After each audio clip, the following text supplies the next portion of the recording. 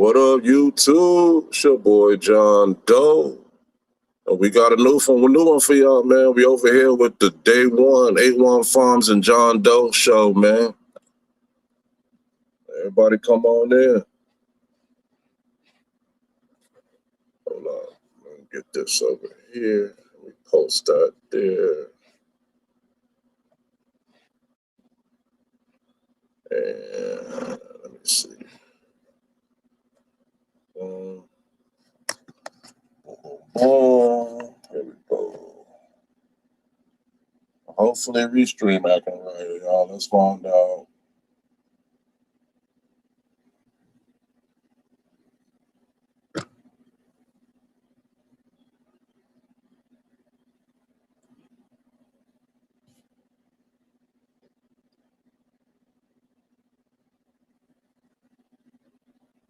Let me see what we got in the bank.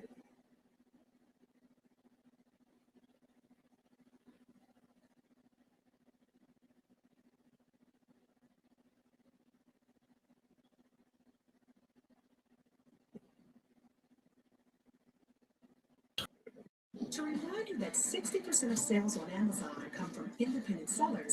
Get money. Yo. Now I can still play music if you want. Or you play.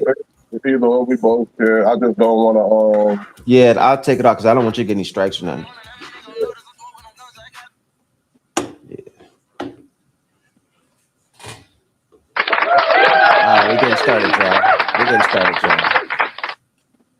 Hey, soon as I hit the end button.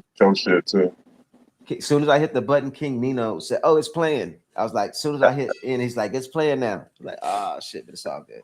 Cool, man. Yeah, man. This shit, we got new different platforms, man. It ain't just Restream no more, man. Fuck them. Hey, one monkey don't stop no show, man. One stream service don't stop no show. Let's go. What is this nigga talking about? Somebody just texted me talking about B female bitch. You ain't got it. Oh shit, I'm at 870 already. God damn. What up with it? I didn't notice I was at 870 already. That shit going quick, bro. What? Sub count. 870. Yeah, my sub count like 870. I was just at like fucking 840, like. Okay, there you Feel go. like damn near 3-4 days ago, I was at 840. Keep going up.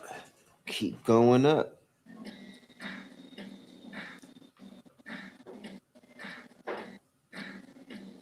Come on in, everybody. Where y'all at?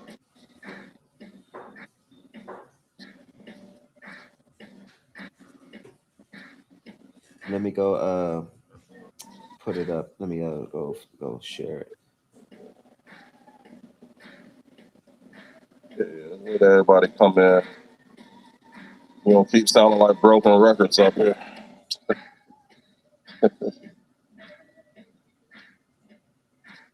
How everything sound? Everything sound good? Yeah.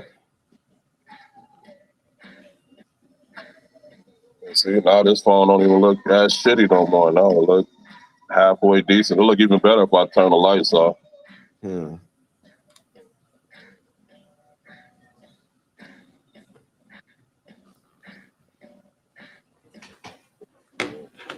I absolutely hate autofill. I absolutely hate autofill. Yeah, I do too, partner.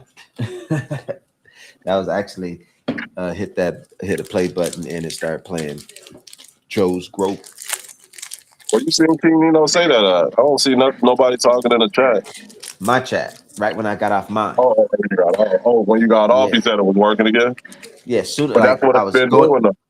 Yeah, I was going to hit the button. I was playing again because he at first came in and said it's not playing nothing. Yeah, it's been doing on the play show for a little bit and then it started happening again. Let's start flooding in. I thought my damn light was on. Let me go check again.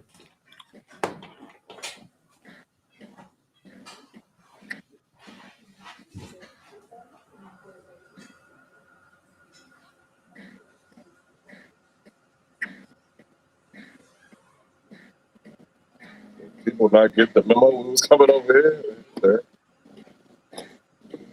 Oh, you know what it was? Motherfuckers probably didn't even hear us say to come over here because I tried to type it in the chat. King Nino, what up? I forget that y'all couldn't hear us say it. I tried to type it in the chat for everybody to come over here because I knew y'all couldn't hear us verbally or vocally say it.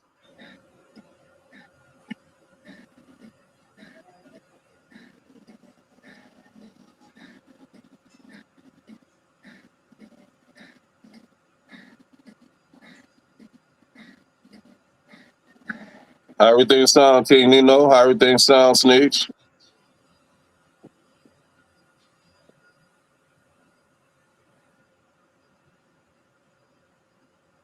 We sounding good. We sound laggy.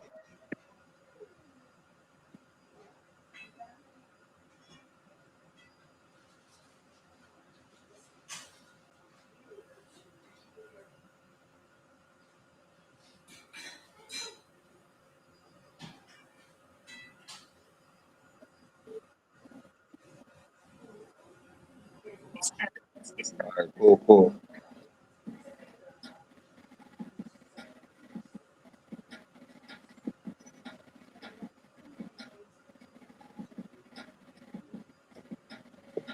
I know just with this phone, sometimes the audio don't be sounding as clear as my other phone. But the video on that's gonna be looking a lot better. Well, when I ain't got all the lights on.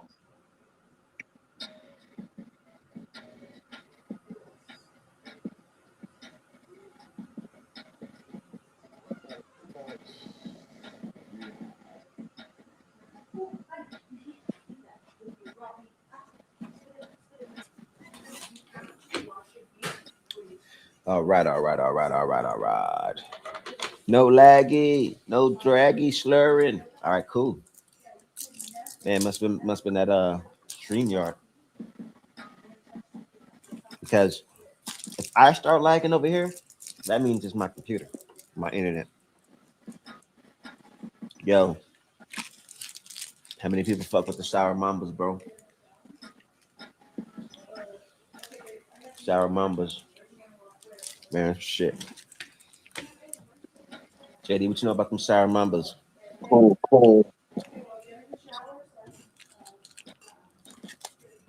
Let me go smacking.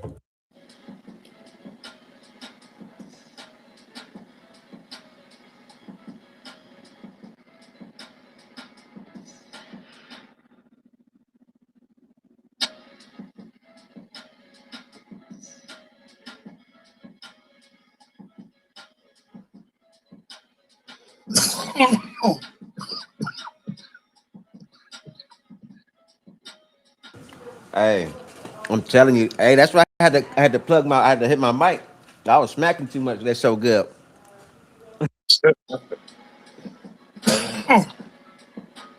Gummies?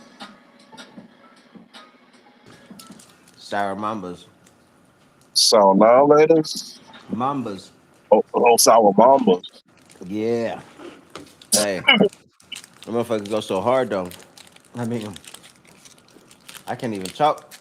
I mean, because they sour, so they get you. So you can't just like chew with your mouth shut. Nachos, yeah. It's the green hair. What up, bro? Good to see you on the show. It's the green hands. Yeah, sneaky. I'm just being me, man. That's it. That's all I can be. It's just me. But yeah, we're gonna talk about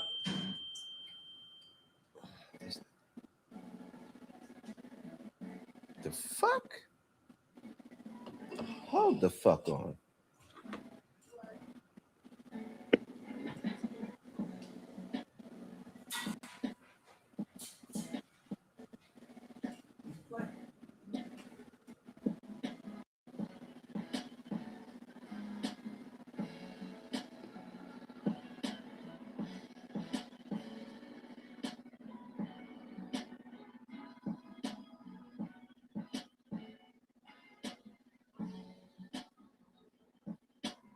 Mr. Greenhands, good to see you, brother. What you smoking on tonight?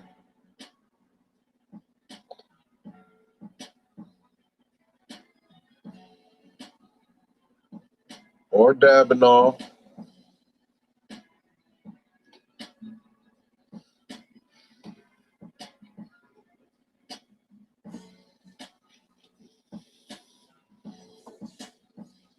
Big candy. I like sexy candy. Yeah.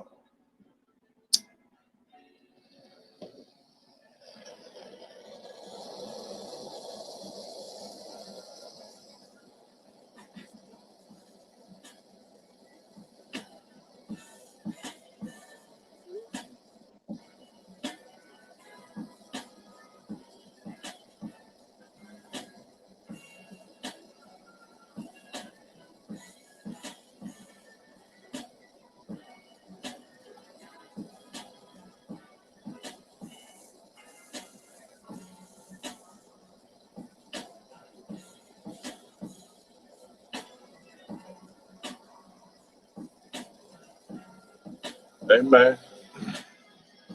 Y'all already know the motto. Wipe y'all feet before y'all step through my door. Hit that sub, hit that like, spread that love. Everybody sub up to everybody in the chat. That's how we grow together as a community, man. Each one teach one. Watermelon haze. That's what's up. I love haze, man. All right, my bad. Well, good, brother. I think somebody's texting the wrong person. But yeah, guys, we still gonna get into the conversation that we were talking about. We still gonna get into pros and cons of selective defoliation throughout the grow, throughout vegetation, throughout flowering, and the pros and cons of doing swazing, trimming down everything that you don't want down, varying of a right wing flip, which I've done it before. I've done all these techniques before, and I've done the techniques where you don't do much. You know what I'm saying? But we're gonna talk about that, and we're gonna talk about techniques and things that you guys do out there. Excuse me, techniques and things that you guys do out there to preserve your terpenes or to boost your terpenes, stress your plant in a good way, to make it more flavorful right at the end of the flowering phase. So we want to talk about all those things, and we want to hear some of you guys' tricks that you guys do out there. Some of the things that you may do towards the end of flower to boost your terpenes or to have a better flavor that is not out there in the mainstream that you just can't pop up on the computer and look up and see, oh yeah, blah blah blah. It's something that you kind of been working with and doing and trying, and you see the results that you see. So we still want to talk about all those things, guys. We appreciate y'all rocking over from my channel over here to JD's channel. That lets us know that y'all really rock with us. We appreciate our real Canna fam out there, and we want to continue to keep doing things like this. But yeah, so before we get started on the conversation, I'll go ahead and show how the plants look and everything's looking right now, and then we'll go ahead and get into it.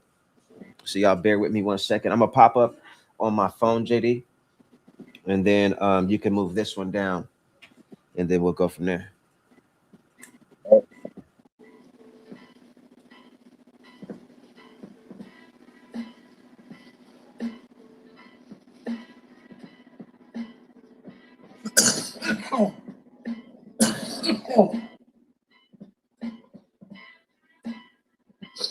And then you can move this one down.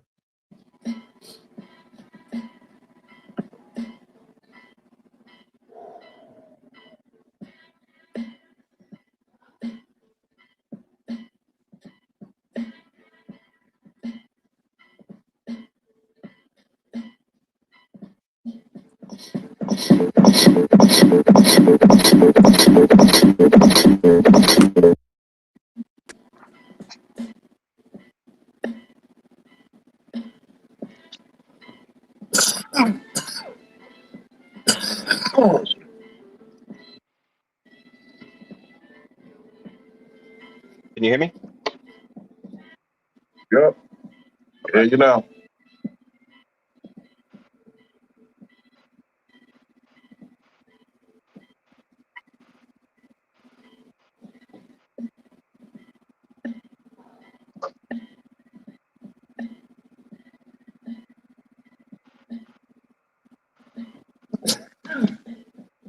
So yeah, man, I went ahead and got this bench right, this thing, not bench, this little thing right here, bro. So I can get more organized, put all my shit up in. You know what I mean? So yeah, that's what I've been doing the past few days, getting shit situated like that, so I can be more efficient and effective with my craft. Hey, I want to try to show. I'm gonna show y'all these babies first. Show y'all what these babies look like. All right, bam. Come on in, everybody. Come on in. All right, here we go. So Hit look at that these girls like. already. So look how much these girls are stretched up. That's in the 1 gallons. You know, this is a girl right here, female. This is a Panama. Wait. Oh, Panama Red times Acapulco. And this is a female, and I topped it already. As you can see, I topped it there. I'm going to be moving this one into a 5-gallon pot real soon. Here is another female right here. I topped her as already. That is a Blue Raz Tom Batonian F2 cross with the calf shower, which I got a name for that one now already, bro. It's gonna be dope. Watch. I'll tell you in a minute. But yeah, these are looking really good. You know what I mean? I gotta see what this is. Let's see.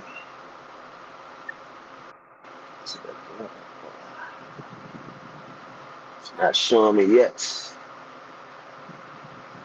Oh wait, yeah, oh, that's a female. Let me see if y'all can see. This is a female. Probably not. No, we can't see. I'm saying you probably right, it's a female, but we can't see. Yeah, I'm just trying to see if y'all can.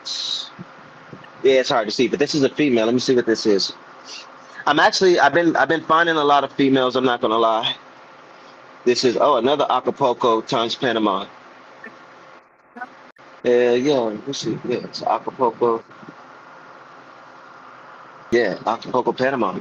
So yeah, it's another female. And you know, it's gonna be dope. See these? So yeah, they're looking really good. Let me go show y'all these ones in the solos. And I don't know if y'all caught the video of the Bayou Diesel, but the Bayou Diesel, that thing is looking beautiful. So here's the 3 males that I found. You know, so I think I found about four or 5 males already so far, or 5 males so far. So these are the males. This is a Panama. Oh no, this Panama Red crossed with the Jack Mob male. This is a another Panama Red crossed with the Jack Mob. And this is a Blue Raz Tom Batonian F2 cross with the calf sour male. But look at these in the solos. Look how much these things have just shot up. You know what I'm saying? These things are just growing. You know, they haven't even really got a mix yet. You know what I'm saying? They still are. They got fed some stash blend the other day or last night. They got a little stash blend, but other than that, they haven't got anything. These things is growing like crazy, looking really good. I'm liking some of the structures. Now remember, all of these is the Blue Raz Time Batonian F2 crossed with the Crescendo. So these are the Crescendos right here. So yeah, I'll be starting looking through them and seeing what I see. I see we got some stretchies. You know, they looking kind of stretchy. So I got to look through and see which ones are going to be some males and females. I will keep a male and do some, you know, pollinating so I can have more seeds of this. But yeah, this is what they're looking like right now, which they're doing really good. They just got a nice little boost of growth. And I'm gonna get rid of those males though. Let's go off up and her.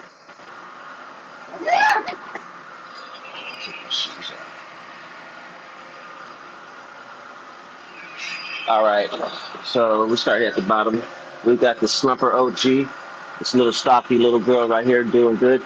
This thing is hard like a wood stick right here. You know, I mean, it's so hard. But you can see nice little buds on there, up and down. You know, looking good.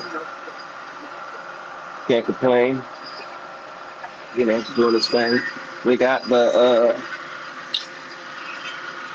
Albus right here, getting real frosty.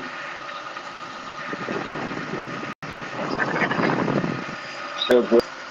Smelling real good. Smelling kind of piney almost. So yeah, I'm liking the bud stackage. I'm liking the way the bud is growing. Frosting up really good. And we got another slumper OG right here. See this big old bud, nice big solid top right here. You know, and just for conversation purposes, you know, with these right here, I did selective defoliation and I cleaned up these bottoms um, before while they were still in veg. Now I did clean off some more of this stuff late as well. I wouldn't call it a swazi. It was more selective defoliation and getting all these little buds that were down there that weren't developing like I wanted to. But this is the yeah. So we can go over here. This is the another slumper OG right here, which is a big girl. You can see how big she is.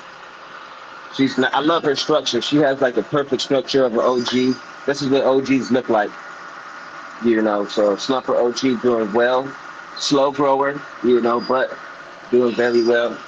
Now here is the sugar black rose times rainbow trips back here. You can see how this is doing. Still getting big, still getting juicy, still crossing up really good, you know, putting on some weight. Oh yeah, putting on some thickness too. You can see here, got some nice buds all the way around, all the way around. Then we got this one right here, this sugar black rose. This girl's doing good too. You know, you can see we got nice side buds all the way up and down little trees. But even the side buds down here are getting good light because we got the side lighting right here on the side. One light right there, one light over there. So it's getting good lighting. Oh man, I'm gonna have to use a yo-yo for this one, guys. This thing is getting so heavy. Look at her. I'm gonna lean it. Welcome to the show, bro.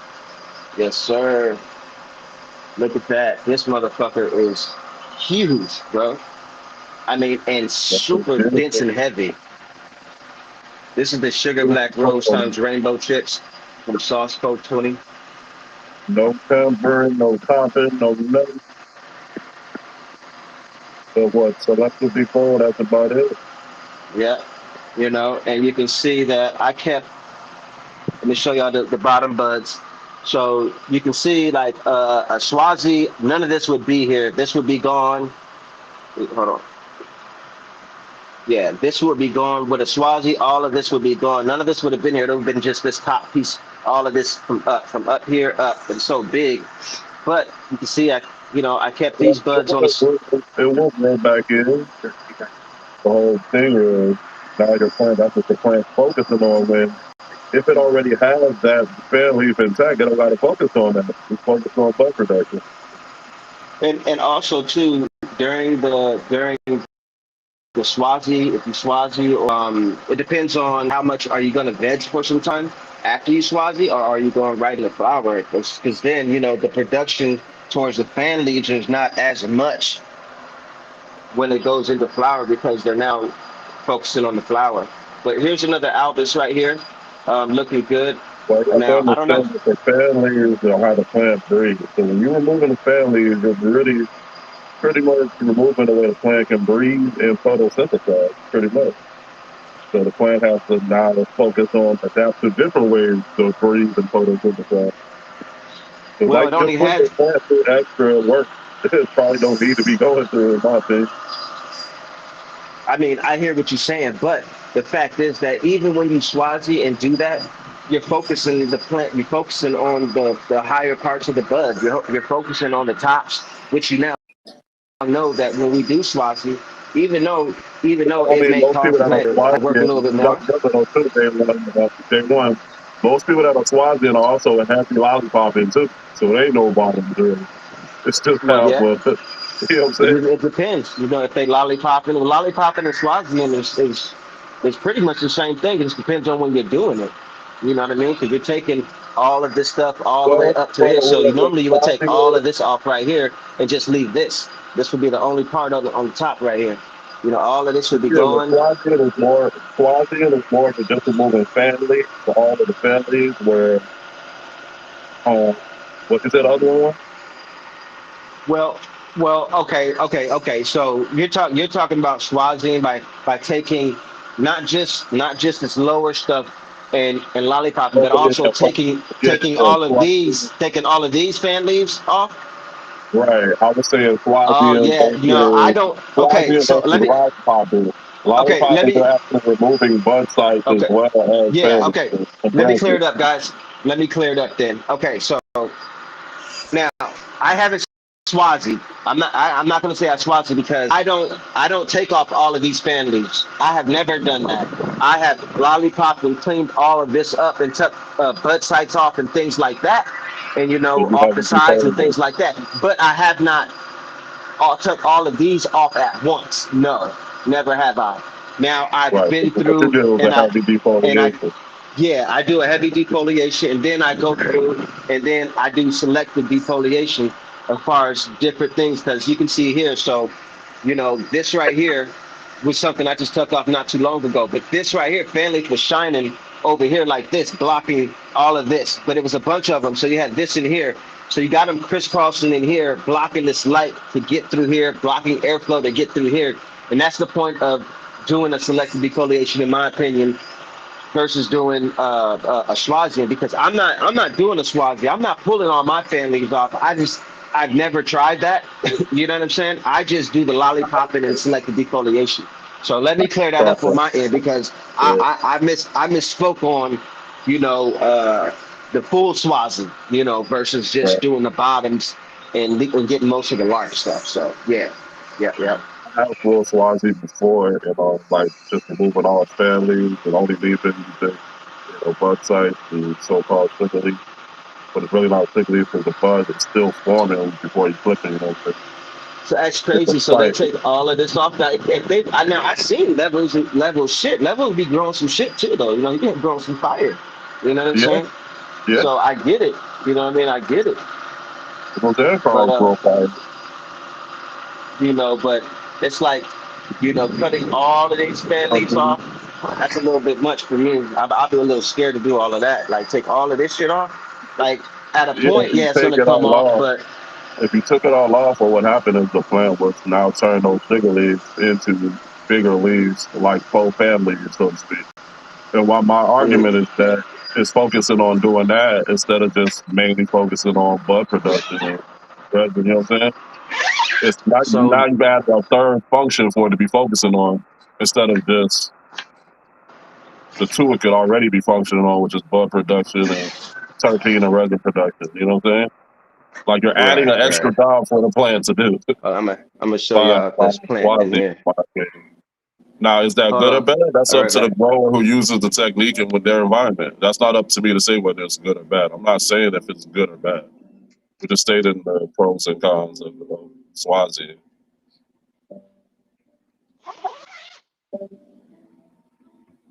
All right, and this is my the Bayou Diesel. If y'all didn't catch the video, man, look how gorgeous she's looking, bro.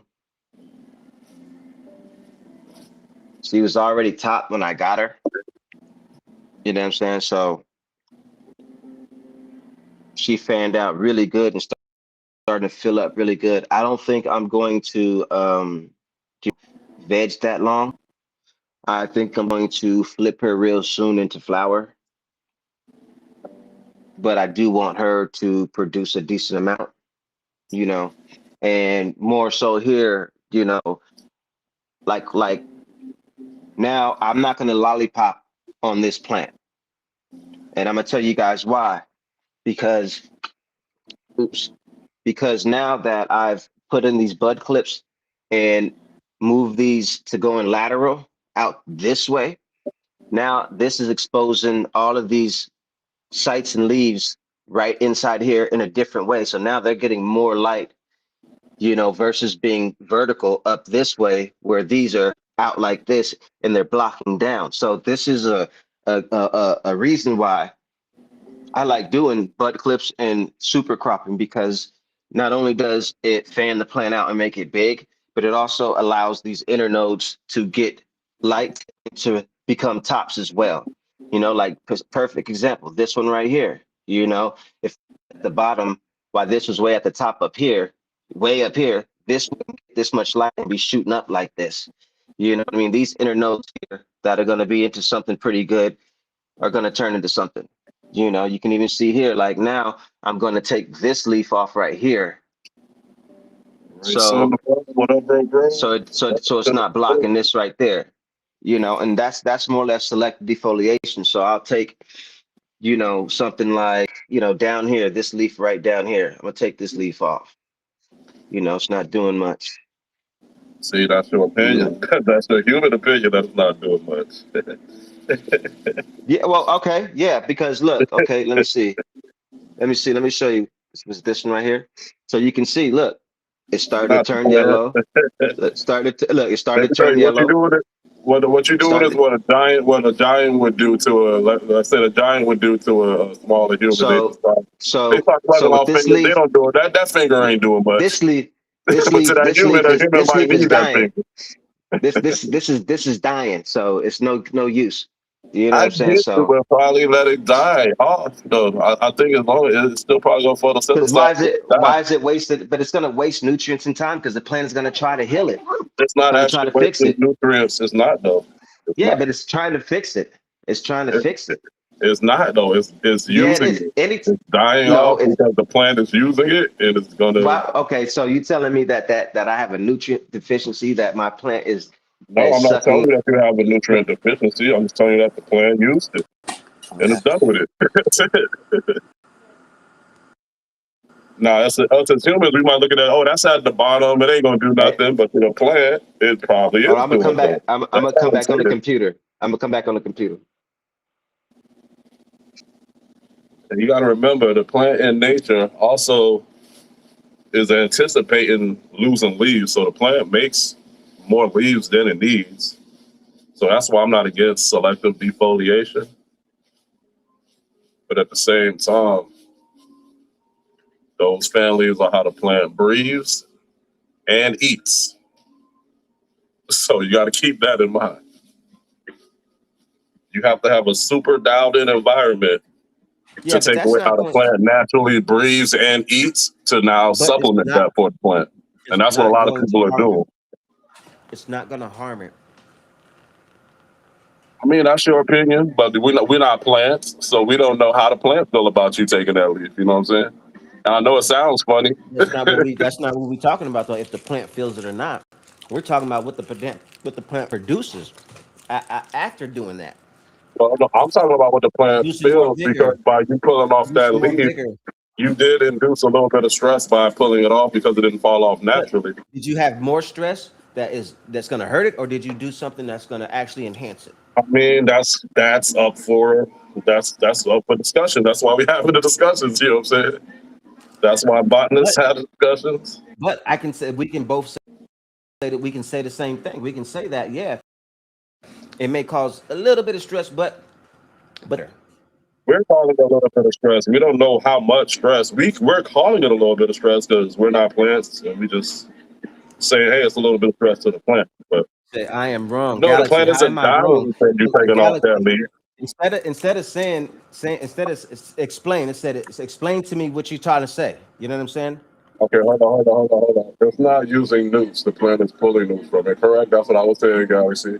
They want still in Broland for growing. It's okay. It's okay. We here to have the conversation, man. You know, we don't need to have any ad hominems. Let's have the conversation like adults, and just hash it out. So What do you think okay. Day One is wrong about specifically, Galaxy? Because I misspoke and said that it's pulling nukes to fix it. So now I'm in bro science because of that. Okay, we can be men about this. Yeah, like I said, we don't have to use whether the I'm term wrong bro or right, science. I know bro whether I'm science, he wrong probably or wasn't right, saying it to be disrespectful because bro science is the term or whatever, but but I'm that should saying be men hash speak it on out the term. You know what I'm like saying? intellectuals, man.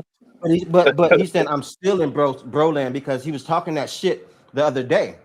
You know what I'm saying? So now he's bringing up again after he apologized and said I wasn't trying to be rude. It's cool Now though. he, you know, Don't even take it like that, bro. Because like I'm saying earlier, like when Carl was saying when I brought up the whole question, he was saying it was bro science, and it wasn't. It was actually posing a question. So sometimes people just say that when they really okay, don't that's good. Okay, understand. thank. I appreciate that knowledge that the plant is that by leaving the leaves on, they are still feeding the plant. I appreciate that knowledge. Thank you. I agree that by leaving that leaf on, it's still giving it a chance to photosynthesize and store sugars. I agree with I'll be that. right back. Hold on. And like I said, with them being at the bottom, most people might think that okay, well it's all the way at the bottom, it ain't getting no light and blah blah blah, but it is getting light depending on your setup, your environment. If you're growing outdoors versus indoors, LEDs. If you leave the leaves till they want to fall off. Yeah, that's what I believe too, Galaxy. That if you leave the leaf till it falls off, that's cool. Now I understand taking a leaf off if you're in a tight space and you don't want it to attract any pests or mold or mildew. Then yes, remove that leaf. That would be a good reason why you would take the chance of inducing that stress by removing that leaf to the plant. I would think that would be a good reason to do so. I didn't hear what you It's okay. just said. Yeah. I know What'd you say? sometimes stuff gets, the translation, you get lost in translation over the internet and social media, man. So I get it. That's why I was telling day one, don't take it too personal. You know what I'm saying? Same way I didn't take it personal when Carl didn't understand that I was actually posing a question and not It's just all good. stating something. It's all good. They go wormhole. What up, Oh, wormhole? there he is. What's happening? You good, Galaxy, man? Saw love, brother. Guys, hold on one sec. Just don't It's like all the whole good, Alex. people use the I whole bro understand. science to actually not make a good statement or state a fact. They just bro science to try to shut you up. Like I don't like when people do that. But I I get mean, it. It's a term in the community, and whatever. right. You guys hear me? Yeah, we hear you. Yes. We hear you, Yeah, we wormhole. can hear you. Good to see Awesome. you, How's bro. it going?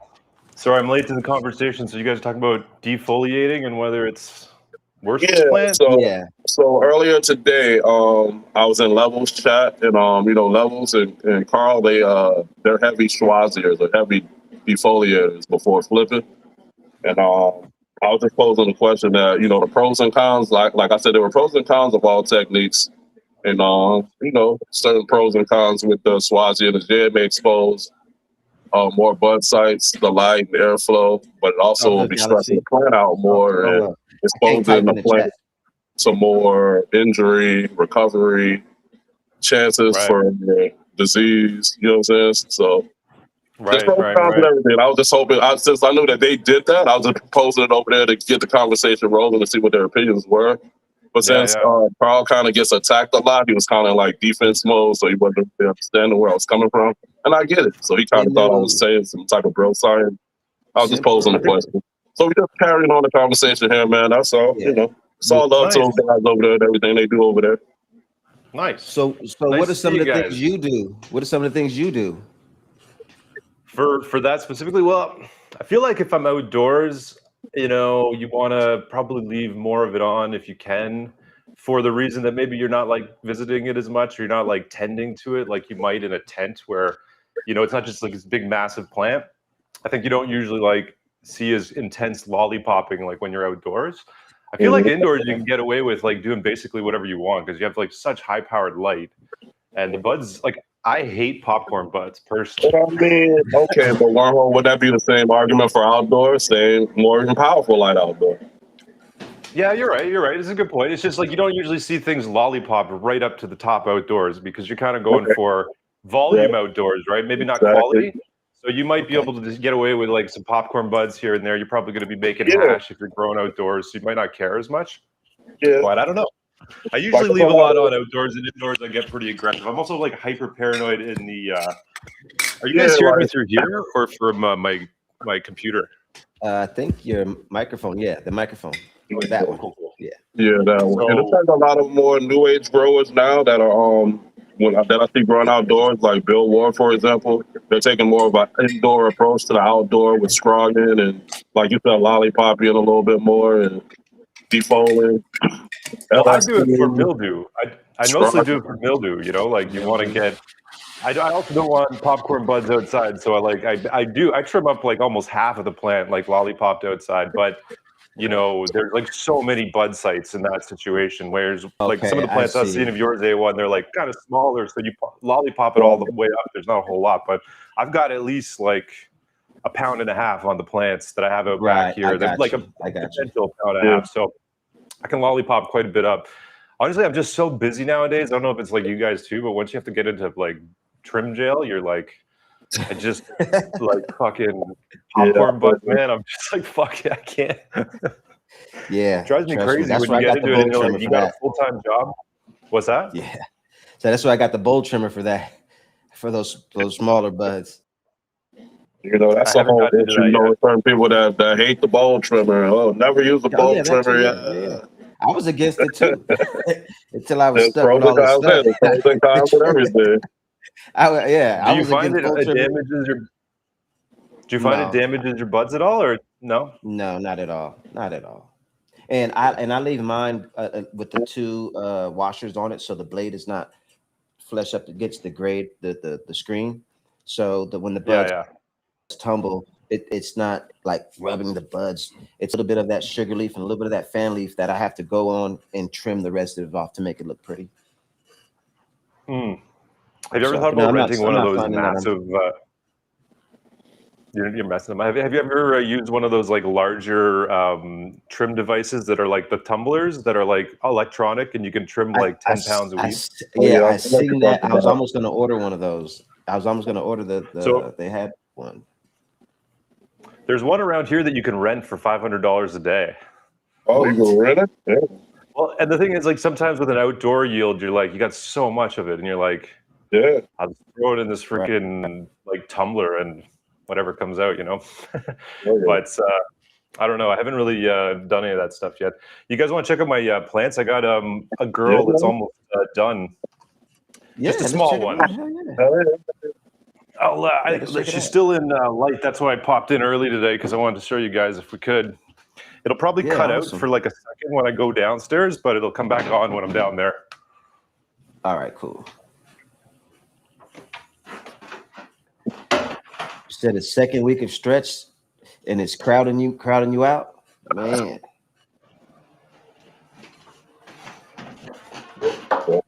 They overfed. Beans was happening. Man, it happens. Yeah. I have to do some super cropping over there, Galaxy.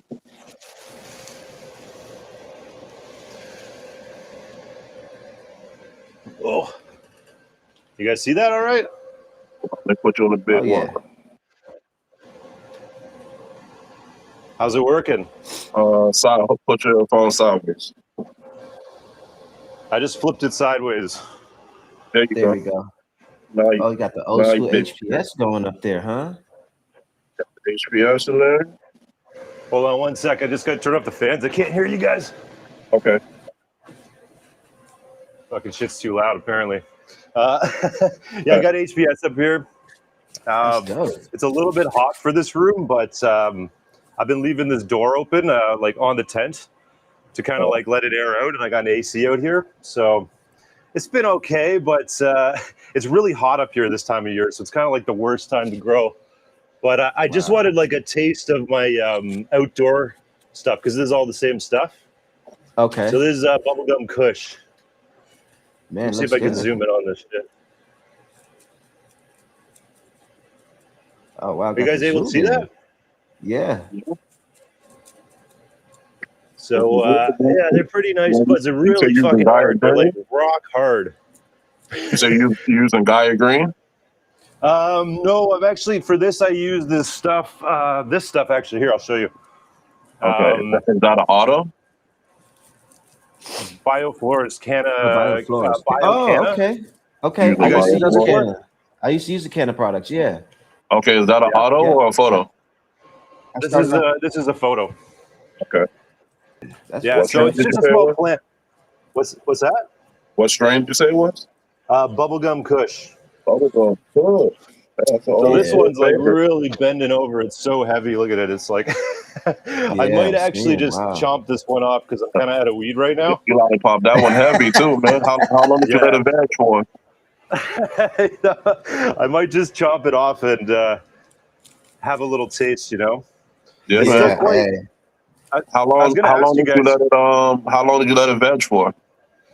Not that long. So basically, my deal was that I ran out of weed. So I was like, okay, I had a few plants at the beginning of the summer for the Okay. outdoor grow, and I just had like a couple strays. So I threw them in the tent. I threw one in the tent, and I just flipped it over to flower almost like right away, just so I'd have weed Okay. coming into harvest. So it's like really small plant, but Yeah. it's doing really well. I was really worried about the temperatures in here. I got a little bit of like leaf burn, like You get a good taste. what's that? You got some nice nuggets on there. You get a good taste. Got some good buds on there. But he's used to growing I couldn't quite outdoors, hear you. so Yeah. no, he's You already saying know, that man. you got some nice sized buds. Oh yeah, thanks, man. Yeah, no, I'm pretty happy with it. And yeah, what do you guys think though? Because basically it's supposed to be done on like August 5th by the sort of timeline of the strain, but it's still quite green. So I want to like give it a bit more time. What are your thoughts on like letting it go past? Yeah, I always go an extra week or two past the supposed breeder recommended date. Is that what you're going off of? Yeah, basically. Yeah, But they're still quite green. So I'm like, they look really done. I checked out the trichomes just a couple days ago, and they were looking like turning from like basically clear to all milky. Okay. So we're like kind of getting to the tail end, I think, of like that. But I bet I got at least a week and a half. So what is the date? man? Wormhole. What type of heat is that HPS putting out in there? Hold on one sec. I can't remember the name of the light, but it has like 600. I think it's like 600 watt equivalent or whatever it is. Right. Does it run hot though? Like how much heat does it produce? What my it question does is. produce a lot of heat. Yeah. It just really like it's just not a very good time to grow up here because it's so hot and humid. Okay. So Yeah. Then you even in the basement, it's like 80. So I've been having to AC the basement just to keep the temperature like below 80. That's what I was saying. And the HPS isn't helping with if you got hot temps already outdoors. That HPS definitely isn't helping to lower the temp. Well, I have like a veg. What's it called? A grower's choice LED light. JD, take him off the front. But it wasn't. What's that? No, I was talking to JD. I was telling him to take you off the front screen. He had you all blasting on the front screen. Filled up right now, my bad. Nobody needs to see my face that close. You good? Yeah, I'm trying to fill up some solo cups. My bad, y'all. Oh, you good? You got a solo cup? Yeah, I got 3 new seeds. I'm about to put in some soil, man, and get them popping. Oh, nice, man. What are you growing? What am I growing? I think they're the Bay Area seed code Blue Crims for my boy Day One here, man. He gifted them to me. The Blue Crim. Oh, damn. Yep. The Blue Crim was good, man. Dope, man. It was good. What are you guys' thoughts on the seed ban going on in the States? Are you guys like not worried about it because you're baller ass breeders or what? Yeah, right. I mean, I guess I'm really not how can I say it? I guess I'm really not focused on it at all. You know what I'm saying? I'm just keep doing me. You know what I mean? I mean, I'm hoping for the best that that it doesn't affect us. But it's just gonna make things harder. It does, I mean, what can we do? Make things harder. It's gonna make it harder to get genetics, pretty much. But honestly, yeah. Sorry, go on. Yeah, the same way people been, before, same way stuff been getting through is just gonna get through back again that way. Yeah. Man. I feel feel like you guys will do well if it is a band because you're all like talking about breeding on this channel all the time. So it's like you're gonna just have, you know, lucky for us, we got some breeder friends, man. So, but everybody ain't as lucky as us to have breeder friends, you know, and also like dabble in breeding ourselves a little bit and see or pollen chucking, whatever you want to call it. But yeah. you know, Yeah, just like I did the little, my little crosses. I just did it because I had some clones that I was just testing out to seeing if I can root and finish clones while they were in flower already. And so I did that. And so I happened to get some males, and I was like, okay, I got these little clones that I'm doing. They have rooted. Let me throw some pollen on them. You know what I'm saying? And so that's what I did. And and I crossed a few of them. And so I wasn't doing it, and I was doing it because I like these flavors, of course. You know what I mean? And I didn't have any more seeds of those, so it just worked out that way. Across the Acapulco with the Panama Red. Nice. I did the Jack Mob, which is from Miss K's Garden with the Panama Red. I did Tony F2, that the Cab Sour, and I crossed it with the Crescendo. And then what else did I do? I got a few other ones. I got to go look and see. But one of the first ones I did was I did the Blue Crim cross with the Freya's Forever Fruit, and the Freya Forever Fruit is a auto, and so I got a bunch of seeds of those, and those seeds are real tiny though for some reason. The seeds that came out of that cross.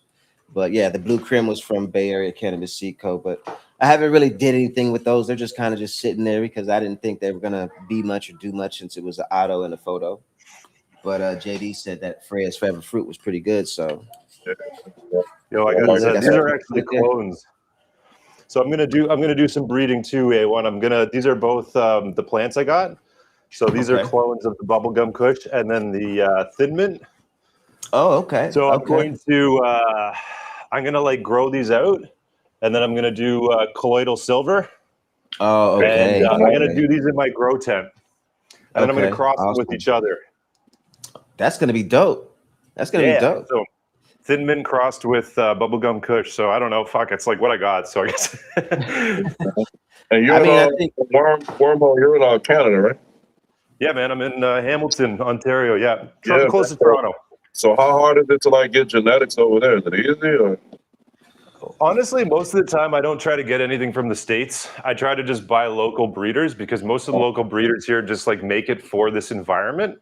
Right. Okay. Honestly, the biggest thing I do is like grow outdoors in this environment. So like I've had times when people have given me seeds from other areas and they just don't fucking do well. So any of the companies I'd tell you probably never heard of, but they're just basically local because it's not illegal here in the same way. There's so many local producers. Right. So there's like a Northern Seeds company I buy my seeds from, and like basically I asked the breeder directly, like, what would you grow outdoors? Like what would you grow outdoors for here? And he tells me, and I'm like, all right. So Cali breeder Corn 7 came over there and took over the scene. Yeah, that's Tiny good. Seeds means sativa.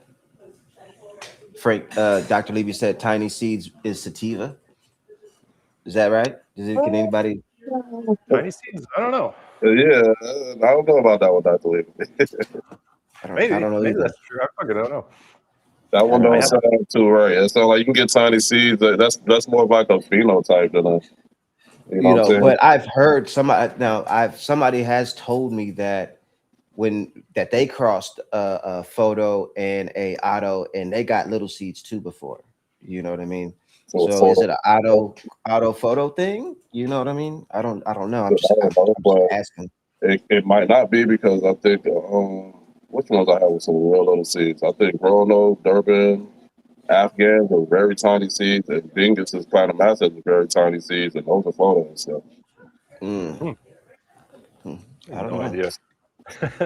Never even thought. I don't think it's so many wormholes fall into it or anything like that. I mean, it really is. It really is. So, do you do anything at the end of your at the end of flower? Or you do outdoors, I know, but do you do anything for your indoor grow at the end of flower to preserve terpenes? Any, lights on, lights off? I don't. Anything like that? I'm not really like that huge. Like I'm actually just kind of getting more into indoor. I did like outdoor for 10 years and like that's all I had access to. And then just basically in the last couple of years, I do it just through the winter, just for fun. So I haven't really dabbled too much in it because it's never been like a thing where I'm trying to get like perfect weed or anything. But I do focus on getting the right temperatures and stuff. And honestly, for me right now, that's the biggest challenge. It's like it's basically just too wet and too hot through the summer for me. So I'm like only really got a window of the winter to like work on it. And then it's even challenging too. So, but I would be interested in like getting your advice on it. I mean, I just basically use flower formula. Sometimes I do a boost, like some kind of booster. Right. Okay, I got you. Like it's all for personal use. I'm not like doing anything crazy with it. So yeah, for me, it's just like money. The biggest thing I do is I keep the soil living the whole time that it's growing. Like that tent grow even. The reason why the pot's like massive is it's like 50% worm castings is what I planted. Oh, okay. And like there's worms in there too. So like presumably those worms are creating like humic acid and like basically like all these like the soil is what's that? Yeah, they're creating more castings. Yeah, they're basically perpetual living soil. Like usually when you use living soil, there's like a bit of a timeline on how long it's going to be helping your plant for, right? Yeah. But like my plants never need like, you know, molasses and flour because they're still active. Like there's nothing like the biology is still doing its thing because the worms are creating the environment for all this shit to take place. So I don't know. I'm kind of curious as to like to compare it. Like I might do a couple grows where I like do worm castings only. And then I do grows where I'm like really trying to amp it up on maybe like the same strain. Right. I don't know, man, honestly, they look great. I haven't had a problem. I haven't had one of my plants even have a slight nutrient deficiency on any of the places I'm growing, and it's all worm casting. I said it was a cross. It was an Afghan Durban cross. It wasn't a straight Afghan. So that could be the reason why those seeds were smaller than the one that they straight Afghan was big. Well, it might not even be like that specific. It could just be environmental specific to how big your seeds grow. I don't know. You just all assuming right now. Let's me actually look it up. So some of the things that I've done and is I have put my like at the end of flower when the plant is done, I have put it into 24 to 48 hours of straight darkness and then harvesting it. Now the goal is to kind of put the plant into a good stress, a defense mode stress, because with the axis of darkness, the plant thinks it's gonna die. You know, that's the whole point of trying to stress the plant out to make it produce more resin, because with cannabis, they're protecting themselves by their resin. That's how they defend themselves from bugs and things like that. And so when they're in that end phase of trying to stress it out like that to produce more trichomes, to produce more resin, you know, and that's something that I've done, and I've seen more production in resin and more production in trichomes after doing that. Now I've done it with 48 hours of light and 48 hours of darkness, and I've tried it with both, and I've seen both times more resin, you know, even sometimes even denser buds. JD, anybody out there has ever done anything like that before?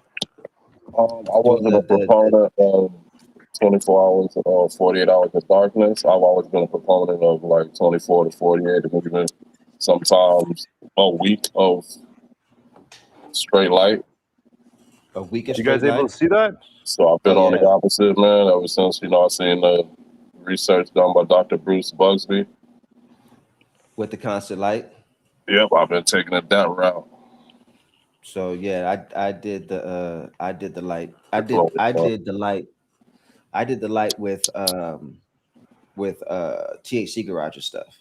Go sideways again, Doctor. Wormhole, put the phone sideways again.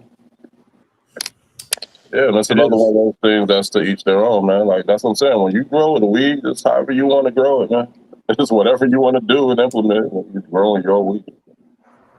But I see, I think even Levels, this last like week of flower, he does like 18 and 6 or some shit like that.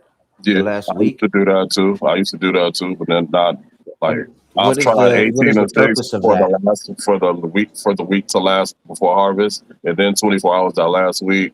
I've tried that same thing just implemented in the last week. I'll try it. Yeah. They work good.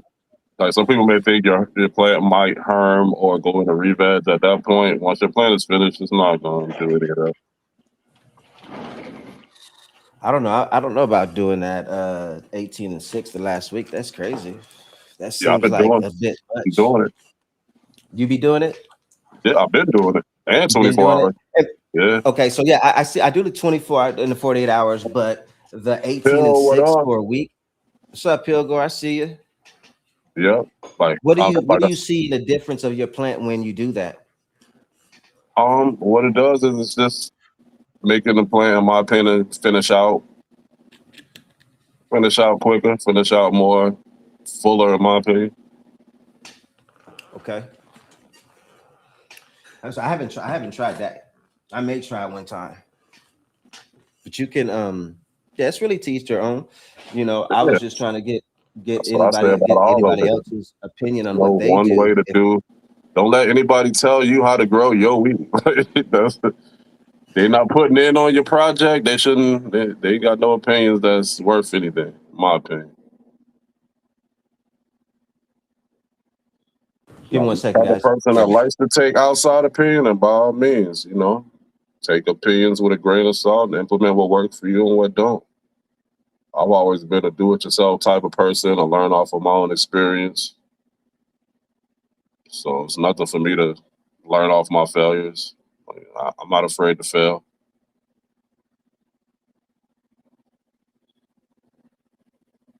Hill, good to see you, brother. Simple Groves, good to see you, brother. Dr. Levy said, what? Afghani came around 1981, the real Afghani? Okay. I mean, but how would you know it was the real Afghan? You said you was in Afghanistan when you got it, Dr. Levy? You was in Afghanistan when you got the real Afghani?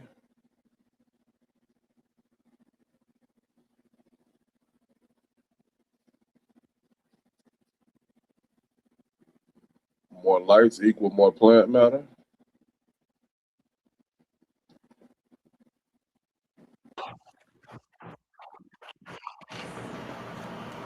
There you go. Sorry, I lost you there, bud. Yeah, good. You see what y'all talking about in the chat. I feel my way about light. You have your I don't even know what y'all talking about. Hell, you fam, man. You already know I appreciate and love seeing you over here, man. You're a staple, brother. I Dizzle, what up, man? My man ID in the building. Exactly, ID. It ain't My failing bad, if you y'all. My learn bad, my bad, my from bad. that so-called fail. So it's all learning, man. Whether you win or you lose, it's Does all a learning process. so yeah, my question was before I jumped off to go test the food to see if it's seasoned right. Does anybody got anything that they do towards the end of flower out there in the chat that they do to try to preserve terpenes, enhance terpenes, anything like that? So for my first games, no, I think You it know, out. does anybody have any tricks that they do? Because I know like back in the day, like with the Acapulco Gold, they used to Also, scrape the the factor how stock to to try PM. to make it harvest, make it turn easy because it was like going to harvest faster. You know what I mean? Keep them short. So I heard people were doing that back in the day, and I think somebody told me that, and I was like, oh, that's what it does do. And so I went and did it on my planet. It's like, nah, that's what they used to do back in the day to the Acapulco Gold. I was like, So going back to the so comment just of chop the why, plant down, throw it in the box. Okay. why you would get smaller seeds, Pill was saying you're forgetting another factor, what medium the seeds were made in, how stressed out the plant was or not when it was being pollinated, Okay. what Okay. terms or ways of pollination it received, whether it was natural or chemical. You know what I'm saying? Like Yeah, all of mine those was natural, factors. All of those but okay. factors. I mean, I guess, yeah, and also how big the calyxes are, I guess, too, as well. You know what I mean? Because I guess the calyx is where Can the go seed, for all plant sets into. maybe So, also. you Can you know, guys hear me now? Yeah, we hear you, yeah, we brother. can hear you. Sorry, I lost you out there on the garden. I don't know if you guys saw any Yeah, of that we shit. saw But... somebody. We saw Yeah, you we was out the door. saw, but Put it yeah, on we you, but saw then you you out there. was. Well, how many plants you got out there? Sucks. I got well, I had 4 as of today, and now I got 3. I had to cut a male out. Oh, okay. Yeah, it was like a 10-foot tall male, but I fed it to the worms, so it's all good. So Well, that visible. I'm sorry, visible. That technique too as well. I've heard people doing that as well, where they split the stock. Doc, believe me, what up? Yeah, hey, what's going on? I don't know if Okay. Day One seen these. I showed him last night. I don't know if he was there Okay. when. No, Oh, I don't when I know. was this the freak I had a shows? question for you, Doc. You said that the Afghan seeds. Did you get those Afghani? You were in Afghanistan when you got those Afghani seeds, the real ones. You're saying the real? no, man. I was in Chicago. I came back to New York, and my friend had the Afghani seeds. I missed the load. I didn't So you see have to the take your original. hold But on. So you have to everyone on take your the friend east, word that they were Afghani seeds. everybody on the East Coast, up in the Northeast, had that Afghani in 1981, and my friend had the seeds, so me and him grew it. When I got back to New York, we did a guerrilla grow, and the seeds were gigantic. And these were original Afghani. You could look in High Times for under Queens Afghani and Vermont Afghani. All right, I grew that same weed. Okay, that was the stuff I grew. Me and my friend. I don't know what year High Times it was in, but it's in like the top 40 or the top 50 when if you ever see that. Um, that's what. Yeah, it's a giant seed. looks And nice. sativa is a small seed because I just googled it anyway, and I was right. This is a freak show cross that I made with. Well, I thanks don't know for if it's blowing here. up, bro. See you in the show. That's the freak show cross with what? Yeah, I'm trying to see. Oh, this one. Some of the leaves have a regular leaf, and wait, some of the, I can't. Hold on. I only got a half a screen here. Bruce Lee, what's So I good, can't bro? really Welcome see to what the I'm show. really showing, but one of Yeah, the I can leaves see it. there If you bring has your a camera fruit down just a shell, little Okay, bit, we hold can on. I see got it. it. Hold and the on. other one has a fat leaf, and that's because it was crossed by a regular plant. Oh Okay, here wow. we are. See So the one those leaf are is a autos fruit crossed shell. with regular photos, Dr. Levy? Is that the one? Which one is it? It's this one right there. Dr. Levy, that's what you're saying? Those are autos crossed with regular photos? No, they're not autos. It was a freak show. I started out with a freak show. This is crossed with the ABC mutant, actually. It wasn't the regular one. The regular one got crossed on a Let's different see it. batch. But this is what came out of the seeds. First, they came out looking like the male that was a regular plant with a freak in it. Okay, and then I crossed that back to the mother plant, and I grew those seeds out. And then I got, what do you call it? The ABC mutant, a male and female. So I hit them back and forth with the. First, I did the ABC with the ABC, and then I hit it with the same plant. I took the male freak show and hit the ABC female. And I did the same thing with the ABC male. I hit the freak show female. And the seeds were coming out looking like regular weed. On that cross, but now they're coming out looking like freak show. I had a couple of ones that came out looking like freak show last 2 years ago, but they didn't make it. I had it in the backfield and I didn't pay too much attention, and they didn't make it. But this How batch here is actually the ABC mutant cross with the freak how's the show. smoke on the freak show? How does the freak show taste? What does it taste like? Oh man, there's different ones. I had one like had the berry. Some guy goes, "What is it?"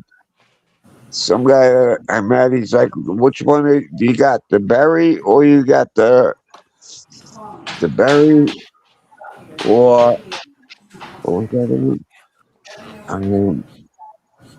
Oh, shit, it just flew out of my mind. Um, the berry or the burnt rubber, was it? I'm not sure. I'm not sure what I was just thinking, but I just lost my train of thought. Now, Transplant them from there, or do you grow them out like that? I just put these in here, right here. It's wet out here right now. I got them in a big tray over here. Oh, here we go again. I get my socks wet. This is where I pulled them out of. Oh, nice. Out of this thing right here. That's the Freak Show ABC. That's the grape right there that I'm trying to do a seed increase. I had to plant more seeds because not many came up. Well, that has a fat, weird leaf on it. I don't know if you can see that one. I don't know why my screen is screwed up. And then I got the Freak Show cross over here. And then over here, I made another tray. Didn't come up yet. But I got the cat piss. I got the lemon. I got the paint. And I got the 3-leaf. The 3-leaf, and they didn't come up yet. So I'm trying to do a seed increase with these. This one here. See what that is. I don't think that is. I think that might be one of the freaks. Yeah, that's a Freak Show.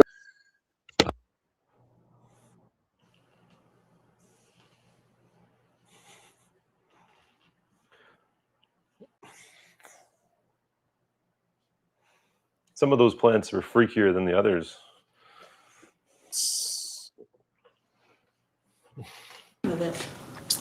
ID. At least it took Dr. Levy off the big screen. Phone overheated, man. I don't know why the hell that shit been overheating lately. ID. You funny for that one. What ID said? What he said in the comment. Y'all about to make me go searching in the comments, man. I'm sorry. What? Something happened? Your phone overheated? Yeah, my other phone overheated, so I had to switch up to this one, man. And it takes a little bit for it to, I guess, recognize that I'm on a new phone, so I don't really have access to the backstage to do nothing for a good 5 minutes. We'll see. It should come back though. I think it continued on without you, so I think it was all right. But oh yeah. Yeah, that's a good thing. It don't stop until I press in. As long as I don't press end stream, it'll just keep going. Yeah, I had the same thing happen to me last week. It totally tripped out for 5 minutes, and then luckily the guy I was talking to, he just kept talking the whole time. He didn't even know I was. He didn't even know I left. Yeah, He was just talking. You get you a good rambler on, man, like Dr. Levy or ID, man, and you good. Yeah, those ramblers, they're fucking good. They saved the day, man.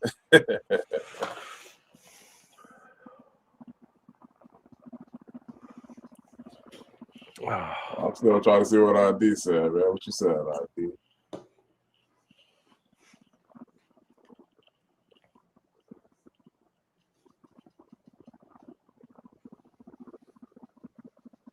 This is supposed to say pause. He said something that was pause worthy.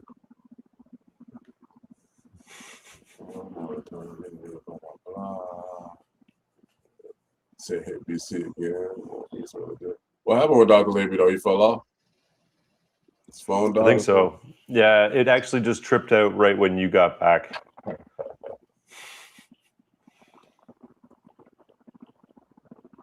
Okay, I think I might have it working now. We had this is up there. That should work. 2015. Yeah, what's going on? I'm trying to catch up with the chat. Y'all give me a sec. So A1.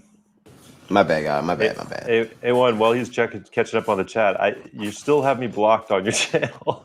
No, I don't. I went and checked. I swear to God, man. I keep trying to come up, and it's okay. Well, I went and checked. I've been trying to come on, and it keeps saying I'm blocked every time I come in.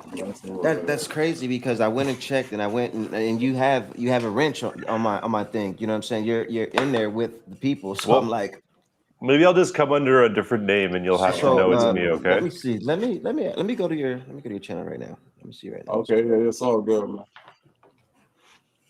I figured I'd just get you while I have you here. It's funny, I can't even like communicate with your channel at all. Like if I post something, it just I'm like blocked. One of the events out there, man. Let me see here. Because I know I'm subscribed to you. Yeah, as the story as it happened though, I was gonna come on your show, and like right before I came up, a guy came up and he did the porn thing where he showed the porn, and then you guys thought I was gonna be that. Because my name is Wormhole Junction, so you thought it was like this guy's another one. Let me see. And then I tried to come up under a different name as Wormhole Junction, and you guys were like, nah. Let me see here. See, because I'm sub to you. Let me go into my computer real quick.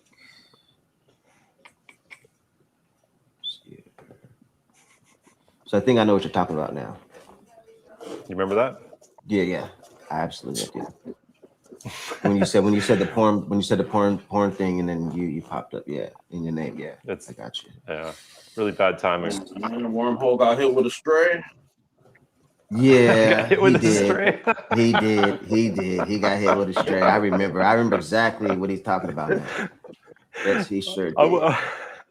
Because I was driving home too, and you guys were like, show your face, and I was like, I'm driving, I can't.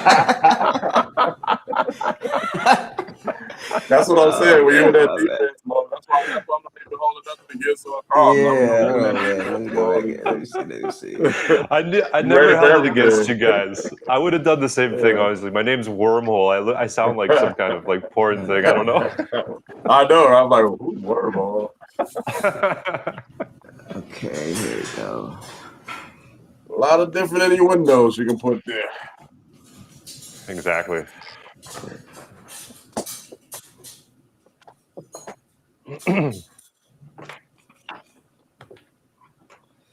All right, let's see. All right.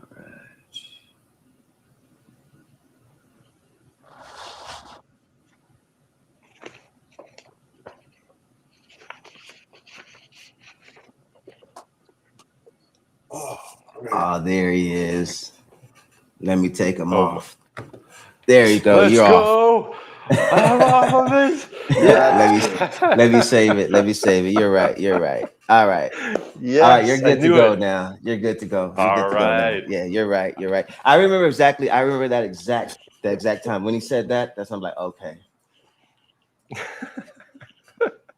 Glad that we got through this. Oh yeah, man. Wow. Yeah. No, I remember that. Yeah. Yeah, that was crazy that time. Do you guys get that a lot, like guys? Well, during that time, because that's when I was doing the grow off around that time, and there was a lot of people that was getting. I was getting attacked by everybody, by groups of people and shit. So, and they were sending people my way, trolls, all kind of shit. You know what I'm saying? Really? It was just nonsense. You know what I mean? It's like they had a whole group of them. You know what I mean? It was constant. I mean, it was one time somebody came with like 5 or 6 different profiles that I knew was the same person because they kept talking about the same thing. So I just kept having to put block. It was crazy. Now we don't get it as much. Every now and then we'll get a person that maybe has been following us and been cool with us, and then all of a sudden comes over and starts throwing haymakers for no reason, and it's like, yo, what's going on? You know what I mean? But haymakers about what, growing? Just talking shit, you know what I mean? Just getting in here calling people names and shit, you know what I mean? Yeah. Just nonsense, just trying to cause a argument, trying to cause people to crash out, you know what I mean? Being disrespectful and shit, just nonsense, just nothing that has nothing to do with growing or the plant. No, yeah. Nothing at all. I know. Yeah, you got to go through and make sure you get rid of the bad apples. Absolutely. Guys, I'm learning about bees right now. This is a bee textbook I got. It's about honeybees. And this is from a university local to us. And they've been teaching the same bee course for the last 100 years. Yeah, bees are one of the most important things to the earth, to us. Man, it's crazy. It's crazy to learn about. So you guys know, like, for instance, there's 3 kinds of bees in the beehive, right? Yep. There's the worker bee. They're all female. Not a single. They're all female. That's like 98% of the hive is female working bees. Hold on. If you just look at it from the outside, we just look at them. They're all just bees, right? Same way you look at a plant, you be like, those are all just leaves. But now, when you actually break down the structure of a beehive and bees, you know that certain bees have certain jobs. Quality. Right? Yeah, jobs, exactly. So it's so fascinating. It's like basically it's like JD throwing shots. He throwing So punches somebody at who people. don't know what to say, let's kill all the bees. Let's get rid of that bee. That worker bee don't need to be a worker bee. He don't need to. Let's get him out of here. Well, the funny thing is that there's the only guy bees in the whole colony. Their only job is to mate. They don't do anything else. Right. They don't clean. They don't make the hive. They don't do anything. And the females do everything. And the only thing the guys do is just like bang the queen once in a while. Yeah. And then he dies after that. So they're called the drones, and their eyes are like a little bit bigger. But that's like the only difference is like it's basically a bunch of chicks just like making the place nice. And do you know that they select organized their queen too? They select their queen. Like they take a regular bee and they just search for one, and then when they select they give it royal jelly. So what they do is like there's like so they'll take the larva and basically like they usually just feed those larvae, like the worker bees usually feed them just straight nectar and stuff. But when their queen dies or they're like making another hive, they will like start feeding it this royal jelly, which comes out of a separate area, gives them different hormones, and it basically it's like things that make them more intelligent and things like that. But anyways, they like develop if that's all they get fed, and they turn into queens on their own. Yeah, royal jelly. It's so fucking crazy. Yeah, it's crazy. You can buy royal jelly and like as an Asian like tincture for health. Yeah, it's crazy. When I heard about that, I was like, wow, that's insane. Yeah, it's fascinating stuff, man. Yeah, it is. What are other cool things? Yeah, they carry shit around in their back legs. Like their pollen that they carry is on their hind legs, and they pack it in, and they actually like use their legs to pack it into like a little bundle. Wow. And they carry it like backpack. They carry around bows of pollen. When you see them fly in, it looks like they have 2 backpacks on their back legs, basically. Damn. Yeah, that's really interesting stuff. So I'm kind of diving into it like you would with weed. I'm like, all right, I might as well learn all this shit. Trust me, I used to watch all those documentaries, man, nature documentaries about bees, about plants, about nature in general, man. What up, Sauce? How you living, Sauce? Here, I'll show you guys a picture. So these are the different kinds of bees. So this is the worker bee. This is the most common one. That's the queen. So she's got like a long thing. And that's so that she can put her. So she's got this longer, elongated abdomen, so she can get her abdomen into the basically the little combs that they make, right? Like the little holes. Yeah. So she's a little bit different, and she just like hunts around the hive constantly. I think she can put in about 2,000 eggs a day or something like that, something crazy. Damn. And then this is the drones. So these are the males. So they're the only ones that just sit around and fuck all day. And their only difference is their eyes. You see, their eyes are like bulgy. Yeah. Oh wow. Look at that. Yeah, so that's the only difference, and they're a little bit bigger than these ones. And I was checking it out today because I was reading. I just went out there and checked out the hive, and it was like, oh yeah, there they fucking are. Okay, you have a beehive. Yeah, man, I got a beehive. Wow. I'm worried about the bees though. Oh yeah, I got a fucking beehive. I just bought it. Like, I'm actually interviewing a guy this Friday coming up who's been beekeeping for 25 years, and he's gonna like basically educate us all about and he does it all natural. 11 o'clock. I'm always competing with you guys, though. You guys are always on at the same time. No, so I time shift, man. It's time shift. fucked up. Yeah, and I switched to doing on my channel. I'm gonna do Tuesdays, Thursdays, and Sundays on my channel. Okay, So cool. at 8 p.m. on those days, and then on Sunday at 6 I p.m. just been But we had the doing little issue on my the other channel. day that he don't go. Well, that's cool, man. Well, whatever. Yeah. So I'm going to be talking to this guy. And he only does it naturally. So you know how we like breed seeds for different kind of qualities and things like that. So a lot of people who do commercial beekeeping, or they're just like doing it, they're using like chemicals and things on their bee hives to get rid of things like mites. This guy's all about breeding bees that are resistant to those things by just letting them die off. So basically, the ones that survive are like more resistant to the problems. And he basically goes around collecting wild beehives. And he doesn't even he just produces honey without having to purchase any of the hives. He like sets up traps. Wormhole Junction. Bruce exactly, Leaf, but for bees. That's his channel. Yeah, that's his channel. If I do it, I'm gonna call it Beehole Junction. Oh, Beehole Junction. No, I believe he was it's a little asking what's your controversial channel of a name. name. Oh, Wormhole Junction or somebody Wormhole was Junction? asking. Somebody was asking, Oh, yeah. what's your channel name? I gotcha. I thought you were talking about his channel, Wormhole Junction. But yeah, I was thinking about making a B one called Beehole Junction. So That'd be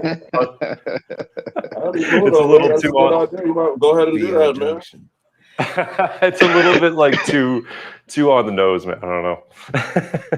Go ahead and do it. I know a lot of people that have like 3 or 4 or 5 different pages, and they just switch the last number of their name. Or Well, one thing I was thinking about is that, like, you know, it's hard with cannabis to get monetized, you know? Yeah. So if I'm already doing bees and worms, I might as well just try to do something there. They don't have a reason to shut me down, you know? So, but I prefer talking about cannabis. Oh, I'll hook you up. Frank, can I send you some honey? Junction, come on now. Brown Eye Junction. Brown Eye Junction is good.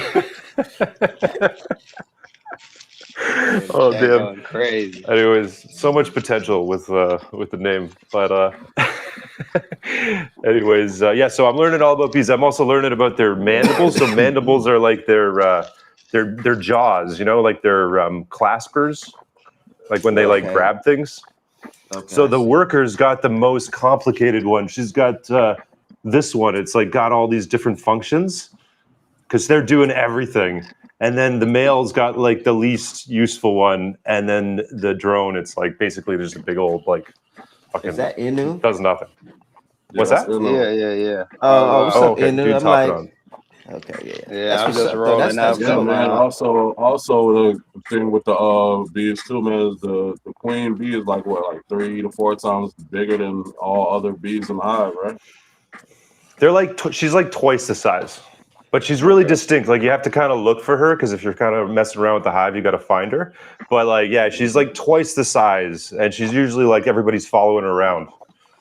Okay. So yeah, it's pretty fun. I haven't really like looked. I've gotten into the beehive, but I've only just gotten over like the fear of getting stung every time I do it. You know. Yeah.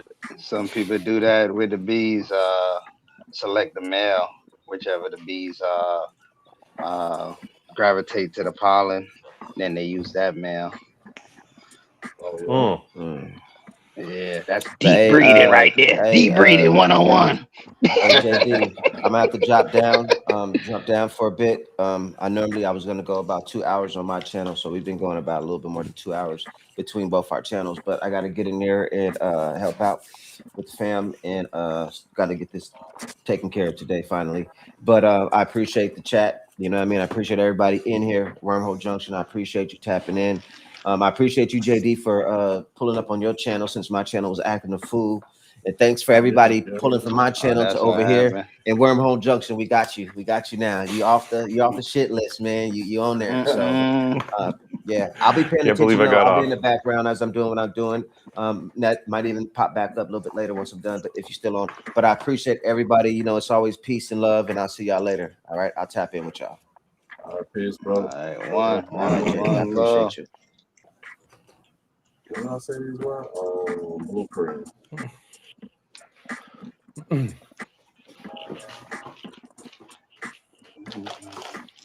Is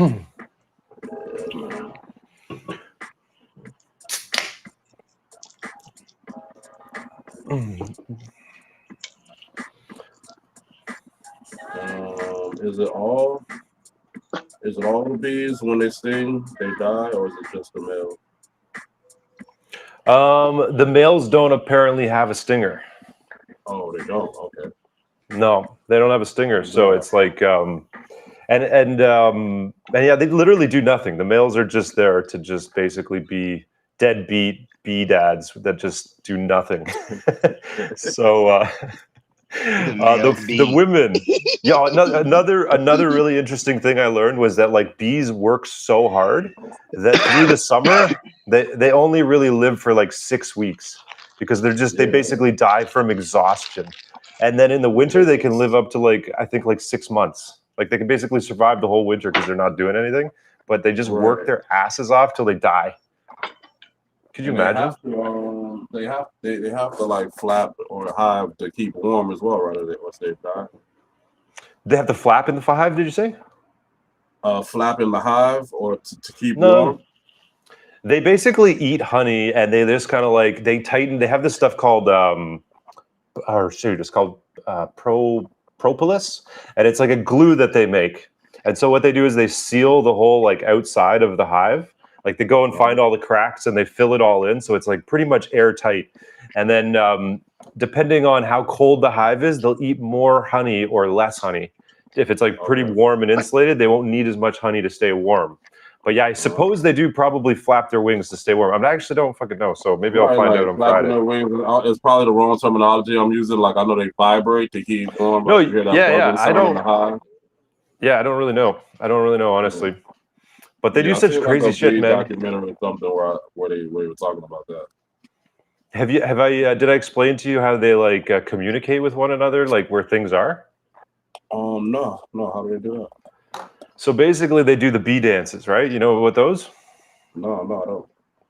Okay, so bees, like how they communicate is what, like the worker bees go out, they find like nectar or pollen or whatever, and they come back to the hive. When they get back to the hive, they do a dance. And so they'll do like a series of different dances depending on like what type of food is over where they're looking and like how far it is away. And like the direction of their abdomen will like indicate like what direction they need to fly, basically. So they communicate to each other. So they do a figure 8 dance first. That's the one where it's like, I think it's far away. It's like a far distance. And then again, where they wiggle their abdomen tells them like the direction.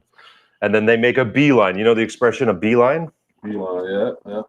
That's what it comes from, is that the bees communicate the exact location. So like they can communicate like, hey, this is 3 kilometers away or 2 kilometers away right over here. Right. So anyways, they do a series of different dances. And that's how they like, and I've seen them do some of them. It's fucking wild, man. These guys are just dancing. And I fed them an edible a couple weeks ago, like a cannabis edible. Yeah. And they ate it up. They just crushed it.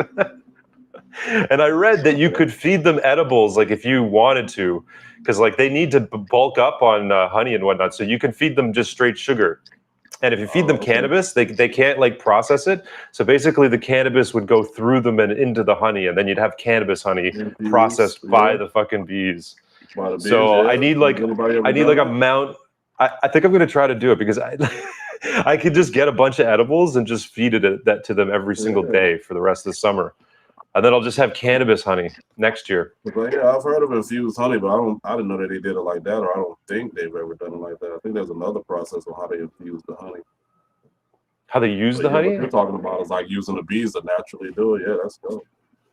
Yeah. So I think it'd be kind of cool. So because they could just eat it, and it would just already be in a food state for eating because it was already produced for that. As long as they're unaffected by it, apparently they don't have like the receptors to be able to get high. Essentially,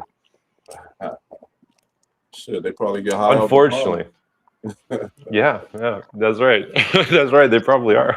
They love that pollen. What are you doing over there? Is that cutting or seed? Yeah, I'm germinating some seeds. Yeah, so I'm just putting the bag over the solo cup as a little humidity dome. Yep.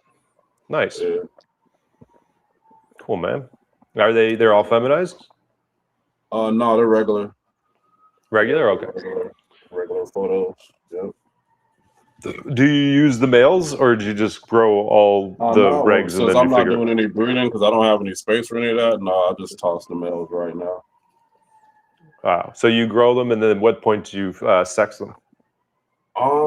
It depends. I'll grow them out and just get rid of the males, or I'll wait till they show sex and then get rid of the males and then up on them. You don't do like a flower early on when they're growing to just see if they're female and then No. flip them back? No, it's too disruptive. No. I wouldn't say it's too disruptive. I just don't do it. I know there are people that will flip it earlier to see and then flip it back. There are people that'll take clones, flip the clones to see, and then. Oh, that's a good idea. Yeah. Cool, man. Yeah, I just wait till they either show sex or get feminized beings, like you said. Like, yeah, that's the way to do it. there is this new well, it's not new, but there's this guy or company called Farmer Freeman where he does the sexting testing. He has sexting testing kits where you just put a piece of the leaf, send it out, and they'll tell you the sex of your Yeah. a week. Yeah, that's good too. That's cool. That's cool. I think you you crush like a piece of leaf on the piece of paper or something like that. Yeah, it's like a piece of tissue. That one you can crush the leaf, and then I've seen another one where you just clip the leaf and put it in. But the one that you crush, I've seen that one before too. Yeah, it's like a piece of paper. Like with Growing Old recently. Growing Old did a video about the Farmer Freeman testing kit, and he just put the piece of the leaf, no smearing, no compression. How much? Package of tinted. How much does it cost? You think?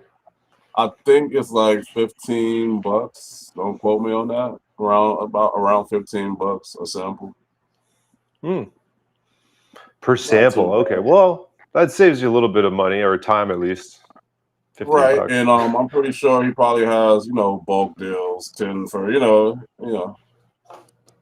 I haven't really been on the website to get you exact details, so I'm just going off the cuff right now. Where do you grow? Where are you living?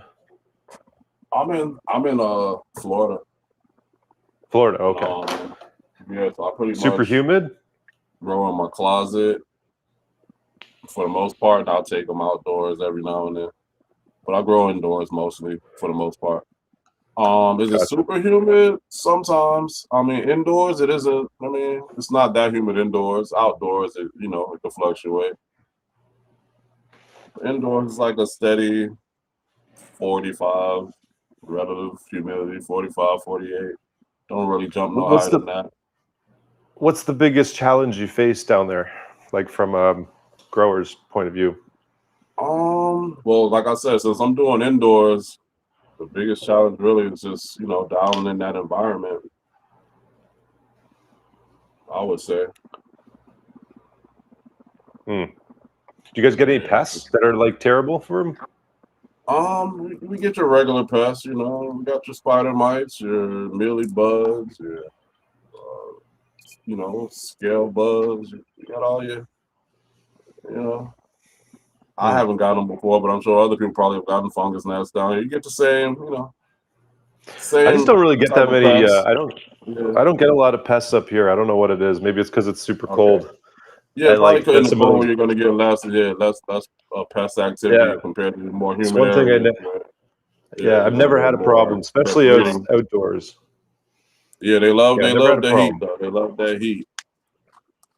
They love heat and humidity. Like spider mites, they like heat and humidity. So places like where I'm at are prime for them. But yeah, cold areas you probably don't got to worry about them too much. Well, I don't know. I mean, I've always grown like organic, and I think when you're growing organic, you're like kind of really creating the ecosystem that's very like, you get a lot of predator bugs in there. So maybe that has something to do with it. But also just outdoors, you find that like everything's pretty much there's pests all the time that like other pests. So I never really have problems outdoors. I know it's a lot of organic growers that get fungus gnats too, though. So that's true. That's true. Or indoor growers, yeah. Indoor growers get fungus. Organic indoor, yeah. Yeah, fungus gnats for sure, man. Because it doesn't take too much time for them to get in, and once they get to propagating, man, dude, they just start doing in clusters, man. Hold on, I need one more bag. What's going on, man? How the worms doing, man? And cheers to you. Good evening. Cheers, buddy. The worms are great. Yeah, I just fed them a whole male plant today. I had a male plant in my backyard, so just started showing its sack. So I cut him down, and I put him in the worm bin. So they're good. They're getting high right now as we speak. Well, I don't think they're getting high, but well, whatever. It's a male plant, but. So I got 2 tents that I'm breeding with, and I've been trying to clear out space. I got 2 females that I started from seed, so I have 1 in each tent. I'm gonna take those out, trying to clear up a little space, and everything will just be clones and males, and I'm trying to pollinate the clones. So just making space, defoliating, and just time is the biggest thing for me, man. I can't force the flower. I could throw like a tarp over and try to, do it that way, but I'm just gonna go with the natural experience, wait till the season the timing starts to die down as far as lighting, and then just keep everything cleared up as far as the foliage, and make sure everything's pollinated, and eventually I'll take the males out, open up the vents in the room, and just let them grow naturally until the seeds are viable.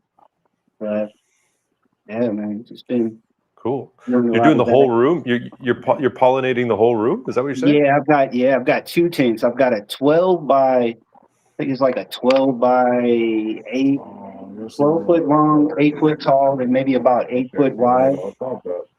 So I've got a lot of clones in there. I've got 2 males of the same type, of the same breed in there. So I'm using those to pollinate those set of plants. And then I have another one with 1 male with the same strains, but all clones. And I'm going to be pollinating it with that.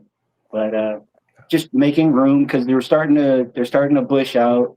And good thing about me taking these 2 female plants out from seed, it'll just be a lot more manageable for me in the tents. I'll be able to move around a little bit easier, less shit overall to do. But yeah, then I got the. You're gonna have a lot of seeds. Definitely gonna have a lot of seeds, dude. Definitely that part. But you're keeping them pretty organized, or are they gonna be kind of like mixed a little bit? No, everything's organized. I mean, as far as the males, everything's separated. Cool. Got everything cut off. Everything's in the right place. It's just a matter of time, because I really can't force the flower without doing, covering it up, during certain hours and stuff like that. And I just don't want to do it. So right now it's just, keeping them watered and keeping them defoliated as best as possible. Nice. Yeah. Cool, man. Sounds like a good project. Holy shit. Okay, so I'm just getting into making seeds. It's a lot of work. You don't get bugs when taking your plants back and forth outside. I mean, you're not going to get any bugs than you would usually get if they were just indoors. I mean, when I take them outdoors, they're on a concreted patio in a gated, and I'm not just throwing them outside in the dirt next to a tree in random nature, you know what I'm saying? Spider mites are light enough to get through the air. So if they get it, if there's a bright wind, that's what I'm saying. If they're going to get through the air, they can get through your fence, they can get through whether you're taking them outside or not, you're going to have to worry about that if that's the issue, right? So that's the point I'm trying to say. It's not that more susceptible. It's not that more susceptible to bugs than keeping them indoors for the whole amount of time. I'm only bringing them outdoors. Well, the thing is, speaking for myself and what I do, I'm only bringing them outdoors once a week to twice maybe, but mostly once a week for about 6 to 8 hours. So it's not like I said, they're not being thrown out in the wilderness in a national park where there's, you know what I'm saying, rampant wildlife and nature. There's also predator bugs that you'd be picking up from outdoors too. That would be good. So that too. Plus, like I said, pros and cons to everything. Dude, that's what I'm saying. Am I taking a risk with those bugs? Yeah, but I don't think I'm taking any other more risk than having them indoors with those same so-called price. I think with the good IPM, you ain't really got nothing to worry about. Yeah. The worst thing that I went through was having a moth in my tent, and moths can create a major amounts of damage once their little hatchlings sprout. Moths, and if you're, oh dude, the caterpillars will destroy them. You gotta be on your plants, man. You gotta make sure you're eyeballing them, pluck them off if you see them on there, get them off before they cause any damage. So what I do is, one thing that's always been important to me, especially if I'm not using a greenhouse, is keeping my plants defoliated. So the more often, because they tend to lay their eggs on the undersides of the leaves. And so the more often that I'm defoliating, especially in flowering, man, like that's most important, bro. Cause like, that's where the majority of the eggs will be at, man. Every now and then they'll try to throw it on the hair or something, but they usually try to keep their eggs alive.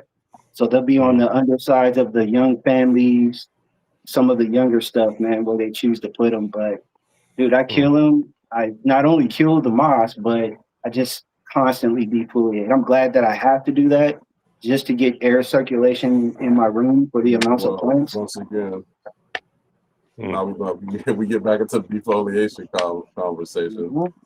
You constantly defoliating because you're saying you're constantly defoliating to prevent as an IPM prevention? No, I'm defoliating because I have the plants pretty tight together. And so I want to make sure that although I don't have full on wind blowing in there, that they have space. They're not, too congested together. And it just allows what natural airflow that I have in there to move about instead of having, my plants all bushy where they don't need to be. I think, they don't need to be bushy though. No, they don't. Well, for me, they don't. They definitely don't. Every time I've grown. For you, they don't, and that's cool. That's your opinion, but why do you feel that way? Specifically because there's phases in the flowering where you don't really maximize the growth of the bud sites or the calyxes off of the leaves. You leave the leaves that are growing with the bud sites, but you strip all of everything else. Everywhere where there's a bud site, you leave those leaves. That's a part of the growth. And how does that affect the plant? It doesn't. I mean, if you've got your plants healthy, it doesn't affect the plant. No. If you've got your plants healthy, man, stripping. Wait. Hold up. Yeah. So you're saying that heavy defoliation does not affect the plant? Dude, it's not going to stun it, in my opinion. It's not going to stun it. Okay, so now you went to a specific trait. Yeah. So you're saying it's not going to stunt it if you. Definitely not going to stop. It's not going to stop the growth. Yes, sir. But there is a chance that could happen, though, right? If your plants aren't healthy, bro, they're not healthy. That could happen, right? That you can fuck some. So that would mean that you're doing something to your plant that can harm it by doing that, then, correct? If they're not healthy, I mean, my plants are so healthy, bro. I could strip them down to nothing, and they will bounce right back because universally. That's what I'm saying. That's why I said that you do what you do, but like you gotta be careful with that. Because a new beginner girl might be like, okay, well, Saul says that's what you do. And then they strip all the leaves off their plant. They don't have no good environment, no good light, no good. Well, they need their solar panels. Sick and dying off. They need their solar panels. I think there's a breaking point. I think you really want to give them, like, you're doing it mostly to like prevent too much like foliage and mildew and bud rot potential. But if you go too much, like he says, you can go too far, and then you might not stunt it, but you're running the risk that there's not enough power being generated by the leaves. Just because it doesn't stunt does not mean that you're not harming the plant or stressing it. Like if you take it down to nothing, it's terpene production, bud production, etc. I think there's a breaking point. And then the only reason why I speak is because I've been able to keep my plants healthy, and they create this foliage so often that defoliating is a major part of the process. They're creating foliage because you're keeping them healthy? Yeah. So is that a bad thing? No. Well, I mean, the thing is that the foliage definitely stops light from getting through and penetrating to the lower ends of the plant. Says who? The shade. Says your eyesight, says your eye perception as a human being? I mean, well, it definitely stops it, bro. You could see, like, even with my indoors, I'm limited because of the angle of the light. The light never moves when with my indoors. So I have from a dimension maximum amount of light penetration that I could have. And even if I've had reflection all around the whole room, I still have to be able to allow that light to impact from every With that way. maximum So light of penetration, you're going off of the light manufacturer, or are you going off of the actual plant environment? I'm going off the lights and how I can see clarity to the floor versus when they get bushy, I'm starting to get So shading. you're judging how the plant is photosynthesizing by how you look at the plant and see light through the floor. Yeah, pretty much. Yeah, not so much about how the plant photosynthesizes. That doesn't make sense to me. Does that make sense to you, Marco? How much light the plant's getting? No, I'm just asking. Like, it's not I'm not gonna ask. No judgment. I'm just asking, posing a question. No judgment. Yeah, no, I agree. Posing a question. How much light the plant's getting, to the bottom foliage, I definitely determine by sight. You can clearly see when there's You're shadows. doing that, but that's what I'm saying. We don't understand how the plant is actually absorbing that light. And remember, the plant is absorbing different spectrums of light as well. So it's different spectrums of light we can't even see as human beings. So how are you judging how the plant is absorbing this light and photosynthesizing it? Just by looking at it, you're doing lookmanship is what you're doing. It needs the most that photosynthesis as it can get, and especially when you're using artificial lighting. And well, if the plant needs the best photosynthesis it would get, then you would not remove any leaves. Well, dude, you have to control the plant, bro, or it'll control the room, and then you'll have certain plants that aren't getting any growth. Okay, that's a good comeback. Yeah, that's right. You have to control the plant. I think it depends on what time of the year it is, right? Like for me personally, growing outdoors, beginning part of the year, I don't touch the plant really for the first little bit. I'm just really trying to stop some, lower branches that aren't going to go anywhere from existing. But like really that point in the year, you got no bud rot issues. You've got no like popcorn buds that you're really worried about, right? So at that point in the year, you want every inch of the plant covered in solar panels, even if it's only catching shade. Even if it's only catching shade, it's still photosynthesizing. And really at that point, you're just trying to grow a big plant or whatever. And then as you get into flower, you're going to be like avoiding the popcorn bud situation by defoliating underneath, especially, and getting ready for mildew. So for me, that's kind of the order of operations. Like I don't really care how much I take out from underneath as long as the colas are pretty much like above that line. And I'm happy with the amount of foliage I have where it's not going to get clogged up, but I'm not stripping it down to bare roots or bare branches, you know what I mean? And that's how you feel about the plant, but how does the plant feel about you doing that? It seems to respond well. One thing that's good about that is support. When you have the plants growing like this and they can all be like a level top and you've got everything growing and everything's like here, you could like net that stuff up. The plant's very happy, man. You just see the fucking stem on my plant. It's humongous. You have to remember, this is a weed, so it's going to grow. It's highly adaptive. So when we're looking at it to, I guess, I don't know, just wilt and die away like a regular plant. It has a survival mode built into it. It's true, but they're not made for these environments, right? So for me personally, like these plants are not native to Ontario where it's super humid, right? So you kind of have to like meet the genetics where they are. Like if they're gonna mold on you, then you have to do these things. Like in my situation, when I didn't lollipop in my first year, I got mold and I got like, other issues that ran along with that. But once I got the plants up off the ground and got airflow underneath it, you just reduce the possibility of so many things. Leaf septoria too. You guys ever have that? That shit sucks. You ever had that? I've never had it, but I've heard of it. Yeah, it's a plant. It like overwinters. It overwinters in your soil, and like basically your whole site, if you're growing outdoors, is ruined. But anyways, that's why I lollipop. It's more like to do with what I'm trying to get out of the plant. I just hate popcorn buds personally. Like I said before, like an IPM prevention or a mold or a mildew prevention. It's not really more so doing it to benefit the plant. You're doing it more so to benefit what you want the outcome. Yeah, exactly. Yeah, which honestly, man, sorry, go on. I was going to say, in order to do the strong, because I really strongly defoliate, man. I wouldn't recommend it to people. Like if you didn't have a great growth process, your soil, your watering, your conditions, the plant may go into shock or any other situation that could potentially happen. But right. So for a beginner grower, I would say don't do anything to the plant. Let it grow. Definitely. That's what I would say. I would definitely. I mean, just to not complicate things, I would concur with you. Shit. Yeah. I would put an asterisk beside that. If you're growing outdoors, depending on the humidity, you maybe want to consider lollipopping, because otherwise you're just gonna get tons of mold. That's what I think. And like, hell yeah. True, Dude, true. Or find a way to increase your airflow outdoors.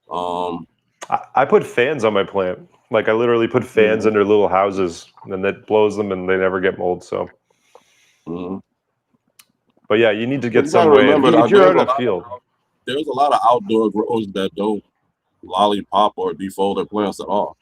You know, they just love to grow. I don't know that shit. I don't know that. I'd say they're in a drier environment though. Like Afghan or some shit. But even them, bro, they like a lot of big scale growers don't do any of that shit. I don't know. I don't know. If you're in a field, you could get away with a lot more, you know, because like as long as the plant's getting light first thing in the morning outdoors, then any of that moisture from the night is burning off. But it's really that critical window from like 6 a.m. to 12, you know, like that you just need to get the plants dry. And if you're like in a forest or something, you're not going to get that sun early on, and that's when you get problems up around where I live anyways. If you're in a field out here, you'd be fine. You could just let your plants grow wild. And like, I think that's maybe what you're thinking of is like people who have a lot of light, it makes it a lot easier to manage that. Right. And air and wind. Yeah. And I think about people who do like bonsai plants. Like that's not good for the plant. But it is for the one that bonsaier that wants to train that plant out the way they want. Like how Sauce was saying, you got to train that plant, right? And it's not good for the plant, but it's good for the bonsaier. So in turn, it's still good for the plant because it's good for the grower, right? You see what I'm saying? If you're in that's an art. That's an art. So in turn, is it really good for the plant? You see how I like that bonsai comparison I just made. If you're trying to present it in an artistic way, it's not so much about the plant. Well, that's what you're doing when you're defoliating, Sauce. That's what you're doing. Well, for me, I was going to say I'm helping the plant out because definitely in my conditions, you're shaping that plant to how you want it to grow. Letting a plant, depending on the genetics, because certain genetics may be more adaptable to my conditions, I may not have to do anything to the plant. Right. But in order for me to maximize my... I think that's the best thing. I get it. We want to do extra things to the plant to try to prevent extra things when it comes to IPM and other things. But I think just letting the plant grow naturally is the best way. I think the plant has figured out over hundreds of thousands of years now that that's the way it grows. I mean, understood. I don't think we're figuring out anything brand new for the plant that the plant has. I got a question, John. John, I got a question for you. Okay, your life depends on it, okay? You can't get any mildew on the plant at all, okay? And you have to grow in a swamp. Are you going to lollipop? Well, of course you're going to lollipop. So then you have to sacrifice whatever stretches you're going to do to that plant to get a yield back, right? Okay. Yeah, that so you do agree that it would be... You can't harvest anything off of it, right? All right. So you do agree it would be a good preventative measure if you think you might get... Yes, I agree it's a good preventative measure, but I don't agree that the plant likes us doing it. That's my point. No, I don't think it likes it. I think the example of a bonsai tree, though, doing it or manipulating it at all. That's my point. Okay. Artistic, doing that artistically is just one way to do it. Just like everyone, tops their plants, and everyone doesn't top their plants. Well, a strong majority of people do. It's like a big thing. But I've never been one to really do that. I let my plants just grow straight up, Christmas tree style. I top my plants. But I do understand that when you top your plants, you are harming the plant, and the plant has to now recover from that harm that you did to the plant. How about low stress training? Low stress training is not bad though, in your opinion. Well, high stress training is topping. Low stress training isn't as bad. Right. Low stress training isn't as bad as high stress training because the plant doesn't have to do any recovery time, depending on how severe your LSTing is. Because your LSTing can turn into HSTing depending on how severe your LSTing. Yeah, but I don't do that. I just do what you're saying. I just make it really gentle. Right. So as long as I you're don't top them, LSTing though. gently, yeah, your plant isn't recovering from anything. You're just guiding it at that point. Exactly. Yeah, I agree with that. That's something we can agree on. When it comes to the light, Right, yeah. When I'm throwing these topics out, it's not for you to agree or to disagree. It's just to throw them out there to see what we come up with and brainstorm on. I agree. I'm not I agree saying with things to Visible. say I'm right and you're wrong, or vice versa. I'm saying these things to bring up convo. Well, last time you guys kicked me off the other one, so that's why I'm worried. Dude, I agree. I agree with Visible. I agree with Visible because if you want to reach the maximum yield, the maximum ability of the plant, there are certain things that you have to do, man. But in helping it get to its fullest potential, we do have to say that we are causing it harm and stress. And I will agree that there are some positive stresses due to the plant to cause a better outcome and harvest for us growers. I got a question for you, John. Do you love your plants, John? Do you love your plants? Are you like? Do I love my plants? Seems as like far you as love I'm them. emotionally attached to them, no, I'm not emotionally attached to the plants at all. I am personally. But... I am. Yeah. Now, when I first started growing wormhole, I used to be. When I first started growing, I used to be emotionally attached to them. I used to feel like they're my babies. Now, not so much. I'm getting to know that. They just even cutting that mail today plants. even hurt my feelings a little bit. Yeah, I get it, dude. They're plants. Some gonna die. Some gonna strive. It's just what plants do. Fair enough. The key is to grow enough that it doesn't matter. Yeah, exactly. That's right. Organics for the win. Okay. I mean, whether you're growing or we're talking about techniques right now, or training techniques.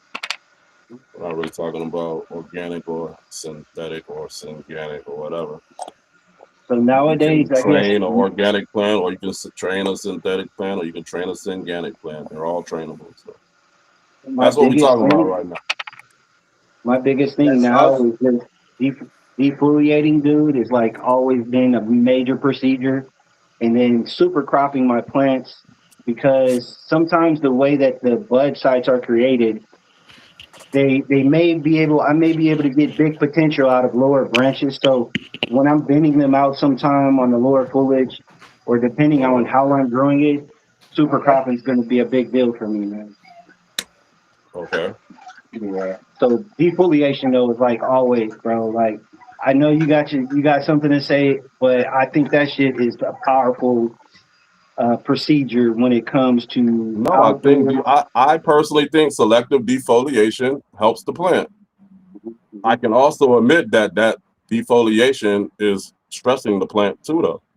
I can also admit that the two can be true. Yeah, I mean, well, shit. If somebody broke off one of your arms, motherfucker, you would be. That's what I'm saying. That's what I'm saying, and that's what I'm saying. That's how we look at the plant. We can break off an arm, but the plant don't need that arm. Well, that's what I'm saying. I mean, well, you have to look at the cellular adaptability on a scale. A plant lives different than a human being. You could bruise the fuck out of that. That motherfucker will heal 10 times faster than we will. So true. You got to think its lifetime is pretty much only 9 months. Okay. Right. So it's in the quickening, man. It's trying to get as much as it can, and depending on your genetics, depending on your area, your climate, defoliation might be the best thing to do, man. Like I strip the shit out of them. I can't say that like it's cool, bro. It's cool to do that. I wouldn't say it's cool. It's a training technique, and you can implement it if you feel like implementing it in your growth. But you do have to understand the pros and cons with it, with everything. That's what I'm saying. We can't act like certain things only have good benefits and no bad consequences. It's all. You understand what I'm saying? That's all I'm trying to say. Let's talk about both of them. We can talk about the benefits and the negatives. But I'm just, from my end, it's all pros because I'm already going to get rid of any potential growth that is going to be premature growth or small growth. How do you know by you doing that, you're not stunting what could be higher yields, bigger, more vigorous bud growth? How you know you're So not doing like that by doing when I look by at my defoliating? when I look like at my bottom of my plant, bro, like the only way that that plant is going to, or that part of the plant is going to mature is if it has a considerable amount of light or photosynthesis. And What's the even, negative of? Well, hold up, Dr. Dako. We were talking about the negatives. We were talking about schwazzing the plant. So I was talking about the pros and the cons of the schwazzing technique, and the negatives are that by removing all the fan leaves off your plant at one time, you're making your plant more susceptible to disease. You're opening up your plant to disease by giving it a lot of open cuts and wounds on it. That's the main con I would think, in my opinion. You could also stunt or harm your plant by taking off all the fan leaves. I never heard of that. You don't want a hermaphrodite plant. A lot of people throw hermaphrodite plants away, so that would be a waste of the plant, in my opinion. That's a big con, in my opinion. I think it's less likely. I'm gonna smoke a joint. Now, hold on, what you said, Sauce? Mine, Oh, I don't even think you're talking to me. What were you saying, Warhol? My bad. I think it's less likely that you're going to get diseases when you trim the bottoms. Yeah, really. No. You see, you're talking about lollipopping. I said schwazzing. Schwazzing is when you take every fan leaf off of your plant. Have you ever heard of No, the I know. Yeah, yes, yeah, I know. But I just mean the general, like, leaning in that direction. I think you're leaning into less mold issues, at least. 100%. Okay, but do you understand by taking out? Let's say you remove 30 fan leaves at one time. Those are 30 new open wounds you just put on your plant to leave it susceptible to disease, right? But what disease specifically are you talking about? Like you just said, bud septorium. But they don't happen like that. That's not where they come from. Tobacco. What happened? I don't know that one. I was saying that's not how septoria gets on the plant, but I do agree. Like, it's probably too much when you cut that much. Okay, well, not septoria, but let's say, like I said, other airborne plants, or let's say it's not airborne, but you're leaving your plant open and wounded, and you go and you touch it, or let's say something else touches your plant or brushes against your plant. It's like you're just leaving the plant more open to wounds, and when you're not cutting on that plant, it's already defended by. You understand what I'm saying? Yeah. Like you're removing defenses when you start to cut all your fan leaves off. You're also removing the way the plant breathes, because the plant breathes through the fan leaves, the stomata. You're also removing the way the plant converts or photosynthesizes light into sugars. That's important. These are big cons, people. Don't you think? Okay. So if you look at the micros aspect of it, we all have pores. We're all susceptible. We all have open wounds. Even the plant has open wounds. It has pores in which it absorbs. Pores aren't open wounds. The stomata is not an open wound. The stomata opens and closes and breathes. So I was going to say the biggest issue would be your root system, because your root system carries the most microsoluble or the micro aspects of the plant into it. The mold the root system has to do with plant with foliage development or schwazzing. Well, what I'm saying is that, like, the best way to achieve a disease would be through the roots. You know, like, the only thing that you can really ascertain from, like, mold is a spore that finds a place, and it finds a place to hatch, and it grows, right? But it's more likely going to happen. I agree that by getting rid of the fan or getting rid of leaves. That will that's definitely helping stop. with IPM as far as bugs to hide out and or creating microclimates to produce mold or mildew. So everything that you said, defoliating will help you, like, I mean, majorly, bro. Like, defoliating will stop you from having the PM. But it's going to open your plant up. That's the point. Definitely it's still going to open your plant up once you do that all at once. That's my point. Yeah. That's why I'm a proponent of selective defoliation. If you're going to defoliate at all. Okay. Do you get so you don't trim the lower buds, John? I'm not that much of a proponent of lollipopping. I will remove like the little tiny ones, but other than that, if it looks viable, I'm not the person that's against larf. You crush it up, it's all the same to me. So yeah, I don't really like larf that much. I agree with you. That's good policy. As long as you're getting what you want out of it, it really doesn't matter. And I think that's what the it most matters. As important long thing. as you're getting what you want. And that's how I am too. I don't really focus too much about the quality. I do, but I mean, as best as you can do, you know. You know, greater chances at bud rot if you don't defoliate. Okay. Dude, I mean, I'm probably But the if you worst have a one to doubt talk in to. environment pill, then those chances are lowered. When you get bud rot, it's usually, especially outdoor, it's usually at the stem of a really big fan leaf coming in to the bud. That's one thing I'd say is like if you got some big ass fan leaves when it's really wet outside in October, you gotta be careful because the water like trickles down those leaves like right into the crevice of the bud. Right. Yeah, that's why I believe in Dude, selective defoliation. I do a bruising on Not all mine, at so once. I'm probably the worst one to talk to, man. But I keep in the mannerism that I'm going through the growth process, and I've always stripped my plants down, dude. My buddies call it swazing, but I get you stripping the plant. I'm just saying, you benefit from stripping the plant, but is the plant benefiting? The other benefit is that if the plant is having a nutrient deficiency, Just like this is what I'm saying. The plant doesn't benefit you by you smoking it. Will we all agree on this, people? The plant doesn't agree on the plant doesn't like us chopping it down and killing it to smoke. Can we all agree on that? I agree on that. I agree. I think that the natural the thing is, I think the natural reason why the leaves are supposed to be there is because when the plant has a nutrient deficiency, which it's going to have when it gets into flower, it uses those lower leaves. And so if you're going to be like a hands-off grower and you're not doing much, then you should fucking leave that shit on because basically it will go through its natural cycle and you'll see it yellow from the bottom up. It'll die off by itself. But like if you're going hard on the nutrients, then you're already fucking around, and you are doing that too, John. So don't even get in here about how you're better than us. No, that's what I'm saying. I'm never taking it as I was better than holier than now. Just joking, man. I'm joking. I'm just saying, but yeah. I'm always coming from a neutral place with it, man. I'm always trying to learn. Absolutely. Yeah, I'll be the worst one, guys. I wouldn't be defoliated, son of a gun, man. But yeah, like I said, I've defoliated heavy at times. I've topped a lot at times. Super cropped.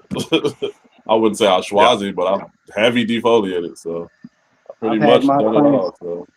I've had my plants down. All of those I did for me. I didn't do for the plant. I did for what I think the plant would be good for me at the outcome. Dude, I had nothing but stalks and baby leaves growing and shit, man. Plant just want to pollinate and create seeds and create doing that. They don't care about creating big potent buds. We do. Yeah,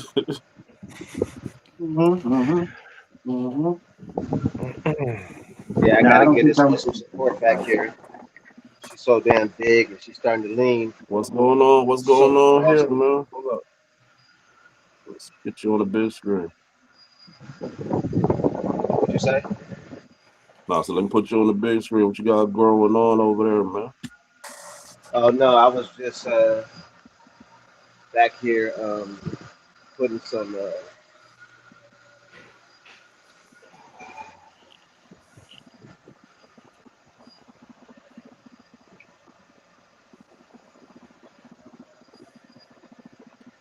I was just back here putting a yo-yo on this up here for this plant right here.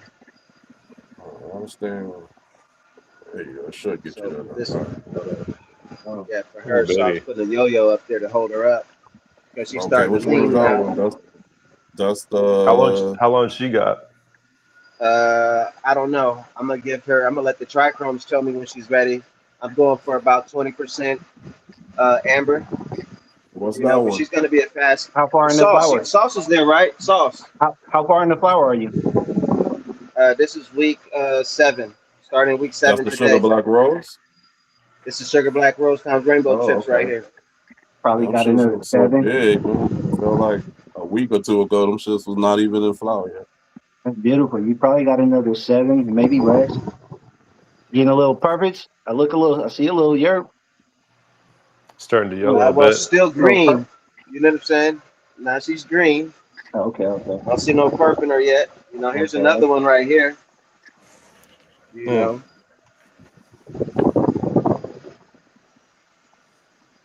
I wonder, dude, if those Arizona temps, man, is gonna stop her from getting purple, man. I don't know. Here's another Hopefully, one right man. here. She gonna do it regardless, bro. She gonna start to finesse eventually. So we'll see. I mean, I've had some purples. You know what I mean? This is that funky bud right here. It's like That's that. crazy looking bud. The poly. What do they call that shit? I keep forgetting the name. So yeah, you know, then got a couple of behind me over here. I agree that too. It might be getting a little warm in here. We got some Albus right here. That one's purple and nice. Going on the 7th week. You know, starting to purple to it. We'll see. We'll see. Some nice buds on it. Super dense. You know, really sticky. You know, even on the stem is sticky. You know, then we got another. This is a Slumper OG right here. You know, she's a little bit darker one, but she's looking good too as well. Let me back up over here. We got another Slumper right there. Yeah. She's doing good too as well. Mm-hmm. And then we got You lollipop those big girl plants, right? right here. It's OG You lollipop right them, right? I mean, I don't say I lollipop them, but I did. I cleaned up the bottoms. You know what I'm saying? And you know, I left all of this stuff on it though. You know what I mean? Okay, you left more. Okay, I got you. I see what you're saying. Yeah. See, so some like this right here didn't have nothing back here because these didn't. These were I don't know. So I think these broke early right here. This one here, and this one here. So there's nothing that grew right here. So these are all going this way. So this one is a little lollipop, I guess. You know what I'm saying? But most of them I still kept the lowers and stuff. You see, not too low, but you know, I got lowers on some of them. You know, this was so damn tall right here that one got legs on it. Yeah. And then, you know, because all of these are tall. Don't get me wrong, all of them are tall, but nice. You know, trying to catch. Yeah, that's what I was saying. They so tall, some of them they look kind of lollipop. But that's what I'm Man, saying. If you grow them naturally a certain way, you can get that same structure without even having two lollipops. You know what I'm saying? So you got 4 sugar black rose, right? I got 3. 1, 2, and 3. Okay. All the rest turned to be males. I got 1, 2, 3. I got 4 of the Slumper OGs, and then I got 2 Albuses.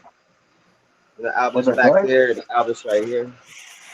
The bud structure looks nice, man. I'm hoping that you know, bro, everything takes time for us, bro. So I'm just hoping in time, man, that the sugar Man, black we're gonna see, man. They're doing their thing. They're doing their thing. You know, I can't complain. They're frosting up. Mm-hmm. You know, especially that one over there. That one's the winner. Let's you go. know, but I'm gonna continue to water and shit. So I'm gonna get in here and water, y'all. I'll be I'm gonna be in here checking on some male and females too. So seeing what is what. These are males right here. Yeah, these are males right here. Okay, they're showing the These little are actually balls getting. already. Yeah, those are ones you up potted. Nah, these are males. Yeah, that's what I'm saying. But they up before you up potted. They didn't show sex. Yeah, right? yeah. And you got so those are males from what genetics? These are my new crosses that I did. You had no this room. was Panama. It was two Jack Mobs with the Panama Red, and then there was one Calf Sour with the Blue Raspberry Batonian F2. It's hard to see it, but I respect it, man. Because if you ain't got room for it, and that ain't what you're trying to do, that's what you have to. Say that again, Sauce. I didn't hear you. I was gonna say it's hard to see you do that, but I have to respect it because it's not. To take them out. Yeah. I was like, dude, Why? Like, well, because I'm like, it's not obviously you're not trying to see what the males look like. Obviously, not of these. No. Yeah, but I will keep the males. I will look at the males of this flower because of this one right here. This is the Blue Sendo right here. So this is the Blue Raspberry Batonian F2 that I crossed with the Crescendo. So oh shit, motherfucker. Yeah, I will be with these ones. I will be checking the males out on these. So, but I didn't do enough. I didn't do enough of those. I didn't have enough males that I wanted to do any male runs of those yet. I got a bunch of seeds of these right here. I don't have any more seeds of these, so that's why I want to run some males of this cross right here. So yeah, I'll come back to those and I'll run some males later on. But yeah, these are the first ones I planted. Let's see what this is right here.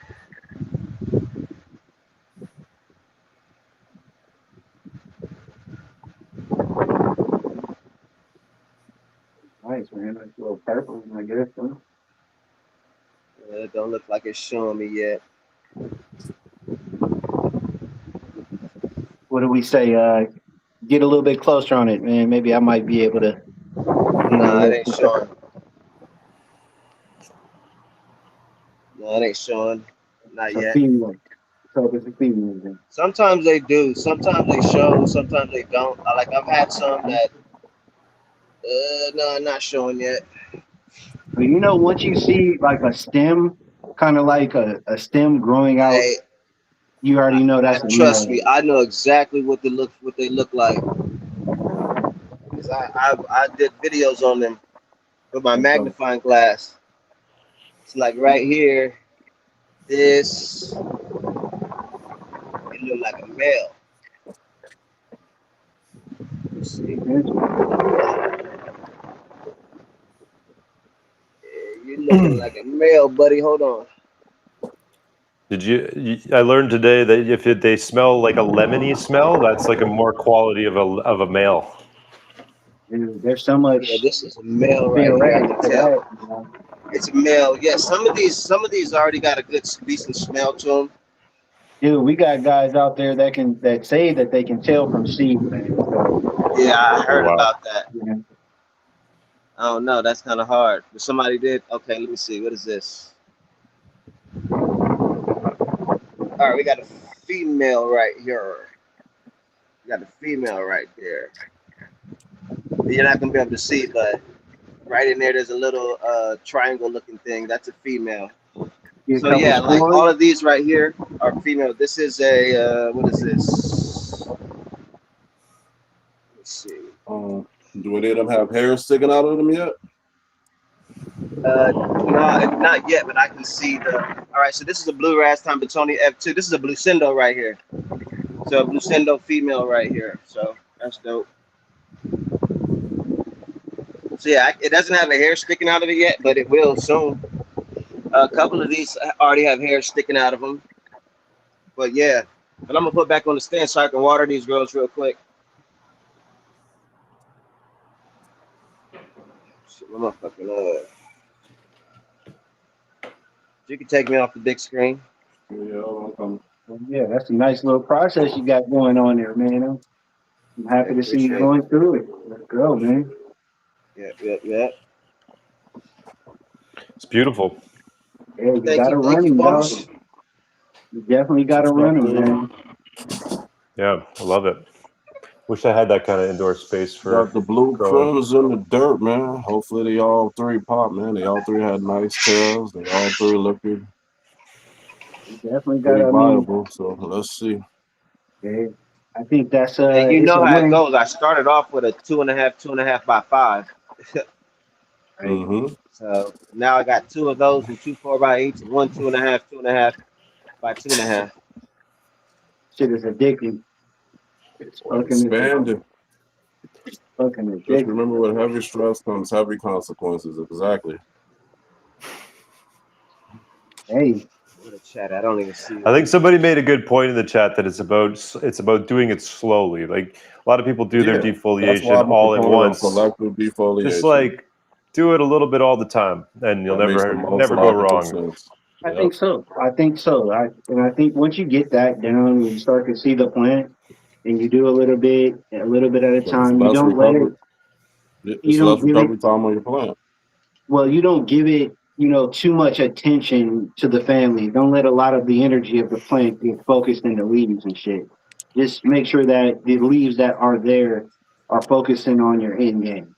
When you want your sides, your bud sides to grow, You gotta have light. You have to have photosynthesis. So just give it, what it needs. I don't think it Right. needs So big talk ass. about light. We talk about photosynthesis. Now we're talking about leaves and the That importance part. of leaves. I mean, that's So that's we that's a can't talk major about important. defoliation and talk about those things at the same time. Well, dude, you gotta think Yeah, about the though leaves that are defoliation in. would be against those things you just named. You gotta think about those leaves that are on the inner part of the plant, towards the center of the stems that aren't getting light because of those specific leaves that you didn't defoliate. All So you the want to plant, allow the those leaves. science is sauce that light is penetrating to those leaves, regardless if we see it as light shining on the leaf or not. So 100%. when we go to your spectrum, like, dude, there is light on me Exactly. right now. When there's light, but the level of light on me versus the level of light on you is different. So you picture me as the under foliage. It would be best for the light The to get plant to has me. For is designed to factor that in. I don't think so, That's dog. why the You're gonna plant have has water. shade leaves and the plant has solar leaves. Like the plants, the different leaves on the plants have different functions. They're not just leaves on the plant. Okay. Hmm. So tell me about the big leaves that leap off or The grow big long leaves would be your stems. solar leaves. Like people like to call them the solar panels. Those are the leaves that are photosynthesizing the most on the plant and converting that light into sugars. I think Those are the I leaves guess that it everybody's varies. defoliating. It Those are varies also on the that leaves that show. are allowing the plant to breathe. The only way that I could say different for me is based on your plant health, defoliate. If your plant health is extreme and you got this extreme growth, Well, plant no health matter as far what, as mold and mildew, you can't say plant health as far as anything else other than mold or mildew prevention and IPM bugs. that's the only But reason why I you would can't even make defoliate. that argument because there's sprays for that. So you still don't need to defoliate for that. I have to defoliate for light, bro, for photosynthesis and growth You of the don't have plant. to. Why That's the don't? it sounds you're making. You said I have to defoliate for photosynthesis. That in itself is an oxymoron statement. If you Yeah, have it to doesn't make if you sense. have to photosynthesize, you would leave leaves. You would not defoliate. You understand what I'm saying?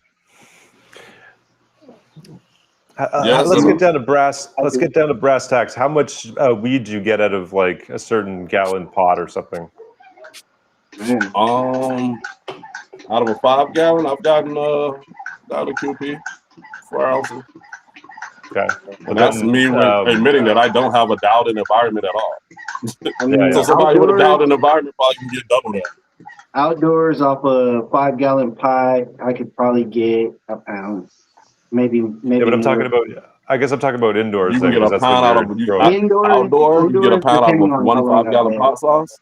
Yeah, oh hell yeah, I get a pound off of that. Outdoor. Out of Outdoor for just sure. straight up growing. No, are you talking about training? Extra? What No, are we talking? no training. Just let the plant grow. The In a genetics all 5 gallon depend. pot. In Five a gallon. 5 gallon pot. Oh yeah, You're gonna get a pound. nigga, Just bro, letting the I'm plant getting grow. like, bro, If you had yes. holes into the ground, so I'll roots show could you get again next year. into it. I'll show you. I deleted all my shit, but I'll Hey, show I'm you not saying again you after can or this. can't. I'm just asking the question. I'm not Yeah. saying you can't do it. I'm just asking the Outdoors question. is I mean, especially you can basically set up outdoors. like a hydro type thing.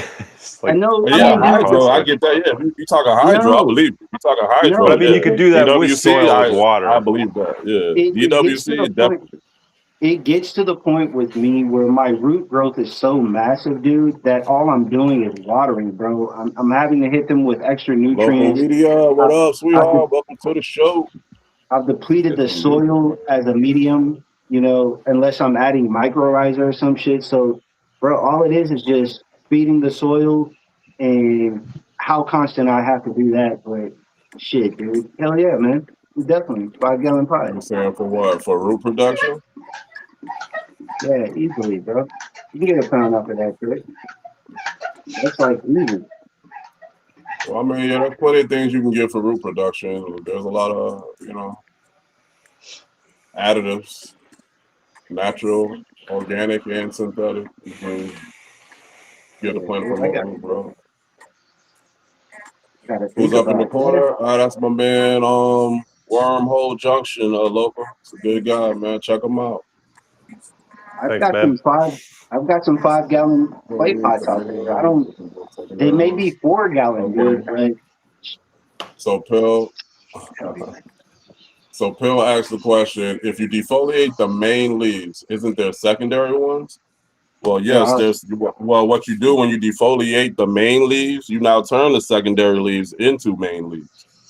So now the That's plant why it has to doesn't now even. transform those secondary leaves into main leaves.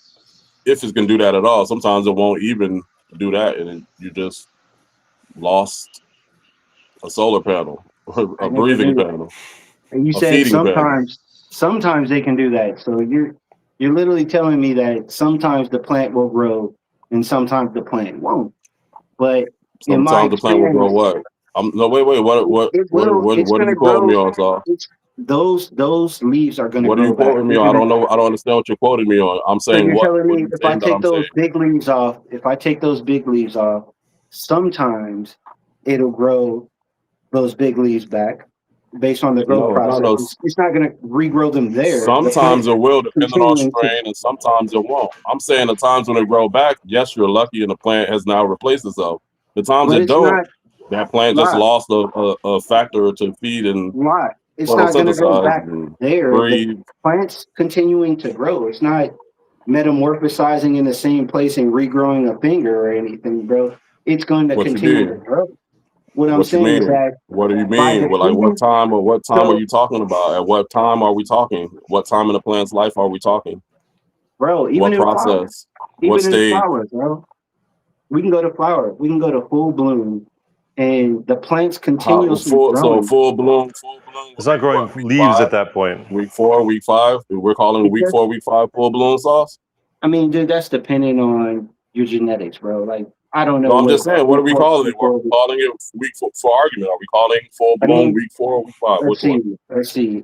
Today is okay. I started flowering on It's a July hypothetical 20, sauce. You don't even. or We I'm don't sorry, gotta go real. June It's just 20, June hypothetical. 28th. Hypothetically, I'm at day what fucking 29, 30 or some shit. So I probably got maybe half of that amount of time or the same amount of time left when it comes to these genetics, but it varies based on the Okay, hold genetics. on.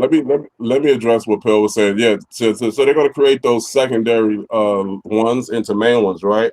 But my argument, Pill, was when your plant is doing that. Like, let's say when you strip or swazi all your plant material right before flipping the flower. Now, instead of your plant having to focus on just bud development and structure, it now has to focus on bud development and structure and plant new fan leaf regrowth.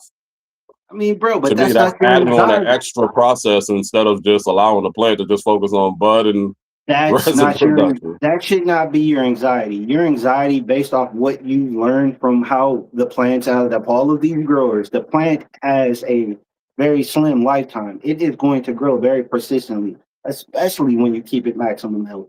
When you're talking about the stunning because of the defoliation process, it can only be a problem if you have other problems. But if you're maximizing the health, root growth, feed, environment, So let's water, get it right, man. A lot of indoor growers ain't maximizing shit like that. but you're Like we're all learning. Like defoliating. you're a beginner grower, you're not maximizing anything. Well, defoliating is a part of that process, bro. Like you defoliating and getting that light there. That light could be a part of the temperature when you're talking about your lower foliage or your lower But what growth. if you don't need to defoliate and that light is still getting there? That's the point I'm making. You said, what if You you don't think the need to light isn't defoliate? getting there, but what I if the don't light know is how still you. getting there, even if you're I don't not know if taking you away the ever. leaf? I don't know if you've ever seen what a bush. I mean, I guess you could go to Mendo Boys. They grow big bushes and shit, but I Mm-hmm. don't. I don't You know don't see them that. out there defoliating, do you? Oh, I you don't know that definitely they do. don't. You see They the do type of select. harvest yields They do selective you see the defoliating. I'm quality. sure. I'm sure, They dude. don't. But They I don't. guarantee you, You think they out there defoliating 20-foot plants, I sauce? think they do defoliate, bro. They do selective They defoliate. don't, man. They don't. Okay, But they live in California where it's like They train, but super. they don't defoliate. They train. They train that's their not a plants. They security. train their branches out the LST.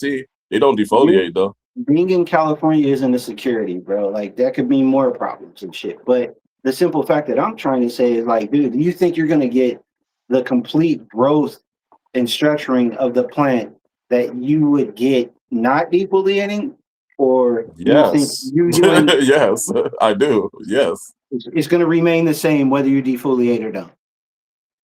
Yes, that is the scientific argument versus the bro science argument that I don't see light shining on that second leaf, so that means that leaf ain't getting no light.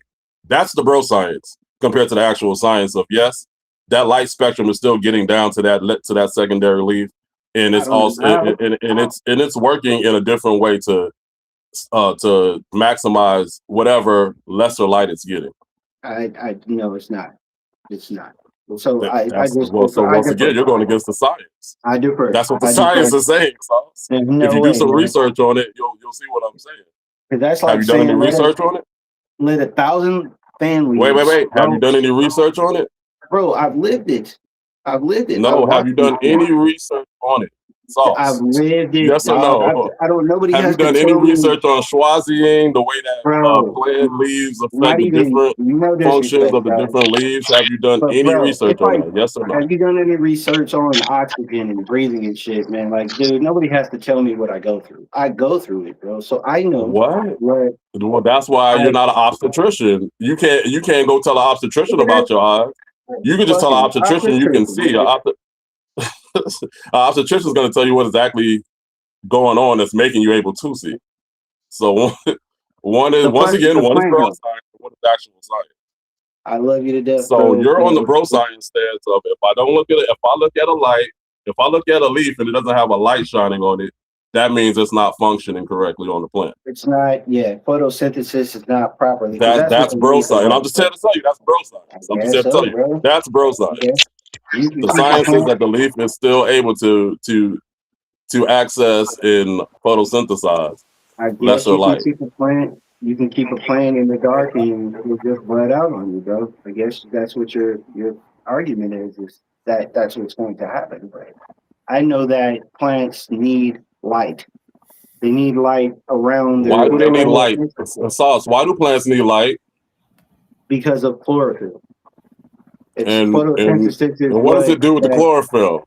Why is it producing chlorophyll? It's like blood. It produces new rich blood, man. It goes through the chlorophyll, man. The chlorophyll process, the photosynthesis with the chlorophyll absorbs that, and it creates a breakdown. So you're practically removing lungs off of the plant, and you think that's going to help the plant? Can I ask? I think what I'm doing is I'm actually creating more emphasis for photosynthesis when I open up the plant down to its soil. Like when you can literally get the soil does not photosynthesize though. So why are you worried about the soil? It doesn't. But when you're relying on the sun, soil temperatures matter. You want the soil to heat up. Soil temp is totally different from what we're talking about, though, Sauce. We're talking about the leaf foliage. It adds to the defoliation process. When you're doing that, you're creating soil has nothing to do with the defoliation process. The soil has a lot to do with it, because if your shit's surrounded. So when I water my plants, if I've got all these leaves and shit shading my shit throughout the day, and I have layers and layers and layers and layers, depending on if I'm in a pot, in the medium that I have, that shit is going to oxidize, or there's going to be oxygen from the heat, from the sun, penetrating into that soil, taking away that moisture, mycorrhizing that feed, mycorrhizing that water. That's a totally different issue than what we're talking about. We're talking about foliage. It has nothing to do with soil and soil temps. I get what you're trying to say. I'm just saying that's a total different discussion or argument that we're having right now. I think. But go ahead, Warren. What were you going to say? I'm sorry, brother. I was going to ask you, because like basically these plants are not growing native to where they're from, right? Like they're from places all over the world. Correct. I mean, they're not growing native, but they can, in certain environments, are kind of mimicking in certain areas of the world. My point is like if you take the extension of the tone or the attitude that you're having about growing, it's like, well, you'd have to like be growing this on a mountain in Pakistan if you want to grow Kush, like that's really what the plant wants, John. So should we give it? Should you move to like grow weed or what? Well, not if you can mimic that environment. Like the plant wants that environment, right? So if you can mimic that environment, can't here. not giving the plant what it wants. But then you can't here. Like if you're on a high mountain and you're an indica, you don't really have to worry probably about like mildew in the same. You know what I mean? So that's why it's like we can't even really compare these things because some of the things that we're taking out of these places don't grow here without our like intervention to make it possible. For sure. True. That's what I'm saying. So if now we're the controllers of the way the plant is growing, we are the controllers of the environment. So that way we can either mimic the environment that it's indigenous to, if that's what's going to make it grow its best, or we can figure out our own formula, like how we do like 85 heat, 50 to 55 relative humidity in flower, or 85 to 90 using LED heat, and already 60 to 75 relative humidity in veg. Like these are the things that work. Even though these plants may have been indigenous to other places, once we dial in that environment to what they're used to growing in, it now doesn't matter. You know what I'm saying? Okay. So like when we're dealing with hybrids, dude, like a lot of these hybrids, bro, they require. But now hold on, just to finish our wormholes question. Would that Afghanistan strain be better grown in Afghanistan and give you that full Afghanistan profile? Sure. But you can still get a good profile if you dial in that same type of environment. Like we're already having to remove them from the actual circumstances in which they grow. So like we have to do something to accommodate them, which is our own intervention to make the plant fit for our environment. Yes, if you're indoors, you can do what. Yeah, that's what I was about to say. It really is more indoor to outdoor, right? And that's where cushes come into play. Is like if you're growing a cush outdoors here and you don't defoliate, you're getting mildew. There's no doubt about it. In my area, anyway. Yeah, right, in your area, unless you, like you said, increase your airflow or defoliate. Spray an IPM that makes your plant more resistant, or you grow a more resistant strain. I hate to tell you. Okay, well, there's only one alternative to defoliating, bro. You have to keep. I just named like 4 of them. I just named like 4 of them, Sauce. Dude, I just named 4 of them. You have to scrub your air. Your air has to be void of anything that can, because every little potential spot, and not only are you making an argument that light is somehow voided in areas and the plant's going to grow the same way regardless, but photosynthesis, when it comes to defoliating, I'm not saying that light is void. If light is void in the area, it's not going to photosynthesize. What I'm saying is when we perceive light shining from the leaf, to say that light or it's not, because it's not reflecting off the leaf surface, that somehow that leaf isn't photosynthesizing or getting a certain amount of spectrum of light, so is wrong. That's what I'm saying. So it's it's like my hand versus my elbow. So somewhere around midway, the light's maximizing. Everything down, there's no light. So what you're gonna see is a strong proportional growth. That's what I'm saying. Where did you get this from? Where'd you get this from? In what environment? Are we talking outdoors, indoor? What are we talking? Just photosynthesizing, period, bro. Like you're gonna see it. Just light like that. happens. Photosynthesis happens when light hits the leaves. That's when photosynthesis happens. If you take away leaves, you are taking away the plant's chances and ability to photosynthesize at max capacity. You take away light, bro. It's quite the opposite. You take away light, you're going to take away the ability of photosynthesis with the principles of chlorophyll. So with less light, your plant will grow more leggy. It'll reach for it. So depending on your intensity of light or your spectrum of light, it will go reaching for it. It will become leggy and bony. So your little undercarriage with the lack of defoliation won't have the strength as the proportion that is getting the photosynthesis. So when you do, whether you say it's selective, that's what I'm saying. The whole plant is photosynthesizing. I think that's why I think you're looking at the plant as half of it is photosynthesizing. I'm assuming only the top, while the bottoms are somehow not photosynthesizing. They could potentially. They could potentially not. They could potentially not, dude, because they need light. They're not though. That's not how the plant works at all, though, Sauce. Yes, sir. They do. The plant is a unit. It's the first part of the grow. Everything is just all hands on deck. So if you're talking about the vegetative part of the grow, every single part of the plant that is a leaf is collecting energy and making the plant bigger. So Exactly. going to shoots down below that you might not want because they're not going to make it to the top. So if you're just defoliating that stuff, there's no impact. Sometimes. Now we can do certain training. We can do certain LST training to let those bottoms grow as tops. Exactly, and that's what I do.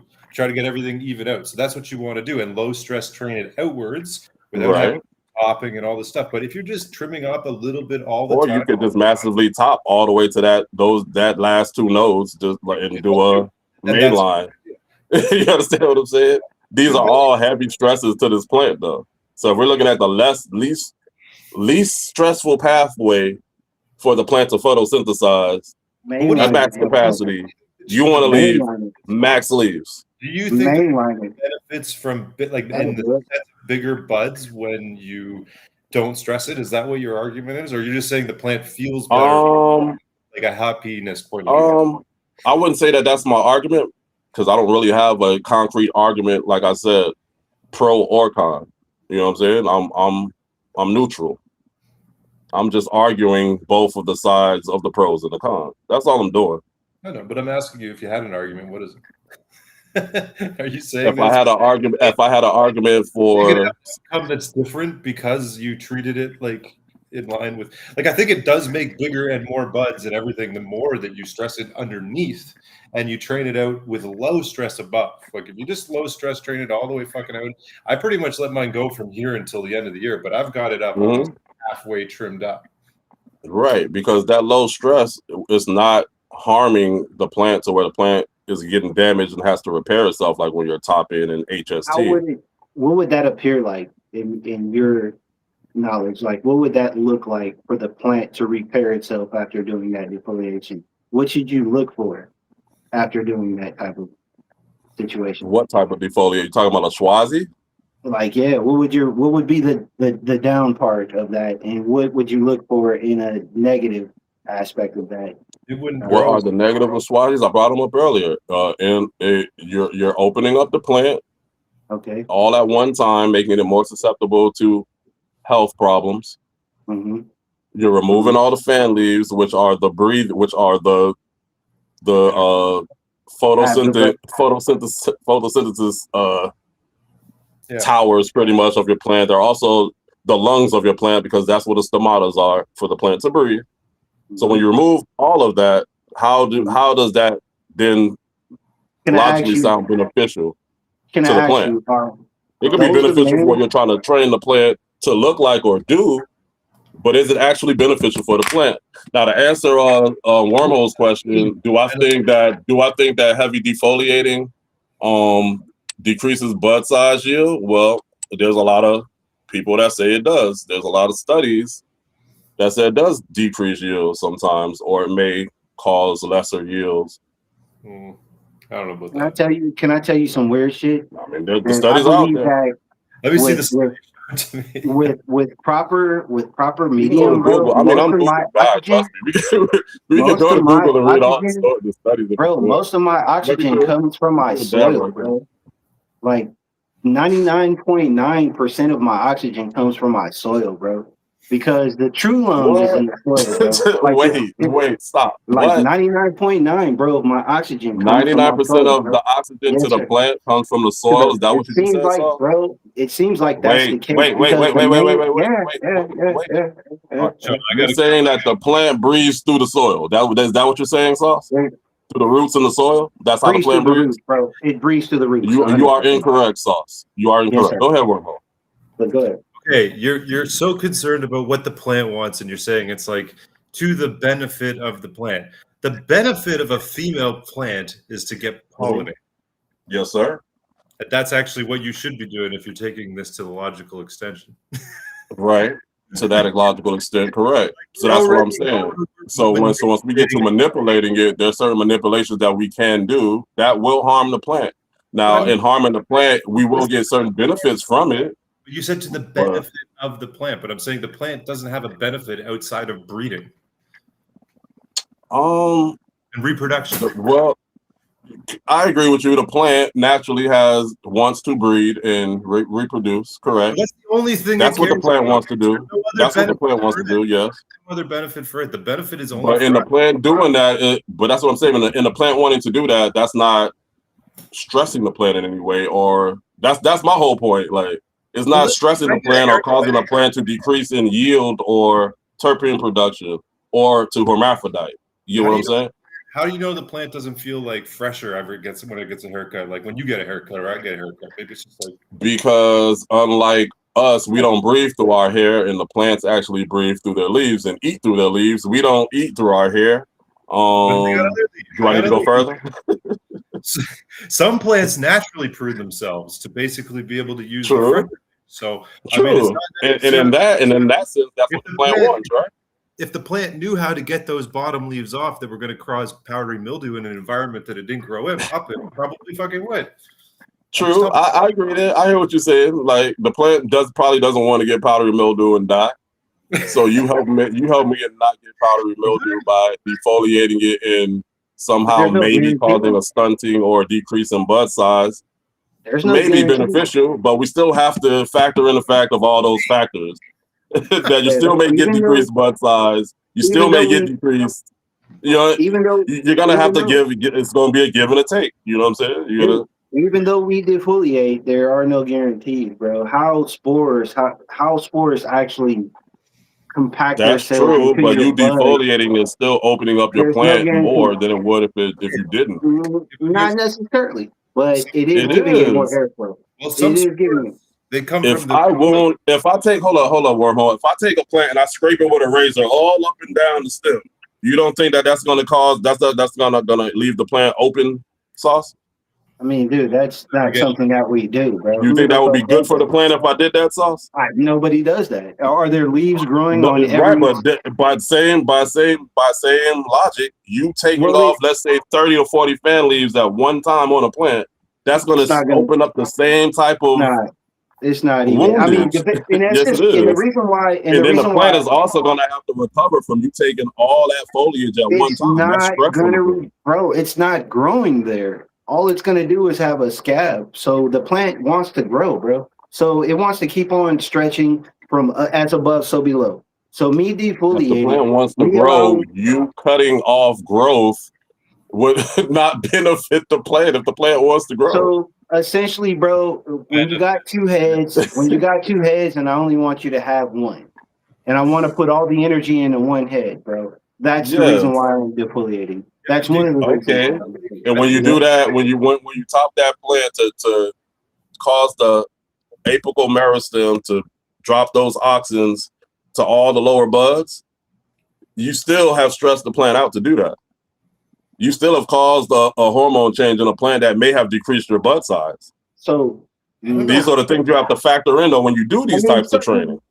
The certain pros and the cons. I can see purely genetic though, La. That's purely genetic. That's not something that is going to occur 99% of the times. You defoliating is not going to make your bud size smaller. No, we're talking about Schwab. See, now you're saying defoliate. Remember, I said I'm pro selective defoliation. I'm heavy defoliation if needed, but that's when you start to stress the plant out. The more you defoliate, the more you stress the plant out. We'll see, man. So Schwarzing definitely is max stress to the plant compared to selective defoliation. I think taking 2 leaves off of a plant compared to taking 40 at one time is a big difference. I think, John, you're right, 100%. Sorry, dude in the dark. I don't know your name, but I don't. Sauce. I think that really you're going too hard on the defoliation is my assessment, man. That's like you're really taking out the solar panels, man. Like that's not really what the plant wants. But I would also say that the benefit thing, I totally don't. Right. I wouldn't say totally. I would just say the benefit is gonna make you want to. If you were just to grow the plant how it naturally wants in the environment that I live in, it's going to grow up fat ass cola, and that whole cola will be filled with botrytis in by the beginning. Okay, but what if you grew a strain out there that was had defenses towards those type of mold and mildew? Then you'd be good, right? No, probably not. Not in my environment. It's so moist in the fall. that like honestly, it just. I mean, it might be okay. Some strains Yeah. are good. Really Yeah, there's good. certain strains that have adapted to extra heavy humidity. There's certain strains that are adapted to extra It's not easy heat, to find the strain that you want for your dryness. right? Like you can't just know what you're going to get. So when you get into it, then you got to accommodate it to your grow environment. even you have to selective defoliate, bro. Even if you want your floodlights, man, your solar floodlights to have power, man, you have to do selective defoliating because those fan leaves have fan leaves under them. And when you're talking about the lower foliage, man, you want the approach of light. The plant desires photosynthesis. And you keep saying this, Sauce, and you keep saying the plant desires photosynthesis, and then your proponent to that is take all the ways that the plant photosynthesizes away. The plant needs to photosynthesize, but take away all its photosynthesizing factors. So, Lod, there is real science. That doesn't make sense. There's true sciences to that shit, bro, because there's a science that says there's science that's why we're talking about photosynthesis right now. That is the science. Yes. So you can have over photosynthesis. You need foliage to photo. You can't have over photosynthesis, Sauce. Yes, you can, bro. Your stems will start turning purple. Have you ever seen a plant over photosynthesize? There's a name for it, bro. It's when you're. When have you ever seen a wheat plant over photosynthesize? When you don't have enough leaf and you have more stem, your plant starts to turn purple because of the levels of photosynthesis. That's not over photosynthesis. That's not over photosynthesis. Once again, your plant needs leaves in order to photosynthesize. So if you remove the leaves, your plant can no longer photosynthesize to its max capacity, like I kept saying to you earlier.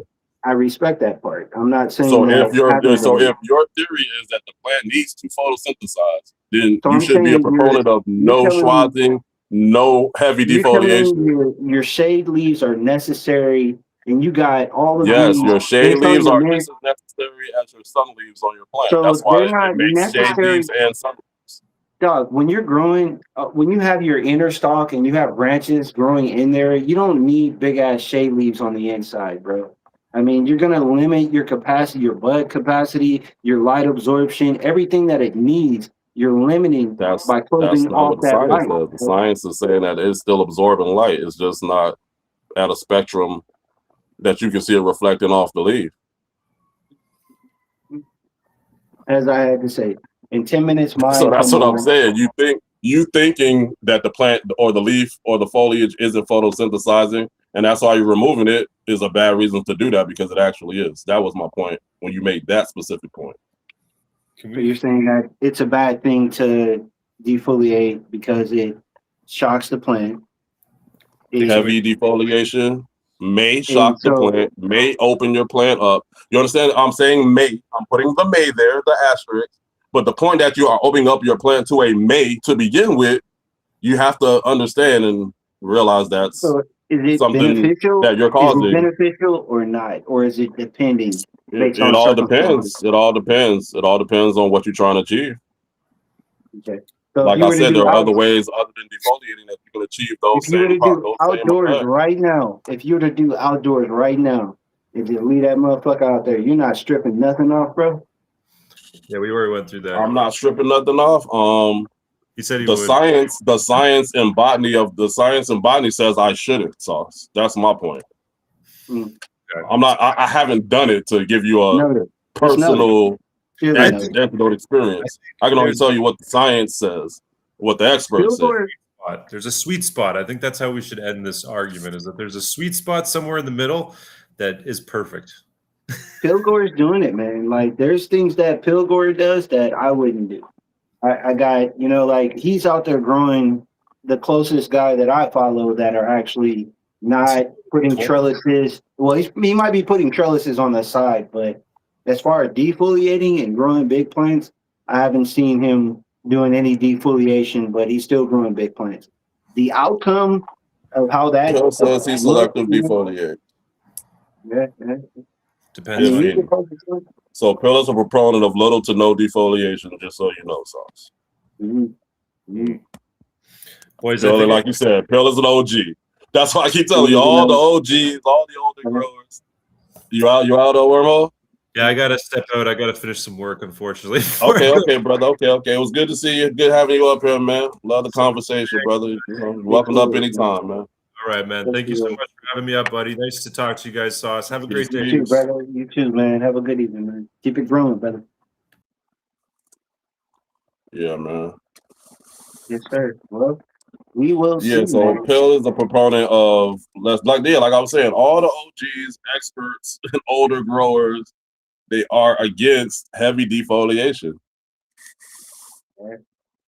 And then when you go into the whole science of it and the botany of it, you start to understand that these leaves that we think aren't receiving light and aren't photosynthesized in the way we think that the plant will benefit from are actually benefiting from. Now, there may be other reasons why we may want to remove them, like I said, the IPM and the mold and the et cetera. They're cool. You can do that. But you can't say that that's for a benefit of the plant as far as bud production or bud size. You can say that's the benefit of the plant so that you can have a harvest. You're not gonna have any mold or mildew. Genetics for me. It's genetics for me, bro. And it's definitely maximizing the bud size and getting that maximum amount of growth out the calyxes. I understand you feel like you're maximizing the bud size by doing that, but what if you're not, though? That's my whole point. That's the whole argument. That's the whole research that needs to be done, and that's been being done. That's the new argument, so is my point. The whole defoliating, heavy defoliating, that's starting to now go into the way of bro science, man. Dude, I've been doing that from the gate, bro. People been doing a lot of bro science shit from the gate. That's what not making bro science. I could be especially outdoors, bro. And now let's say I'm not saying that even if you do it out the gate, and let's say you do it out the gate and it worked for you. It worked for you, but that's still not saying that the plant, you probably could have got a totally different expression or maybe a fuller expression of the bud size, depending on if you wouldn't have done that heavy defoliation. Yeah, I think people are in fear because it's a very narrow ass window, the amounts of things that you have to go through to grow a plant healthily, whether your environment, your soil, your feed. But I understand, but coming from like, bro, once you get them healthy in the soil and you get them in that right airflow, you get them outdoors, bro, whether you're greenhouse like me, stripping the plants down. Your environment 100% to even 90% dialed in, Schwazi away. Dude, okay, that's my advice. Yeah. If you're not there, don't fuck with your plant. Yeah, I get it. I 100% get it. I mean, that's starting from zero to how simple it'll make it. You got your shit super dialed in. Go ahead and experiment, play around, take off all the leaves, do what you want. 100%. I don't recommend that for new growers, though. I mean, bro, I look at ID, bro. I'm happy at him. I'm like, dude, that's what you do. That's the type of shit that you're doing.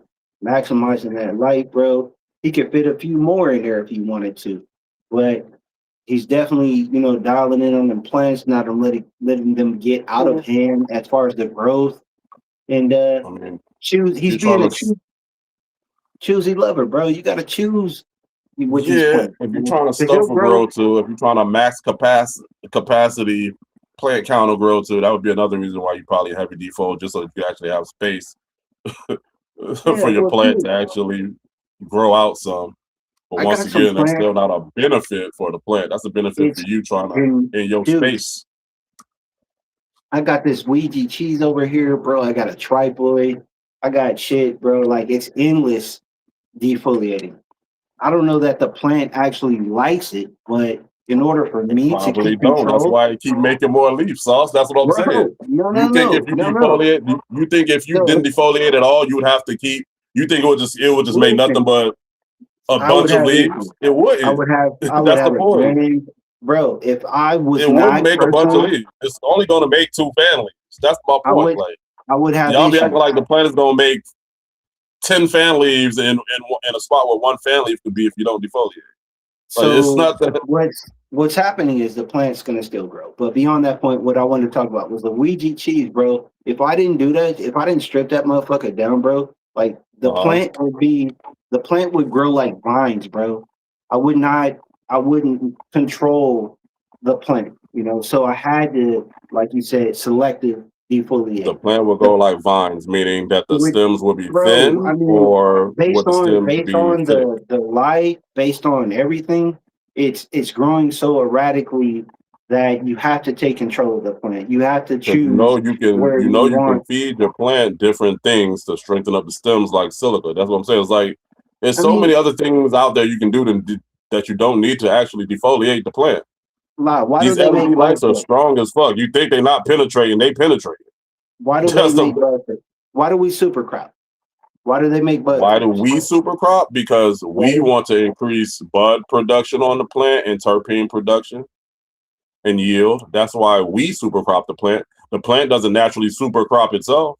But we specifically do that when we want to control the growth of the plant. And that's also a And stressor to the plant. Yes, that also stresses so the plant. that's one thing that we do when we want to organize When the you're way that doing the that, you plant are spread. opening up when you're opening up your plant to different stresses. Those stresses can lead to hermaphroditic traits, a lot of unwanted things in your growth.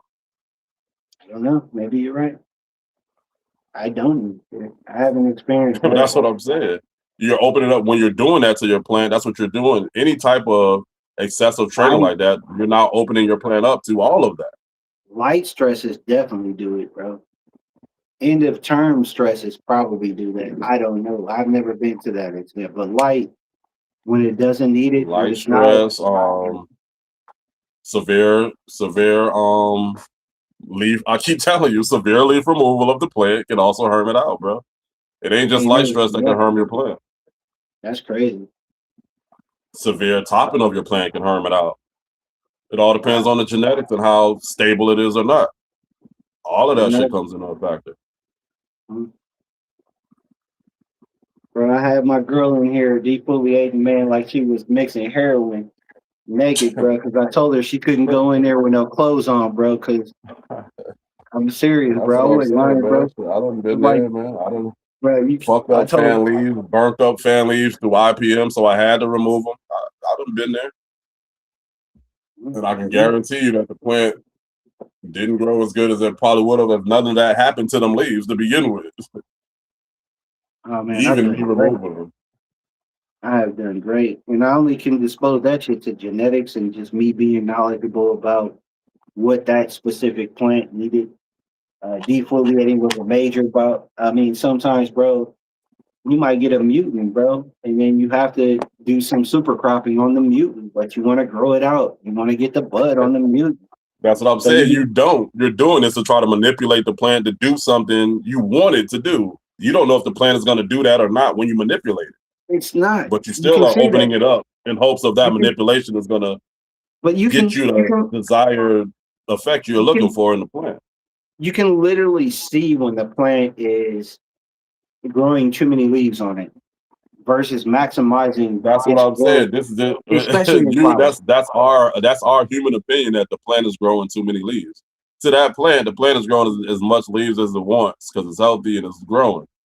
Mm-hmm. You know what I'm saying? Any manipulation that we're doing to the plants is mostly for our benefit.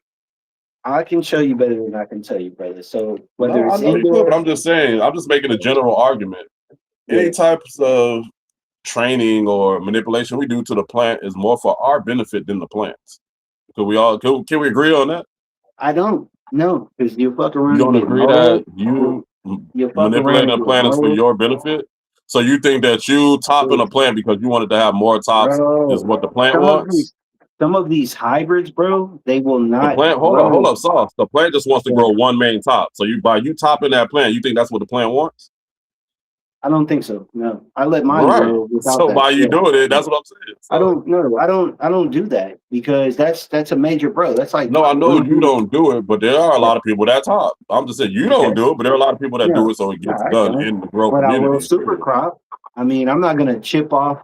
I mean, bro, like I'm not gonna chip off my main stock, bro, unless I have to, you know, or I fucked up and did something like that. But when it comes to super cropping or when it comes That's to what I'm saying. That's another thing. The plant isn't naturally super cropping itself unless in nature an animal came and bit it or bent it over, sat on it, something. You know what I'm saying? then it would have naturally bend up and grow as a super crop. Some of these strains that I have, dude, they're not going to, in my habitat or my area, bro, they're not going to be able to propagate or grow by themselves, bro. They'll be victimized. They'll be outdoors. victimized. You talking outdoors? Outdoors, bro. They'll grow soft. They will grow, just not to your liking. That's what I keep trying to. No, bro. Like you trying to bring to your understanding. Like the plant will grow. If you put a plant outside, if you put a seed in the soil outside, it grows to be an inch tall. That's what that seed wanted to do outdoors. It grew. That's not what you wanted the plant to do, but the plant did what it wanted to do, right? If I switched up the soil, defoliated, and this motherfucker turned out to be a 7-footer, you know what I mean? It might not. But what if it's going to be a 7-footer regardless? Regardless if you defoliated or not, it was going to be a 7-footer because that's in its genetic code to do.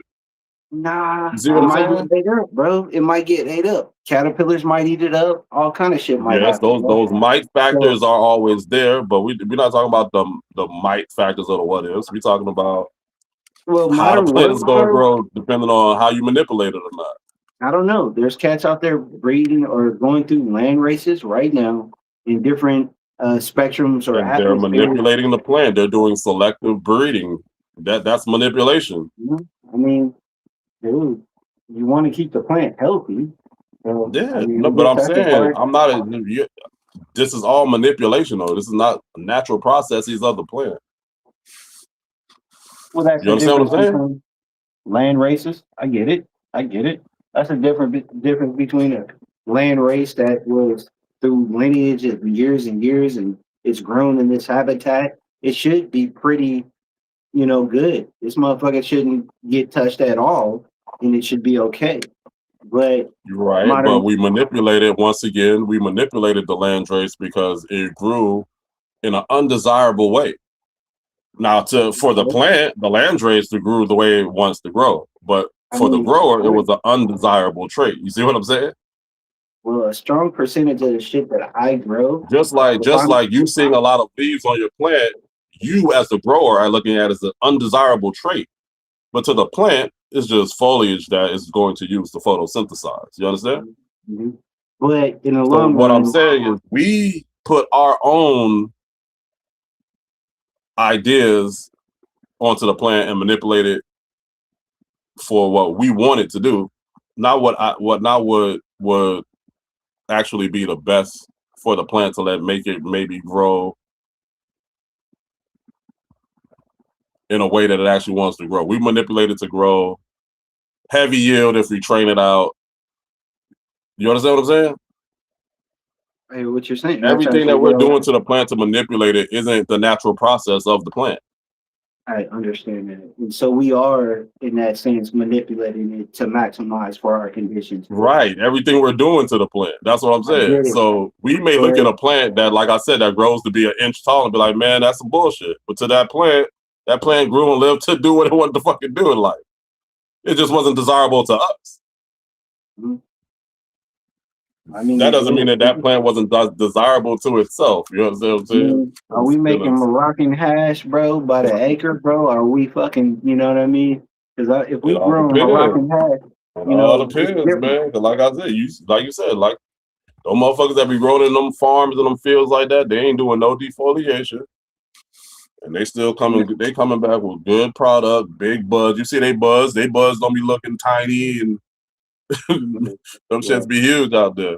Yeah, I mean, the only thing that I could actually attribute to the conversation is that, it really is based on your environment. It's based on what you are using and what you know about what is feasible for the plant, because you'll be able to determine what's wrong if you know what's feasible. Like what works for the plant versus what doesn't, That's what I'm saying. I don't think we even care what works for the plant. We care what works for us. That's my argument. We care what works for us through the plant, not what the plant actually cares about. I don't know if I can, bro. If I know that this plant gets defoliated and gets light on the bottom end and I get buds and shit on the bottom parts, where if I didn't, I would potentially have PM. I will But you have potentially those have. plants, sauce. You have those plants that you don't even have to lollipop, and they'll grow big buds all the way down.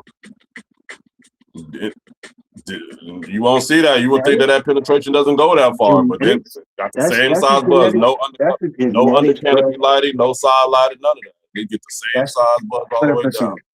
100%. And like 100% Phil genetic. said, that goes to your medium, what you're feeding, your environment. Once you have that shit dialed in, that plant is going to express to its fullest potential, regardless if you taking off these fan leaves or not. But if you don't got it dialed in, you taking off these fan leaves are going to open up your growth to a whole bunch of new problems that you probably didn't want. Mm-hmm. That's why I say I'm not pro or con it, man. That's shit. defoliation, If I find myself in a spot where I have to fully schwaz, shit, I'll fully schwaz. Because at that point, like I said, I know I'm doing it for me, not the plant. I just been stripping them, dog. I let my girl do it, actually. Okay, so you've been stripping what, like all the fans, or what you been stripping? Just All the the top big fans, bro. Like, I mean, you can literally look at the plant, and when you you can did see that, it. and when you did that, as you can see, go back to that one you So had in the no, middle. this is where I got issues at. This is the only one that I got issues. I want you to call this one. Why am I having issues? You stripped this it. type of nah, bro. Nah, man. Nah, bro. It's been difficult to water these things, man. It's been an issue, bro. And Why if is I it didn't do difficult to that, water? Why are you saying it's been difficult to water? No, but this is what I'm saying. Go back into the middle to one of those plants. I was saying, yeah, go to that one. Go up to like the top. Go to the top of it. So you took away the main fan leaves off of that one, correct? Mm-hmm. And now you see how it's creating new fan leaves out of those would have been sugar leaves? Those are sugar leaves. Yeah, but now they're fan leaves. They're no longer sugar leaves. They're fan leaves now. Because you cut off the fan leaves. They are all sugar leaves. That's all it needs. That's your opinion. That's all it needs. But you took away all of its solar panels. So now it's just left with shade leaf. If I have to, this is the type of shit. Because, dude, it's going to take. But this is what I'm saying. So now that plant has to photosynthesize and breathe and eat off of just those shade sugar leaves. Do you understand what I'm saying? Compared to if it would have had fan leaves on it to be feeding off of also. Yeah, I think what you're going to see is you're going to actually witness a lot of this stuff grow fan leaves again. Depending on this one, I've had to move. You're going to see it happen again. That's my point. If it's going to grow fan leaves again, why remove the fan leaves to begin with? Because I need light to get. But it grew them back, Sauce. So obviously it didn't need that light because it grew them right back. Well, I got issues here. I'm trying to see. You see what I'm saying? The plant grew it. You took it away and the plant grew it right back. So the plant is telling you, no, I want these fan leaves that you keep trying to say I don't need. Because it's creating new fan leaves and now even turning sugar leaves into fan leaves. Right? Well, this shit is looking pretty cool. The only thing that I have issues with right now is the premature burning of the spores and shit. But the rest of for me, it's just like, dude, so I got you've been dealing with you said you've been dealing with PM? No, definitely not PM, bro. It's either water or feed. One or the other. I'll probably hit them a little bit too much with the water, too much moisture. Let them dry out. You saying what? Are you saying that something this right here? This right here lets me. This definitely lets me know that there is an issue. This is something that tells me, man. Yeah, they're showing you that the plant is locked out. It's probably locked out of nitrogen. You think it's night lock, bro? I think I hit it too many times, bro. The water, bro. You hit it too many times with what? You hit it too many times with what? Water. With just plain water? Yeah, just straight water, bro. It already if you hit it too many times with plain water, then it would be showing signs of overwatering. It wouldn't be well, I mean, dude, showing it's nitrogen showing deficiency. There's no night deficiency, bro. Like you can see, there's no night deficiency, bro. It's coming in. Well, But it's what you starting do, at the bottom, so it's looking like it's the that starts of means it. no, that means that it's got too much, bro. So what I'm seeing is that there's a little bit too much If you moisture in the plant, Sauce, and if there's your not plants enough had too much oxygen. nitrogen, then they would be dark. They would be a dark to Yeah. purplish type green. What I'm If they seeing were here, nitrogen, if you had what nitrogen I'm toxicity, if that's what you're trying to say, then they would be a lot darker than they so are right now. you see the moisture of the plant. So when you cut off oxygen from the roots, this is maybe one of the things that you might see. When you cut off or you add too much nutrition, actually, this could be a too much nutrition issue right here. But for me, what it is it's most likely I put too Usually, much water, too much water usually on the with too plant, much bro. nutrition, you get nutrition burn, right? It's very possible, What you're bro. getting is a It total leaf yellowing. You're not getting any burn. tells me that I put too much water in there. Yeah, that's telling me that that plant might be locked out. I don't see I it don't happening think to any of so. your other plants that you've been giving the same amount of water to, right? Yeah, bro, but I've been having that one sit in So an awkward place, bro. It's been in an awkward place. But what I am getting is another issue, bro. Is I'm getting a little bit of yellowing on the. This could be because I might have cross contaminated because I got a lot of pollen man you've going been on. pHing. I have not been pHing. Could be I that just been too. hitting them, bro. Just been watering, but got a little Could bit be of a tip pH burn. issue. That's not allowing the plant to uptake the nitrogen. It might not be knocked out, locked out. It might not be able to uptake the nitrogen because it's not at a level, a pH level to be able to uptake. Yeah, I can do a thing about that, bro. If you can, man, start checking the pH. Yeah, I'm gonna leave these motherfuckers like it is, bro. Oh, Living and you all learning. good, day one? Living you learn, bro. But I am getting a little bit of yellowing at this, or not yellowing, but as far as that plant goes, I can correct that. But as far as my hairs, I have to watch what I'm feeding them. I might be hitting them a little rich.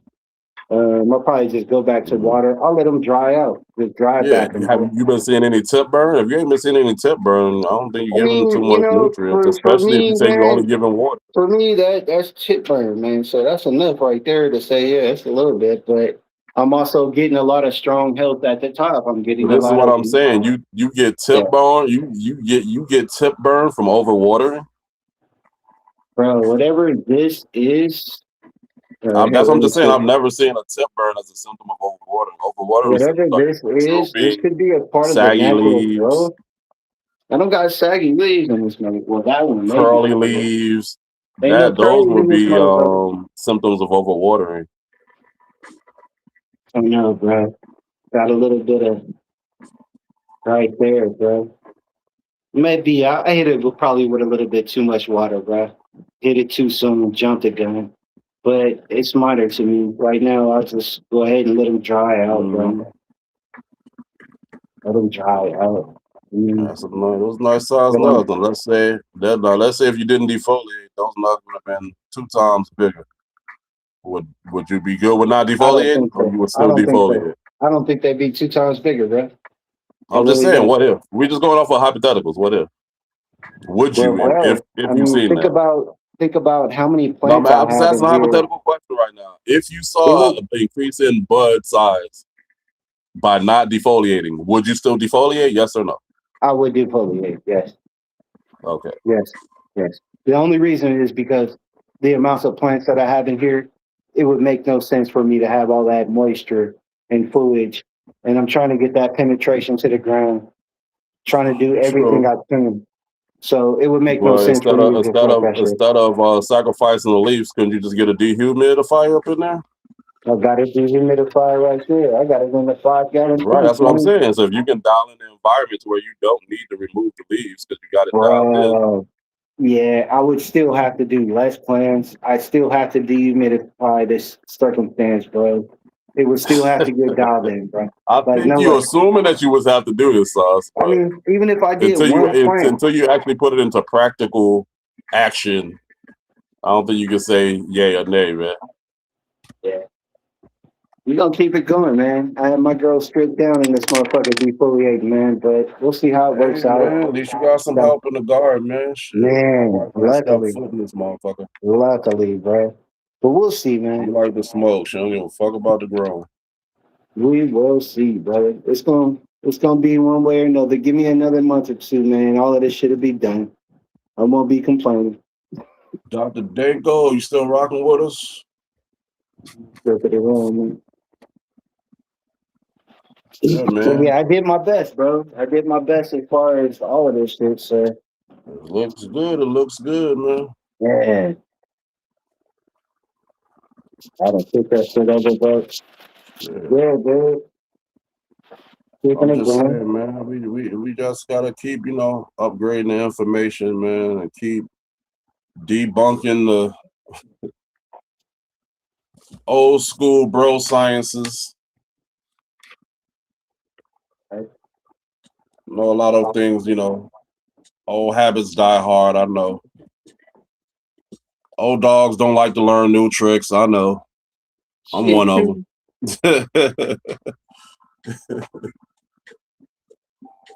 On the stove, what up? You know what it is. So I got a little bit of time to do some correctiveness, man. I just hit him with water, bro. I do a strong ass dry back with him just So to hold find up. out where I'm at.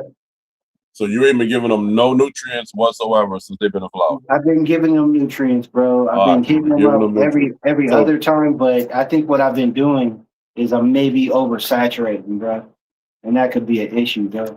So long story short, you I'm gonna might go be ahead and overfeeding too. Then instead of oversaturated, you might be overfeeding. I don't think so, bro. I mean, you could be right because there is no runoff, but bro, I've been using a quarter feed, man. So I'm like, dude, I guess you could be right. You say you've been using a quarter of the recommended. Been using a quarter of that shit, bro. So I Is mean, that the like I said, recommend? Is that the recommended dosage to use a quarter of it, or to? no. I mean, I just there's no runoff, so why would I use a full spectrum and hit it every other? Like I want to make sure that all the minerals are getting used properly. So I mean, for So me, those bro, are it's either those are 3 or overwatering. 5 gallon pots. You said you got 5 gallons or 3 gallons. I got 2 gallon and 3 gallon. You got 2 gallons of 3. How much? What's the max amount of liquid you're putting in there in each pot? You putting Most the same amount of likely, threes as the in my twos? three in my 3 gallons, they're getting a whole gallon. In my two Gallon. gallons, bro, they're getting My 3 gallons So get you a putting whole about a gallon. gallon and a three. You put it okay. So you put in a gallon of water and a 3 gallon. That's a lot. But there's runoff. There's reserves. There may be about 3 quart, maybe 2 quarts You or putting a something. gallon and a 3 gallon and not getting no runoff. No runoff, bro. And you using cocoa? I'm using cocoa, mulch, That's pure probably why. light, peat moss. That's probably why it is. I mean, yeah, bro, they're getting it, bro. So I could be overdoing it when it comes to the watering, man. But bro, I got a lot going on, so it's like I have to water 4 different fucking situations, man. Well, Or no, I five mean of them. you in cocoa, so you're gonna have to keep that more moist than you would soil anyway. So makes sense once Mhm. you said cocoa. I think the fact is that maybe the synthetics are wearing off as quick, even at a quarter solution with a no runoff, and at the rate that I'm Or watering. the synthetics, like you said, you might be underfeeding to where it ain't strong enough. That's why I said I I don't think don't. that's the reason why my fucking spores were burning off prematurely, bro. I think the lack of oxygen in the soil. I think I'm just hitting them too hard, bro. They need to just dry back. And I What's just your it's humidity always in there? What's your humidity level? right now, bro. Probably in the 60s, probably. I can look, but I'll check it out, but probably in the 60s. 60 is like what, week 6 of flower look like? Week 5, week 6? I think from June 28th till now, we're looking at maybe about what 30, 33, 32, 33 days, 34. Yeah, 4, 5 weeks. Mm. It's all good. It ain't over yet, man. I'm gonna go 5 ahead and, like weeks, I said, 60 ain't bad. the Yeah, best 60 way for ain't me bad. to the best way for me to correct this, bro, is to You're drive back week 5. You might want to lower that humidity though once you get to around week 7. I've been doing it, bro. I'm gonna drive back them, bro. I mean, I just been having a lot of issues with watering, bro, because I got so much shit going on. It's That's the like the point of water, what I'm saying. If you didn't have the environment like that, you wouldn't have to be doing all that extra defoliating and all that extra shit. well, I gotta gang up plants in here, bro. I gotta be affiliated. Need air circulation to the max, bro. But at that point, that's what I'm saying. That's a benefit for you, not the plant. That's a benefit for you and your grow space. Bro, unless the plants want mold I and get it. bud You're the rot. master of the plants. The plants want what you want for them. I get it. But in reality, Yeah. In not reality, actually how life works. well, that's how it works Life on the likes to be now. independent and But free. that's how it, bro. That's how it works now, bro. That's how it works now. Without me defoliating, the plants will not be happy, bro. It will be a fucked up situation for both of us. Soil of Yeah. perlite. He's in cocoa, I guess with perlite, right? Cocoa, Yeah. perlite, peat moss, Oh, you organics. got cocoa, perlite, I and got peat moss in there? I got mulch in there, bro. I got fucking Oh, well, fucking nigga, that's different. You damn near got a organic. soily cocoa, nigga. Yeah, yeah. Well, I mean, yeah, but I also have I put manure in some of those, bro. So like, yeah, they've got a nice combination, bro. But like I said, no runoff situation. So I had to be careful what I'm feeding them. And I think I just been having issues with the watering process, and I think that's what I'm looking at right now. So Well, I just drive back it why aren't you watering to runoff? Why? because I don't have room. All I have is sulfur, bro. Like, Bro, you gonna have to where's it put gonna some go? so you gonna have to put some plastic bags up underneath them or something, man. You can't just leave them malnutrition because you know once again for your environment. I got saucers, bro, and I just have to make sure that the saucers ain't full. And as long as I see, I'm pretty much looking at the saucers, bro. If the saucers got everything gone, then I might give them a little bit more water, bro. I don't know, man. We'll see. We'll see how this shit works out. But I'm definitely gonna drive back just to see where I'm at with it. Hit them with water when I do, just to know specifically where I'm at. And then if I see anything else, bro, then I'll know it's feed or any of the other variations.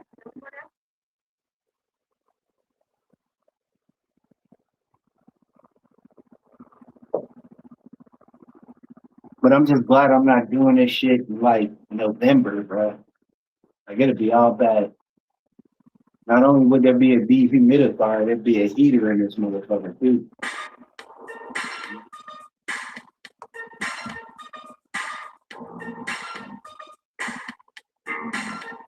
You know about that?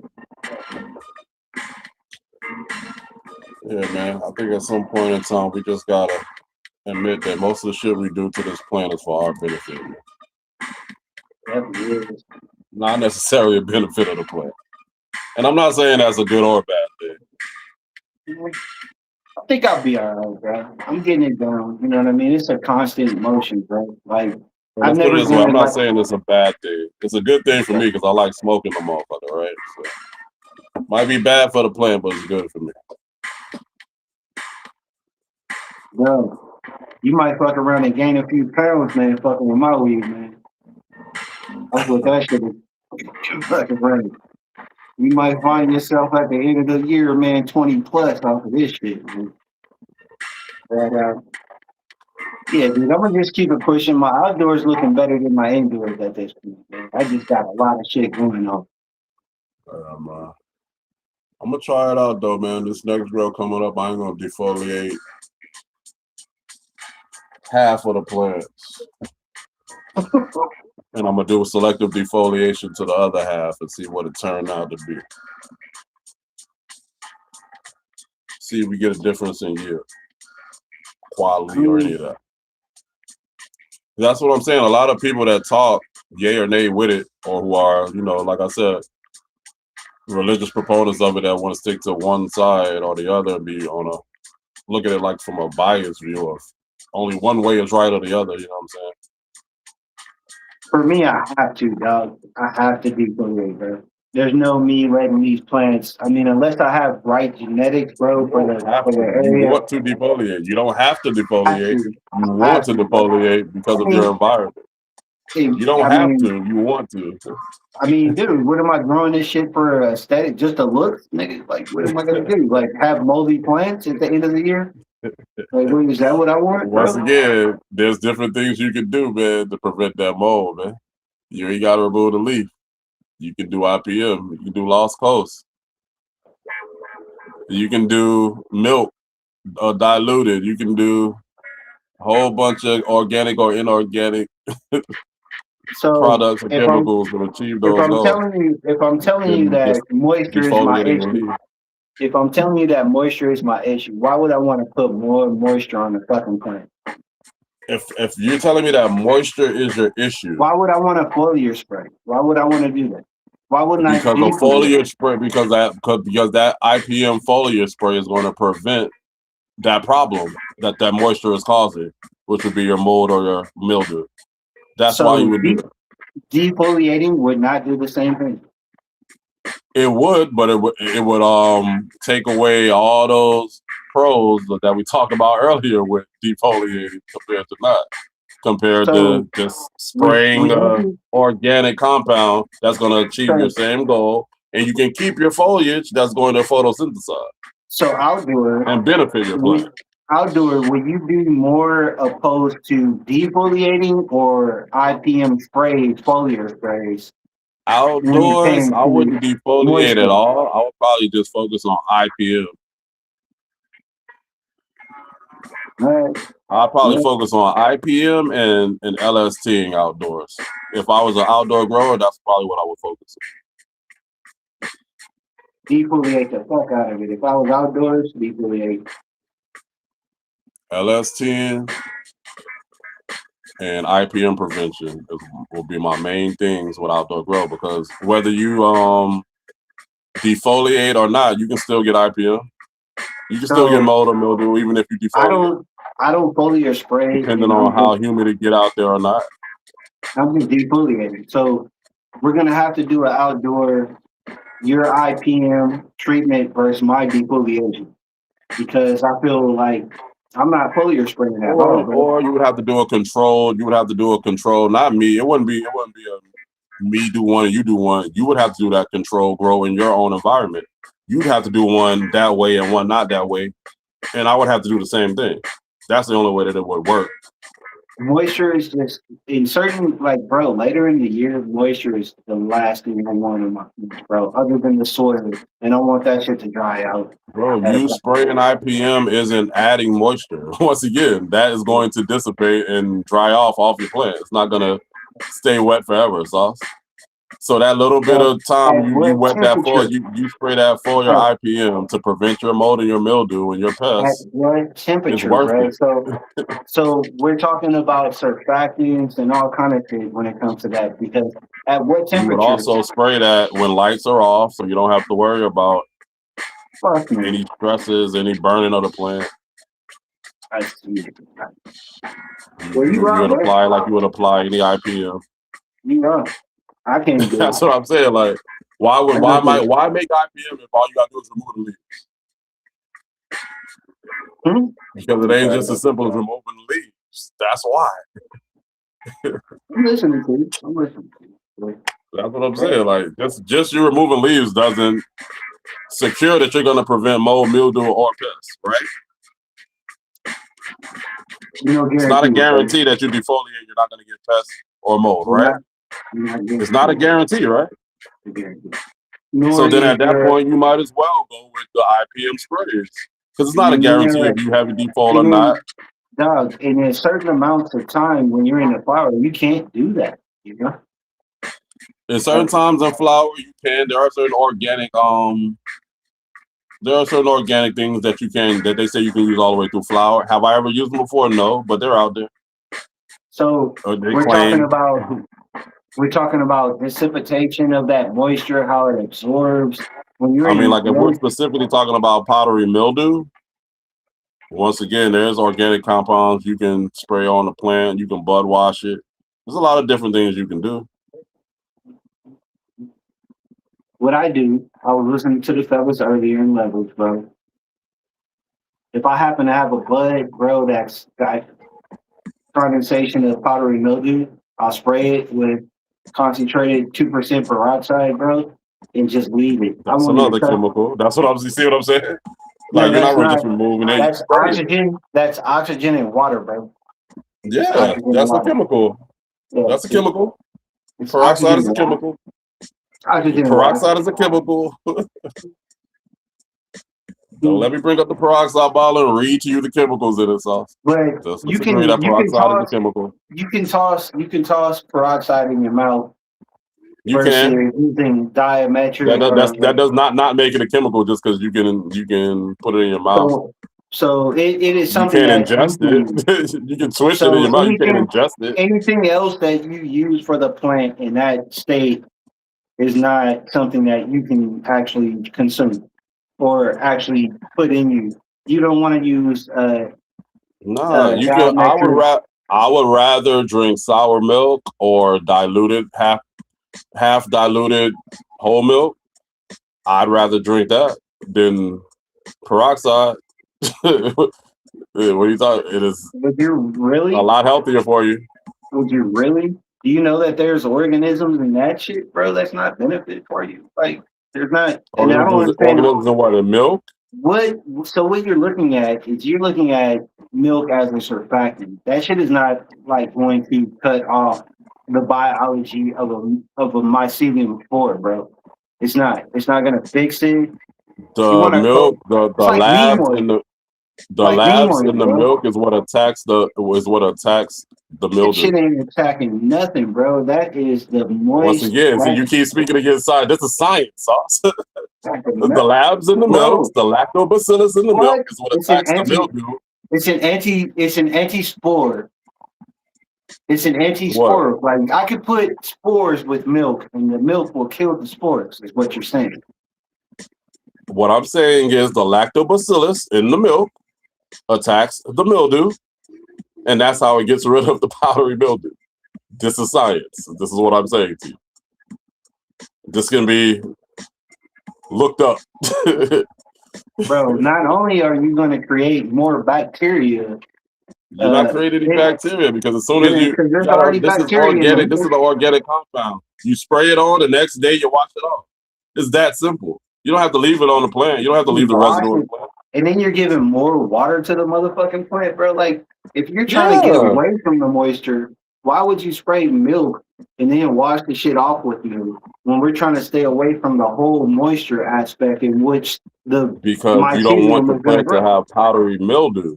We're talking about preventing powdery mildew. You're saying your plant already has powdery mildew at this point. Milk's not going to stop.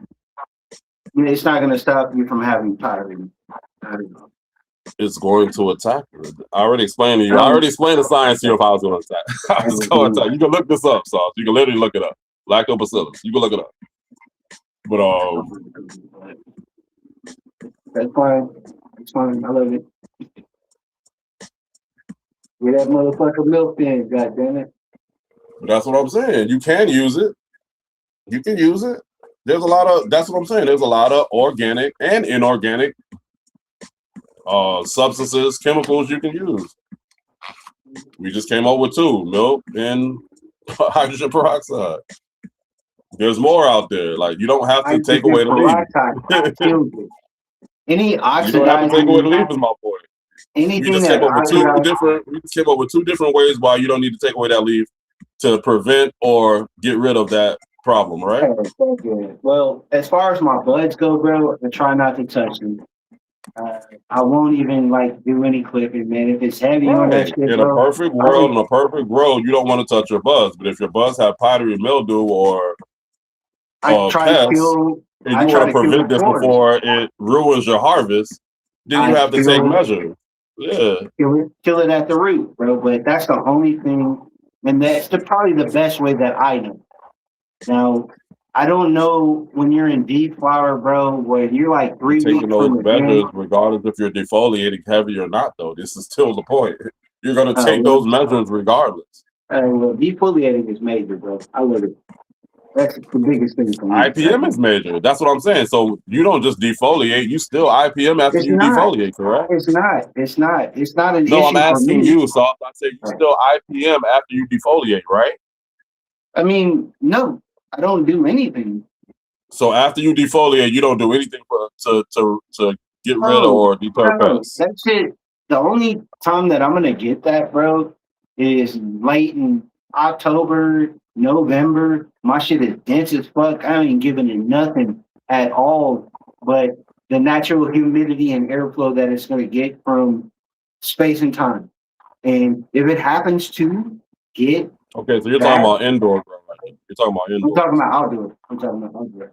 So if You're it talking happens about outdoor. You don't do yeah. no IPM outdoors. You just defoliate and that's it.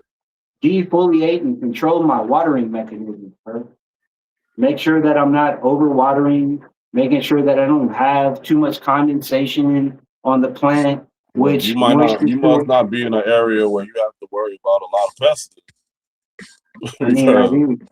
I have to worry about it. You, people that are in those areas with a lot of pests, they definitely are IPMing after they defoliate, and also defoliating as a form of IPM. So what I do is a lot of these species, man, they travel either through they're light enough for the Hippie air. J, what up? Good to see you in the show. I mean, there's just so much. Free to There's so be, much, legalize it worldwide. There is so much to the plan, man, that we can't cover this shit one night, bro. I love you on your milk tip, man, but I can't even fuck with. I would not fuck with that, dude. 10 times fold. Now, when you were telling me something about the soil, maybe, or as far as unless I'm in a dry ass humidity, I do not. I'm not saying you should do it. I'm saying you can do it. There's a difference. I'm not saying you should do use milk. I'm saying you can use it. Just like I'm not saying you should use Lost Coast. I'm saying you can use. You understand? I don't think you shouldn't. I don't think because the same thing that you're getting. You don't from think the you milk, can use IPM sprays to prevent IPM? I don't think that you should use milk because the same thing that's in milk. You don't think that you should use milk to prevent powdery mildew when the lactobacillus in the milk attacks the. Fuck me. Now, if it's scientifically proven that that's a great way to do it. I just told you it is, but now you want to. The white man is got to tell you some way for you to be. All right, here we go. The Caucasian. The man keep telling you don't want to think about work. No, the Caucasian has nothing to do with this shit. I have nothing to do with that. That's it. I can't even say that, bro. But no, lactobacillus in milk get rid of powdery mildew. Yes. Regular milk or fermented lactobacillus-rich milk mixed with water helps prevent and manage powdery mildew. The milk proteins react with sunlight to create a natural antiseptic effect that stops the fungus from growing. Do I need to continue, Sauce, or you believe your boy now?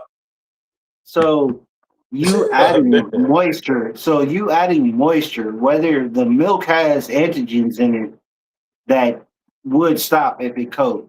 Now, if on a good day, the shit senesces or absorbs into the leaves, you might be right. But on a bad day, when you got moisture added onto a moisture environment that you don't need, you think it's going to be beneficial? I don't think so. Sauce, though, you already know if you have a moisture problem, you have to get rid of that moisture. You're going to get powdery mildew again. That's that's a no-brainer. Outdoors, you can't do IPM and keep the problem the same. Like, I'm gonna honestly just say, bro, I don't know what predicament, and I want to see somebody make this shit work, bro. Scientifically, I want to see milk actually take away from the mycelium being conductive on your plant. That the lactobacillus does that in the milk. The only reason why the shit's gonna exist is because of moisture. And as far as I'm concerned, the milk has moisture in it. It's not existing because of the moisture. It's thriving because of the moisture. It doesn't exist because of the moisture. It's thriving because of the moisture. So what you have to do first is decrease that moisture or get that plant out of that environment or dial that environment into where you don't have that high moisture content. That's the only way to cure it. So outdoors, you keep it high, you're going to stay with powdery mildew and mold. Talk to keep me, your talk to me environment high and wet. So right now, if we was in like October 21st and this motherfucking, we got PM starting to show up on some buds, you gonna tell me put some milk on my shit, bro?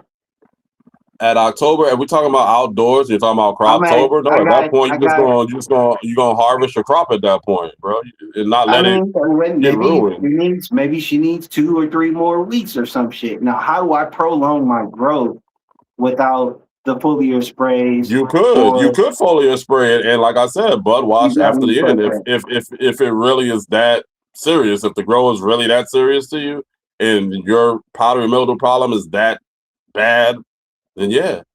If you want to do anything to try to save your harvest, then yeah, that would be an organic way to do it. So are you trying to treat it? I don't know why you would be against it. Are you trying to treat it or are you trying to kill it, bro? That's why. Are you trying to treat it? At that point, there is no treating or killing. You're just trying to get to harvest at that point. There is killing. There's no treating or killing. You're trying to get to harvest. So you're trying to kill. Hold up, Sauce. Hold up. You're trying to kill. You're trying to kill what's already at bay. You're trying to kill what's already developed, and you're trying to keep at bay anything new. That's what you're trying to do. So you're saying that it'll stop at the milk? It's just going to kill it off, or it's going to control it? Depending on how bad or not you've let the problem get, is the answer to your question. Depending on if you're not afraid of bud washing, depending on, like, there's certain people that bud wash even if they don't have powdery mildew, just to clean dirt or soot and animal feces, whatever, off of the plant. Why would you add an extra fucking harvest time to your harvest, bro? Like, what the fuck is that about? How are you adding an extra harvest time to your harvest? Because you're wetting your plants down, bro. Like, why would you wet your plants down? The plant is water soluble. You can wet the plant. Bro, the plant is okay if it gets wet. There's no problem with the plant. You breathe. The problem is in keeping the plant wet. You breathe micropollen and bacteria every day, bro. I mean, I have to understand, bro. I really respect the factor, bro, because I got a couple pets out there that's like, I do 4 different dips on my butt. I don't do any of that. I don't do foliar spray. I'm not against people that do it. That's my point. Like you got certain people that are against people who do it. Like, oh, you butt wash, you're washing off of X, Y, Z, and you're la la la la. I'm not against it. I'm not against it. I'm totally not against it, bro. I'm not against it. I'm not against anything that anybody wants to do in their grow. Period. It's just plant. Do it. If you want to shit on it, it's your plant to shit on it. I don't care. You know what I'm saying? Like, my point is just to argue the facts. Okay. And to, bounce ideas back and forth to get better, fuller understandings. Do more research on the topics. That's it. I'm not doing foliar sprays. When I tell you accuracies, when you see that yellowing, man, it's lack of oxygen, it's oversaturation, it's overfeed. There's a very there's been plenty of times I've seen yellowing in a plant, and I've foliar sprayed it with Epsom salt, and it greened right up. Okay. That's what I'm saying. The foliar sprays are very beneficial to the plant. All right. Well, I think the only thing that we can do now is it's a lot easier to not lock your plant out by foliar spraying and feeding compared to soil feeding. Prefer me to just get it locked, man, but we're gonna have to show this shit out like you showed me. But I will definitely probably. Okay, Hippie J, you've been growing outdoors for 38 years. All right, man. Shit, you know a little something about it, man. Mm-hmm. What do you think, Hippie J, when you're growing outdoors? You doing any defoliation, any heavy defoliation? What you doing? You doing any training out there, or you just letting it grow?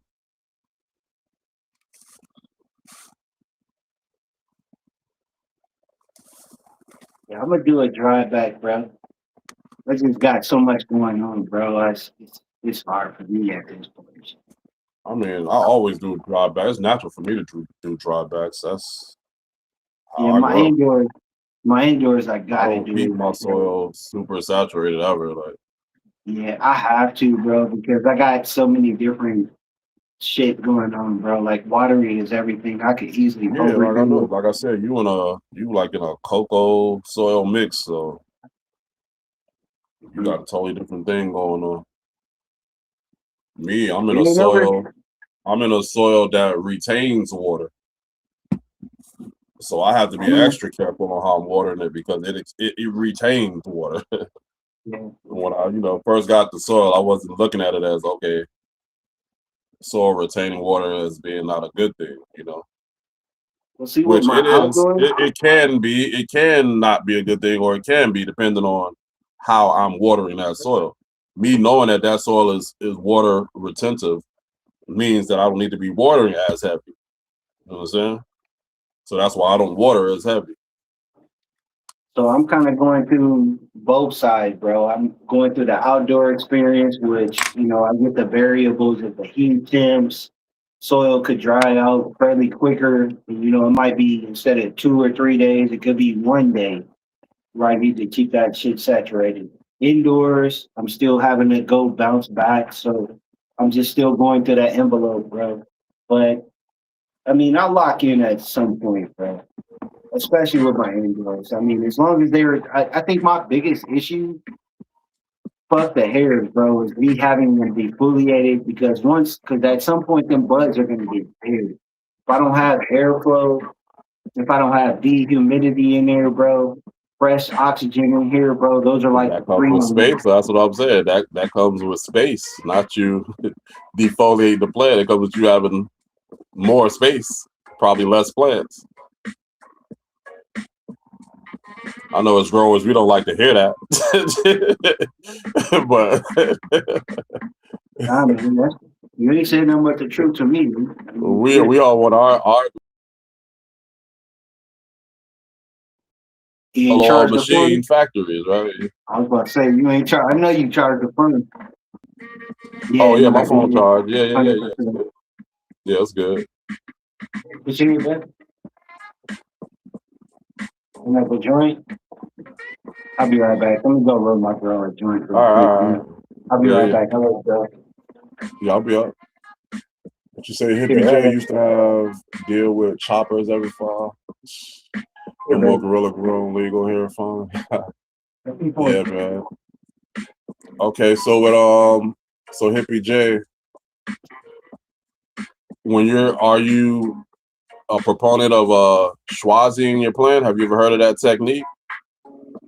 Removing all the fan leaves, like the day before you flip to flower, and then like 20 days in, removing all the fan leaves again.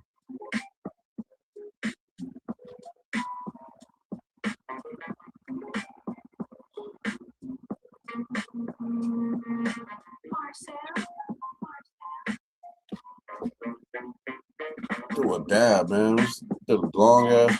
Oh, probably been going about 3 hours. I did what, one dab, if that. I don't even think I dabbed this show. I probably did dab.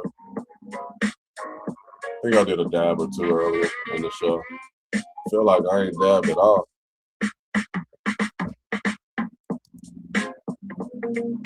Have to deal with the choppers. Oh yeah. When you doing that Gorilla Grow, yeah.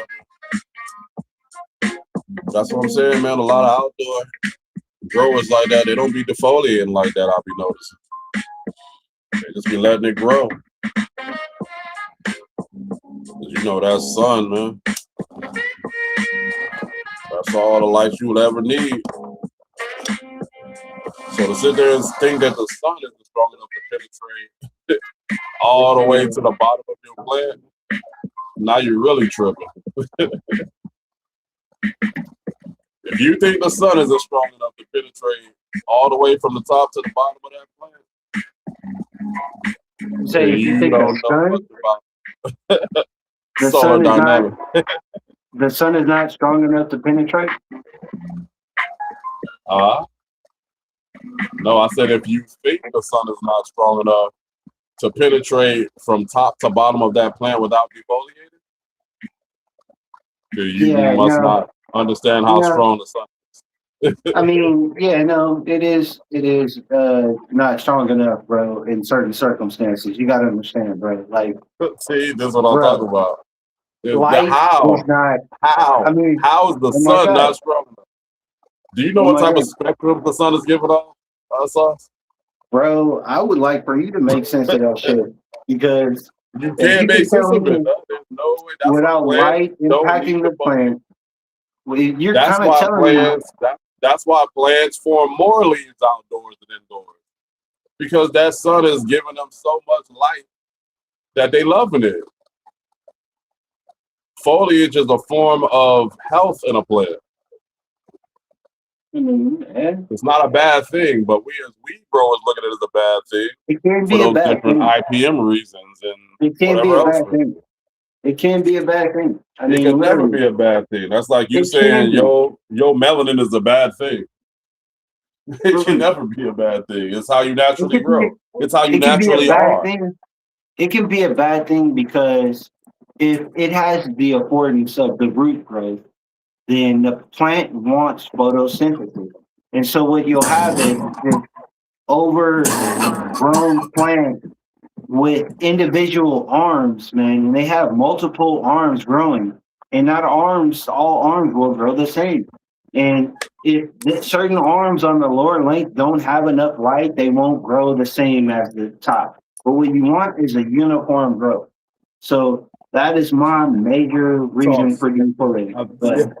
But I think that's the wrong way to look at it.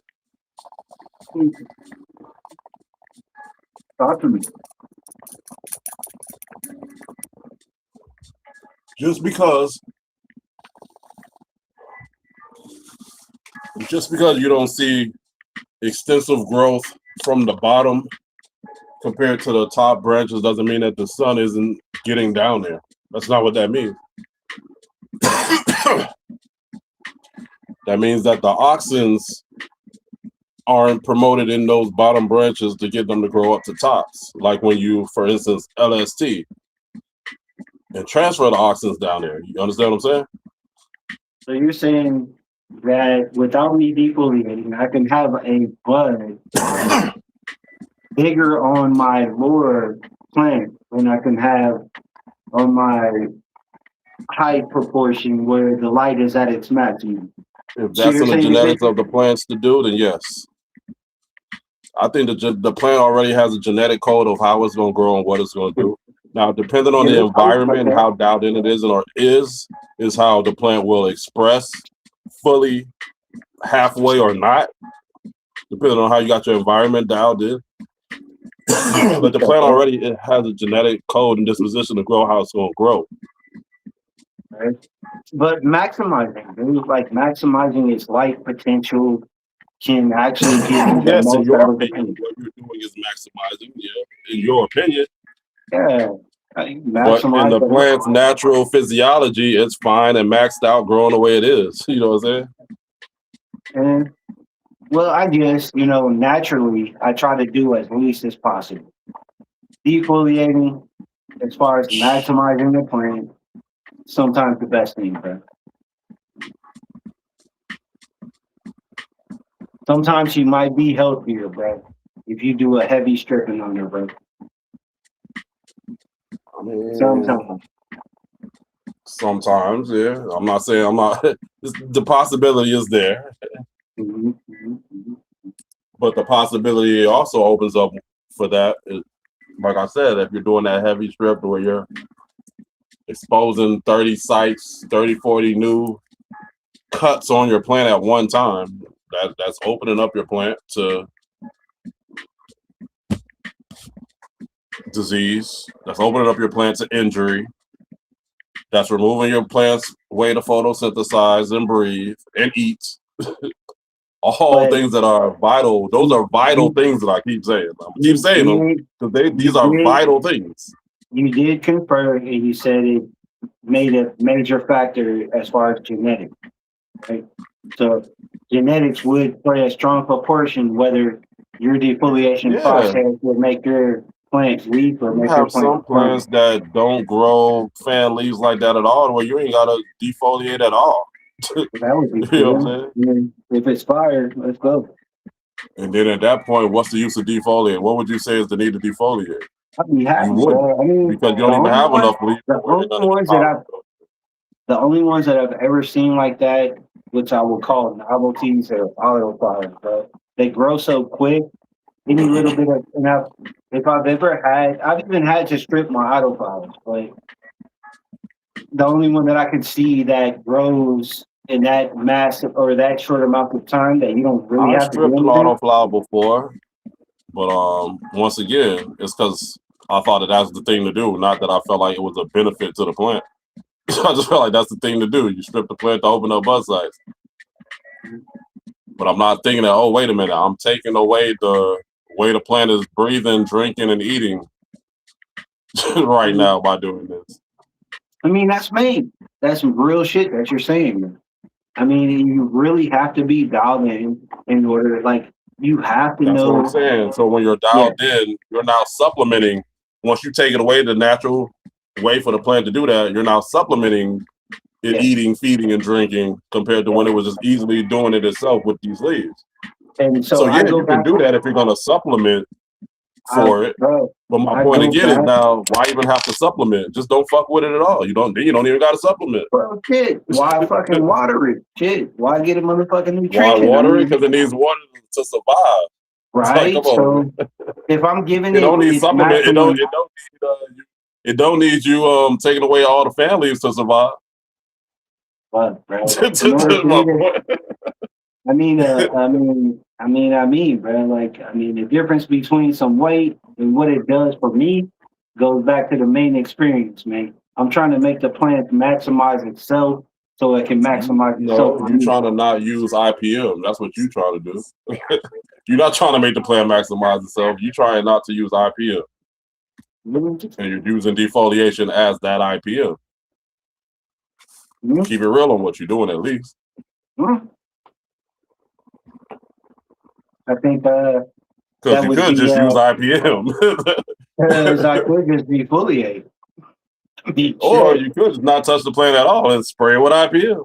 Because you're going to end up spraying that bitch with IPM anyways if you end up having a problem after you defoliate.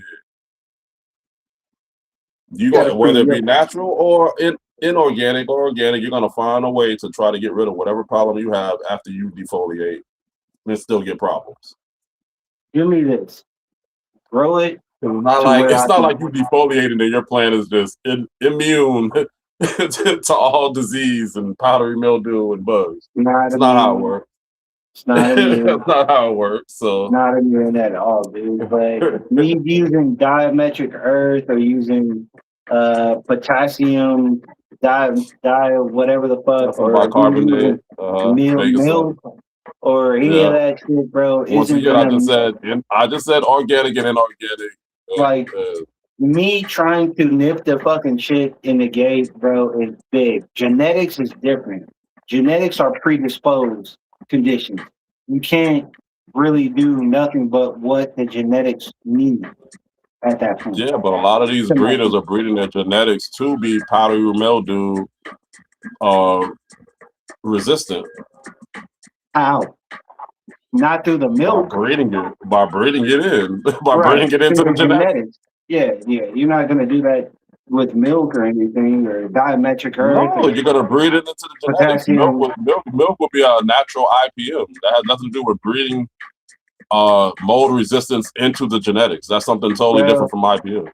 That is one thing I will say, bro. The last thing I want to do is add more moisture to my plant. There you go with the moisture, man. It's not you're not dumping the plant in a pool of milk. How much You're is milk? A leaf, and that leaf is going to dry off within minutes. How much of milk is actually water, bro? Like, there's a strong percentage. How much of milk is water? I don't know, probably a good percentage of it. Why? Yeah, fucking strong percentage. So you can't rely on that. The best thing that you can rely on. You can't rely on it if it works against the lactobacillus and it works I've not against seen it, bro. the I've mold. not seen it. I've not seen it, bro. I've not I've seen bro. it. I've seen it. I've seen it, and I've recommended it to Queen Blazing, Lady Spotter to do. She did it, and it worked for her. And I just read to you on Google that it works. No, you don't want to put milk. So we've Bro, seen the it in last action. thing- I gave you an example of a person that I've told to do it and it worked for them. And we went to the actual fact and site to state the actual information. What more proof do you need, son? In flour. You're gonna throw milk on your shit, bro? And flour? No, I don't get powdery mildew in flour. I've never done it. That's what I'm saying. I've gotten powdery mildew before in veg, and I sprayed milk on it, and it worked. I mean, how many people get powdery mildew in veg, bro? You really fucked up if you. I don't know. I'm telling you, I did. I can't tell you offhand. I'm not a psychic. I don't know how many people in the world have Yes, gotten you powdery is, mildew. nigga. Quit playing with me, nigga. You know you a psychic, nigga. How can I tell you how many people got powdery mildew in veg? I'm telling you, I got it. You never gotten powdery mildew in veg? No. Well, I have. You know what? I've never have gotten fungus gnats before in any of these grows I've been doing. Have you gotten fungus gnats before in your grows? I actually have, yeah. See? So we can't use I have never to be right about anything right now. I mean, yeah, I've had fungus now. It don't take too much Can't of use that. personal antidotes to say that we right or wrong, because what you experience is going to be totally different from what I experienced. You niggas will never see me using milk, bro. I've never had fungus gnats. Never seen them. Now I've seen other people have them, and I've seen other people with the little yellow sticky traps. And the only thing saying that I they can say, catching fungus gnats. environmental control. I try to practice, bro. And beyond that That's shit, one thing I can fuck say up. is not in my environment, and well, I don't grow organic either, so. And I'm not saturating my soil to that point to where they're gonna be forming either. So those are all also factors too. Which, if I didn't take those factors in and I did, then I would be creating more of an issue and a problem. That's why I keep saying with you with your issue of powdery mildew or overly humid environment, that ain't on the plant. That's on you. You gotta reduce that humidity with a dehumidifier, more airflow, not just defoliation. Because if your environment is the issue, it doesn't matter how much you defoliate, you're gonna keep getting that because it's the environment, not the plant at that point. Right? I would say defoliation has a lot to do with it. Getting that air around that plant has a lot to do with it. When it comes to mycelium, when it comes to bacteria that's not good for the plant, Mycelium is the you're thinking about something else. Mycelium is a good bacteria for the plant. No, it's not bacillus, bro, or bacillus. There's different formats for this, bro. You're talking about things that are good for your soil versus things that are good mycelium everywhere. and It's in mycorrhiza. your air. Yeah. There's things in your air, bro, that once they get attached and they have a growth spot, Neem they oil will works grow. good, yeah. But neem oil is more of a oil. I was trying to say more less harsh, organic inputs. But yeah, neem oil is another one. Instead of defoliating your plant, you can spray on the leaf. And most of the time, you spray on the leaf, you're gonna end up removing that leaf at some point in time because it might get fucked up from the IPM. You know what I'm saying? So, but you still want to give it a chance.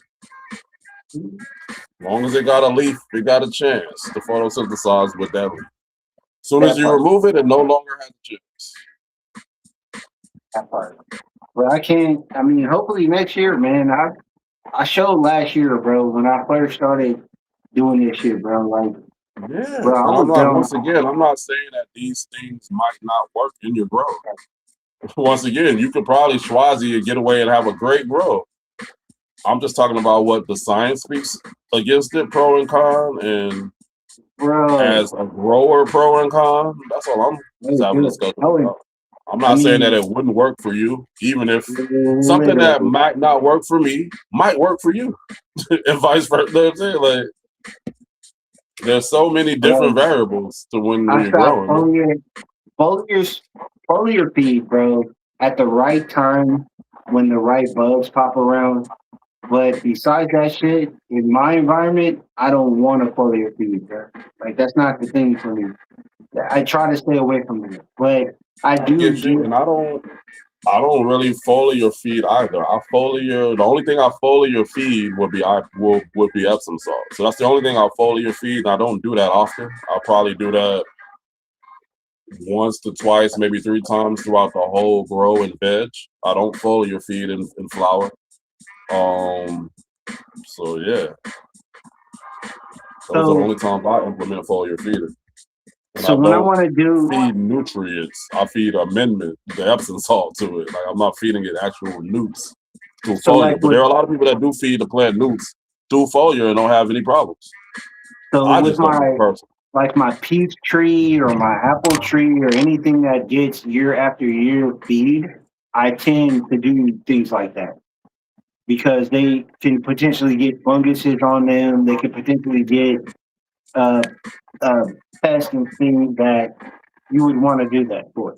But when it comes to cannabis, dude, I really just maximize my defoliation, watch my watering processes, make sure that I have the proper, especially outdoor. I want to make sure that I have the right air circulation. Defoliation is like the biggest thing for me. For me, Yeah, and man. Air circulation. Air that keeps me, circulation is key, man. Air circulation alone in studies has been shown to increase yield dude. and terpene That production. is, Just air circulation alone. dude. The That shit keeps scientific me. studies, actual grow plant studies. Yes. You, you, brother, it keeps me away Because like a from. lot of people like to go off of personal anecdotes or personal what they do in their own personal grows, but a lot of us in our personal grows aren't doing these controlled um experimental grows to see whether what they're doing or saying they benefit from is actually that. You understand what I'm saying? So Defoliation, bro. until that's why I said until a grower that's let's say a proponent of Schwazi or heavy defoliation does a side by side grow where they don't defoliate at all compared to that heavy Schwazi. Same feed, same light, same environment, same everything, same strain. It probably should be from clone, you know what I'm saying? And then that's Why, when you would really be able to do a test to see for sure, you know what I'm saying? And then dude? I that got. test would only be substantial for that one grow strain, you know what I'm saying? You'd have to do many tests like this I mean, multiple I'm times running over it, to bro. be able to get a real I'm true consensus. I'm totally running it, bro. I'm running the indoor aspect, bro. That has its own consequences, bro. And I'm Yeah, man. going. It's not over yet, bro. Like I'm willing to show you guys the ins and the outs of that shit, bro. I might have one plant that is different, bro. It's a different Mm-hmm. strain. It acts different. My outdoors is a little bit more you need to control type shit. I can't really just say the strain. I have to say, bro, my environment. Yeah. I mean, dude, Yeah, I have man. to say Like I that. said, there's some strains you don't need to defoliate at all. They don't even really grow tight knitted fan leaves. They might grow fan leaves with a fucking 6-inch fucking petiole, and then the leaf is all the way out there, so it ain't even really in the way. You know what I'm saying? Like you got different strains that grow like that, to where you really don't need to defoliate it because it ain't blocking nothing. It's just a thick bud cola. You know what I'm saying? And as you see in Definitely those is. grows, It you don't start definitely is. compensating because it don't If, have big fan leaves to take away if you and start if you cutting got a sugar branch leaves.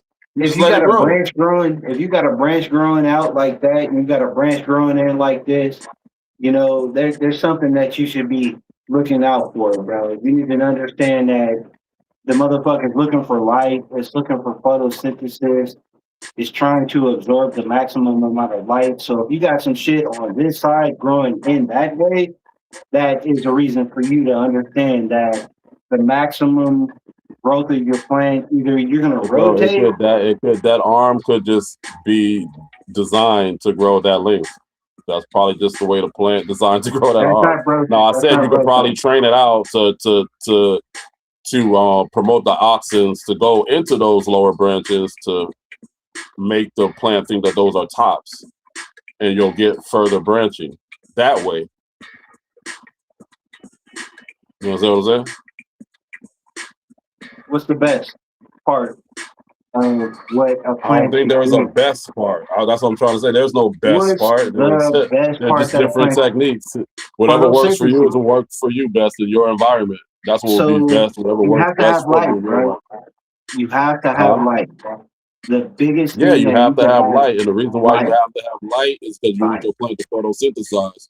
So light. if you have to have light because you want your plant to photosynthesize, you have to have leaves in order to photosynthesize as well, right? But The more defoliating leaves, does the not. merrier, then, because you want your plant to photosize the I don't most, think right? so. I don't think so. Especially when you're talking about fruits, Ja. La. We're not talking about fruits. We're talking So about a you want to plant. make sure, bro, you want A plant would be wherever the considered fruit. more an herb than a fruit. It would be considered a flower or herb more than a fruit, in my opinion. So where the herb blossoms or the herb blooms, because it's a flower, essentially, Mm-hmm. if you want Mm-hmm. to make sure every flower site has its maximum peak, it has its ability to shine. You want to give it 360, the underture, and everything. You try to maximize those sites that you're going to. So that light penetration is major. When you have those big leaves over there covering shit, especially I think about it with They're not males. covering. That's the see. You're not, that those big They leaves aren't are, covering shit. They're they are. collecting light to photosynthesize and feed the plant For and breathe. what? For the stretch, they're collecting light So for the when you have stretch. this big leaf, you're looking at a big photosynthesizer, a big lung for your plant, a big food storage resource for your plant. That's what you're looking at. You just That's looking not at it as gonna a help big your leaf blocking light, though. You see what I'm that's saying? not gonna help You're your not looking buds, at all the bro. benefits of the big leaf. You're just looking at it Bro. as a big leaf that's blocking So light below. if I got a branch, There's so much more sticking, to that big leaf, though. brother, if I got a branch sticking out on the bottom and I got a leaf sticking out, bro, that leaf is not going to absorb enough for that That's blossom to who. be able to That's an assumption you're form. making. Can Look you at agree it. that You that's an look at it. assumption you're now making, Sauce? Can you agree to that? That that's Run an it, assumption you're bro. making? Run it, bro. I've ran it plenty of I'm saying times. though, that's your I assumption. know. That's your Light assumption. penetration. Light penetration, bro, is good. There could be a problem with light penetration. Light that Sauce. That's what light does. Light penetrates in different spectrums. That's what light does. That's the actual property of light. So Nothing the you can do fucked to up light is part not going to make it not penetrate unless you when probably you're put lead when or you're a plate when or you're when a you're leaf. when you're A hurting leaf your when is you're hurting see yourself through. is when you're A hurting leaf yourself is see is through pretty much, you Sauce. perceive To that nature these and the you plant. Hold on, listen when to me you're for a hurting your second. The go leaf ahead. is see through to nature and the plant. The leaf is not So what you're making the leaf out to be. The leaf is not a blocker. The so leaf brother, is a feeder, a life bringer. It's not when I a got a block. You whole understand? branch, You're looking at it as when a I negative thing when it's actually a positive thing. so when I got a whole branch and I got another branch sitting there to the side, and I got all Yeah. these leaves coming down, I got bud sides, and I got this Uh-huh. motherfucker sitting here growing inward. Uh-huh. So what we have to understand is that is not bringing growth to But you're the not inner talking about a structure leaf at that of the point. You're plant. not talking about a leaf at that point. Now you're talking about a stem. You're talking about a branch. I mean, bro. And what I'm saying is that the branching already has the plant is already genetically coded to branch out how it's going to branch out naturally. Now Not we can naturally. LST the plant or No, HST the plant to no. It's based manually on switch those light, bro. It's oxins. based That's why on people light, train. bro. It's based on light What? because, bro, you literally What's based on light? it's all based on light. The plant's growing, What is its all based on limbs, light? all What is it's all based based on on light? everything that the plant does is based on light. Or other than Yes, that, heat. photosynthesis. Heat. Yes, Heat. Heat. photosynthesis. And Other you than need that, heat. leaves in order to photosynthesize. Other than that, That's heat where the to the sun. photosynthesis happens. The Other photosynthesis than that, happens in the leaves. other than That's heat. where all that happens. So what I'm saying is essentially that when you go ahead and you strip those leaves and you got branches growing alongside of that shit, you're going ahead and you're letting every arm have the potential of growing like the most peak arm that you have in. And so you're just giving that photosynthesis. I mean, basically, you're giving it, I mean, it's basic to the circumstance to where you can figure out that in the amounts of time for this top proportion of this plant can mature, this bottom proportion of this plant can mature. And so that's what you want when you're thinking of photosynthesis. You want the plant to uniformly photosynthesize itself. That's not no. You're mistaking plant growth overall, plant morphology with photosynthesis. Those are two different things. It's The big way the shit, plant man. grows has nothing, in my opinion, to do with photosynthesis. As far as morphology, I think morphological wise, it's already genetically coded to grow how it's going to grow naturally. And then when we train the plant, that's when we manipulate those options from growing naturally to spreading out to all those other bud sites by topping or HST, LST. So this is where we differ. I think it's beneficial for you in the plant because if you chose to just let it go, I bet you that motherfucker mold out or your genetics, or you're just not gonna get the maximum amount of the plant that you would have gotten I mean, if you didn't I've defoliate. seen people let plants just go. Like for instance, right now, day one's got plants just going and they looking just fine. Like, so I'll be. Well, that's the first time he's running him too, dude. So Yeah, he's got to go through that. he He usually doesn't tops. know. He So usually heavy defoliates and all of that. Now he's leaving more of the stuff. He ain't lollipopping no more. He using on the canopy. He not topping. He letting it grow natural. He's getting nice sized buds. He's getting good healthy plants.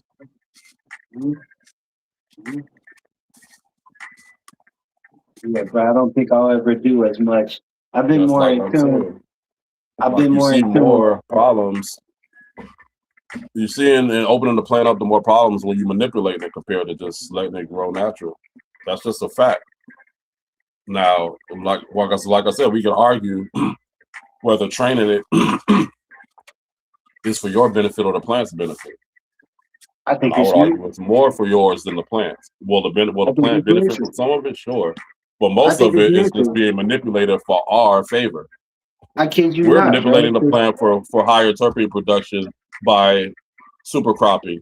We're manipulating the plant for higher yield and by So like, topping or HSTing and LSTing. We're doing all of this to the plant. so like, I guess the only thing that I could differ, I motherfucking defoliate maximum. I think that's major. I watch my watering processes throughout I October, know, like I November. said, that's the thing to do. Everybody defoliates because it's the thing to do. The argument Lie, is it lie. actually good for your plant though, in a biological way where the plant is actually excelling by you doing Lie. this, I'm subjective to not just getting fucking. by. I'm subjective to PM based on my genetics, no matter what I do. But I want to maximize the plant's growth and its health. But defoliating and I water mean, you're susceptible control, to moisture PM control. because of your environment, not your genetics. That's what you meant, right? Environment. I mean, You're susceptible to PM that's because of one your of the, environment. I guess it's one and the same, bro. I guess it's one and the same. If the That's what I'm environment was saying. It can't right, be genetics the unless you have genetics, genetics that are just prone to PM. Because, like I said, they do make or breed genetics that but are I PM resistant. They are out there. but I chose to grow genetics in an environment that it may Right. not be.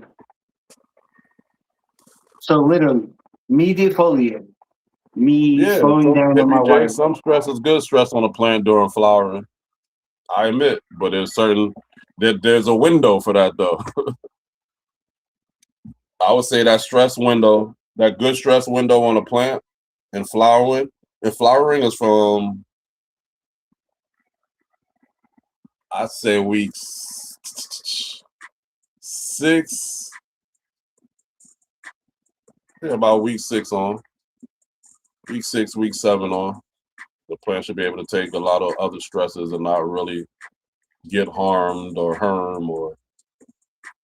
That's fucked up, man. I'm not talking about excessive stresses. I'm talking about like light, probably a little extra light. Or the further you go in the flower, the harder it is, bro. You can really fuck that's what up. I'm saying. The further the plant gets to finishing, the harder it is for you to really like fuck it up with herming. Like let's say if it do somehow you've been training and manipulated to the point to where if that later flower it tried to herm on you, it'll probably produce some like little white nothing, you know what I'm saying, like unfertilized or viable seeds. Like it won't really have time to focus on seed production. You understand what I'm saying? Because you harvested it anyway within a week or two. Yeah, bro, it takes time, bro. I mean, we live and we learn, bro. Shout out to all you girls, bro. I'm just happy if you happy what you doing, man. Yeah, Don't take nobody. Oh, I'm more. You see me. I'm more for the science about it, man. I'm more for the actual processes, man. Growing is cool, man, but I like to know what's actually going on. You know what I'm saying? Yeah, it's cool to look at a plant and be like, oh, it looks pretty and it's great and it's green and it's I gotta got talk big my buds. shit. But what is the actual processes? What are the actual terminologies of these things creating this? What are the actual hormones that you're turning on or off that's creating these certain effects? That's what my interest comes in. So do you do a lot agree more that research into it, man. I think you should definitely be able to put that shit down on format. So express what you've learned. Let that be an expression of it. Like if you fucked up, you fucked up. Don't be afraid to admit that shit.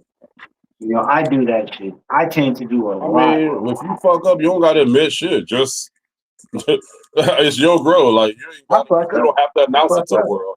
You just learn from your fuck up and do better next time.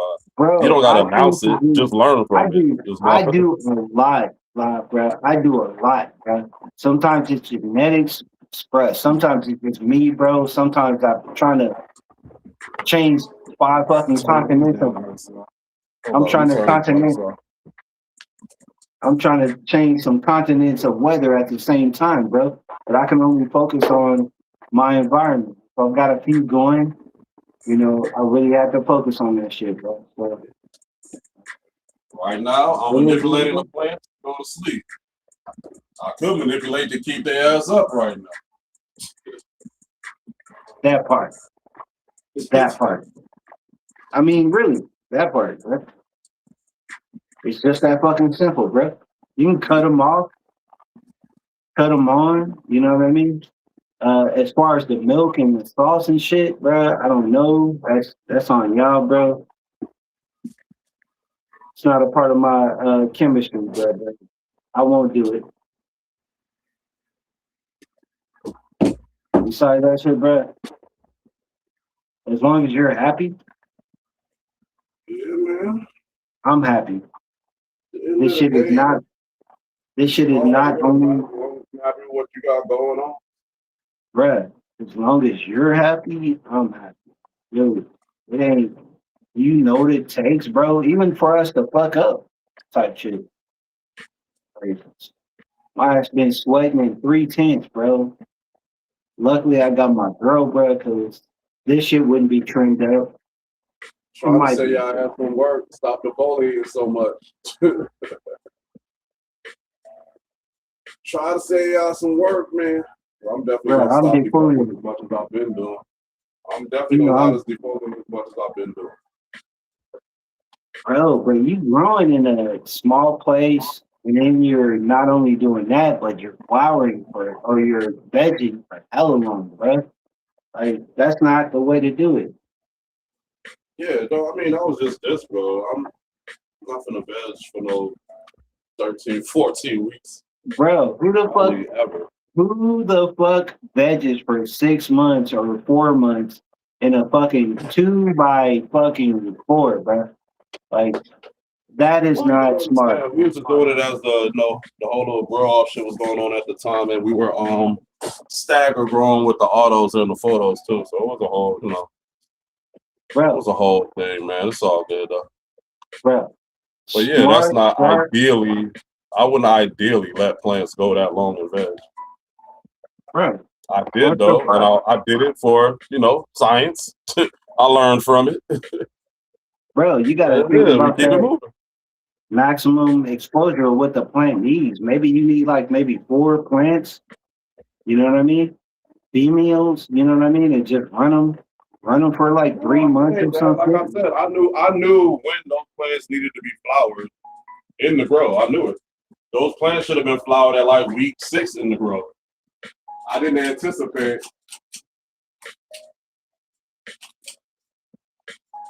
The plants growing the way they did. Remember, this is my first time ever growing these strains. So. I respect you regardless, but I want you I to didn't anticipate it growing the way it grew. First time ever growing a whole bunch of autos like that. Remember, all this shit was a first for me, so all this shit was a learning experience. I wasn't afraid to go through it. Was it the best experience?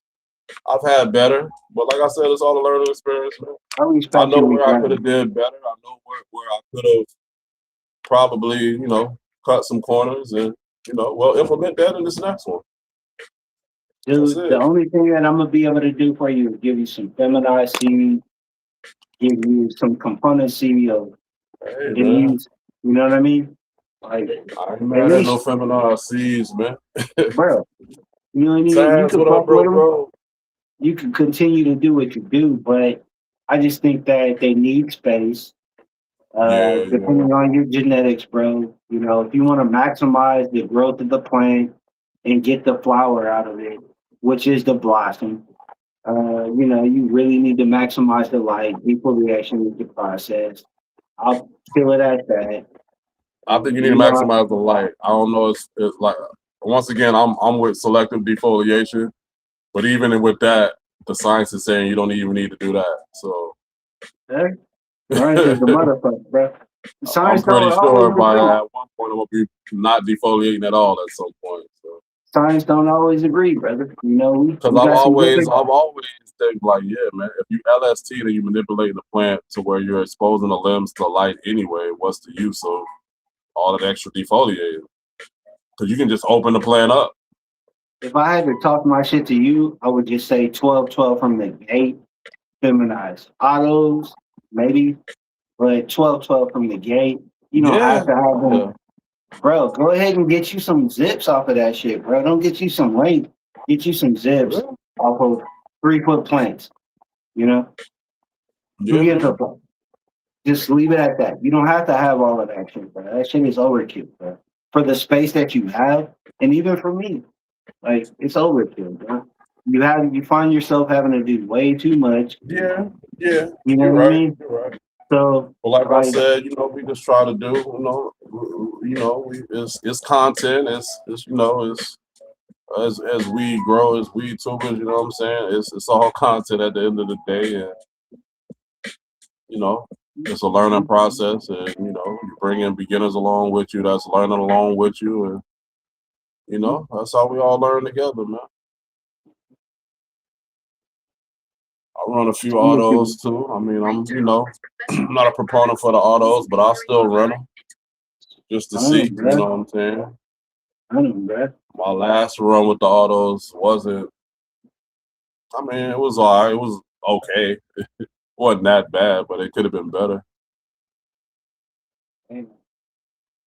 But I chalk that up to genetics, right? I chalk that up to genetics. Yeah. It is what it is, bro. 100%. Like, bro, I think the biggest factor for me right now is time, bro. I'm not worried about shit. I just have to make sure that I put my time in the right places, bro, because they do need. I can't let them just go and not do anything.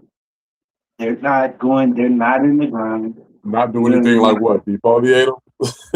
Defoliate water. It seems like the only thing you want to do to them is defoliate them. Dude, you don't want to do nothing else.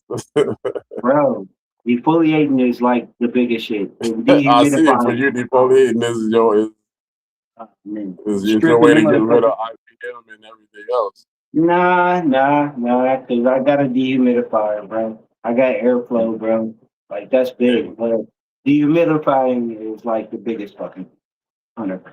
When it comes to everything, the IPM and everything else, yes, sir, 100%. Like that's just like the surface level of the shit. But I gotta have airflow. I gotta have the humidity, and All right, peace, Hippie J. You haven't seen who indoor grows. All my grows are indoor grows. I just the videos get taken outside, but all of my grows are indoor grows. bro, I don't know if take you're that talking little the sauce. man. Always Hey, doing his bro, indoor. take that closet, bro. Take you four of them things, feminize, and just run it 18.6 until you feel like 3 foot. Right here, what up, Ty? What's up, bro? Chilling, man. What's good with you? Hanging in there. I ain't never see your indoor grow yet. Yeah, I man. only see your light in the back. All my stuff is indoor. Like I said, bro. I just the videos and the shorts and all that. I just take outside. But Oh, yeah, man. Like okay. right now, I don't know you can see it, but Guys, pull up, man. What's up, bro? Pull up, bro. Chilling. Show a face. Show a face, brother. no, Taz good. Taz good, man. He good. Taz That's good. Tazarello. Nah, that ain't Tazarello. That's my homie Taz. That ain't Tazarello. Yeah, man. Like this the little badge box right here, bro. And then in this closet right here, that's where the flowering and the big girls is at. That's a lot, bro. You are going to have to deal with a lot of shit, bro. Like that's a lot. Boil it down to your What's a lot? What you talking about? just a lot of plans for that area, bro. For that space, bro. They're not gonna be in there too much longer. Yo. Flip them, bro. Just keep kicking bro. Bro, I'm not gonna. Those are ceilings, so I'm not gonna flip ceilings. What are you talking about? Flip them, bro. I mean, like, bro, Flip your narrow, ceilings. your window of the space that Them you plans have. Those are 5-week-old ceilings, man.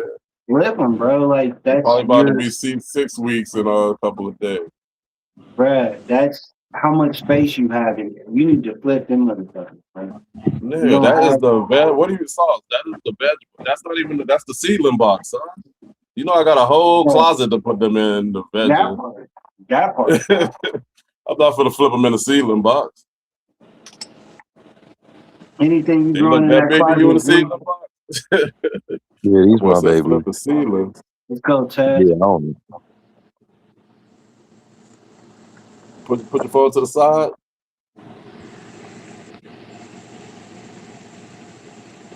Or is it the other side?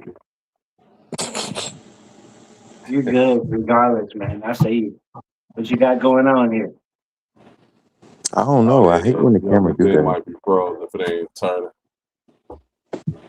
What? It ain't turning. Peace, Hippie J. Appreciate you coming to the show, bro. I see you regardless, man. What you got going on here? All right, yeah. So Yeah, we see you. So so you got the this blurple is light on it? What type of light that is? it's a vegetative light.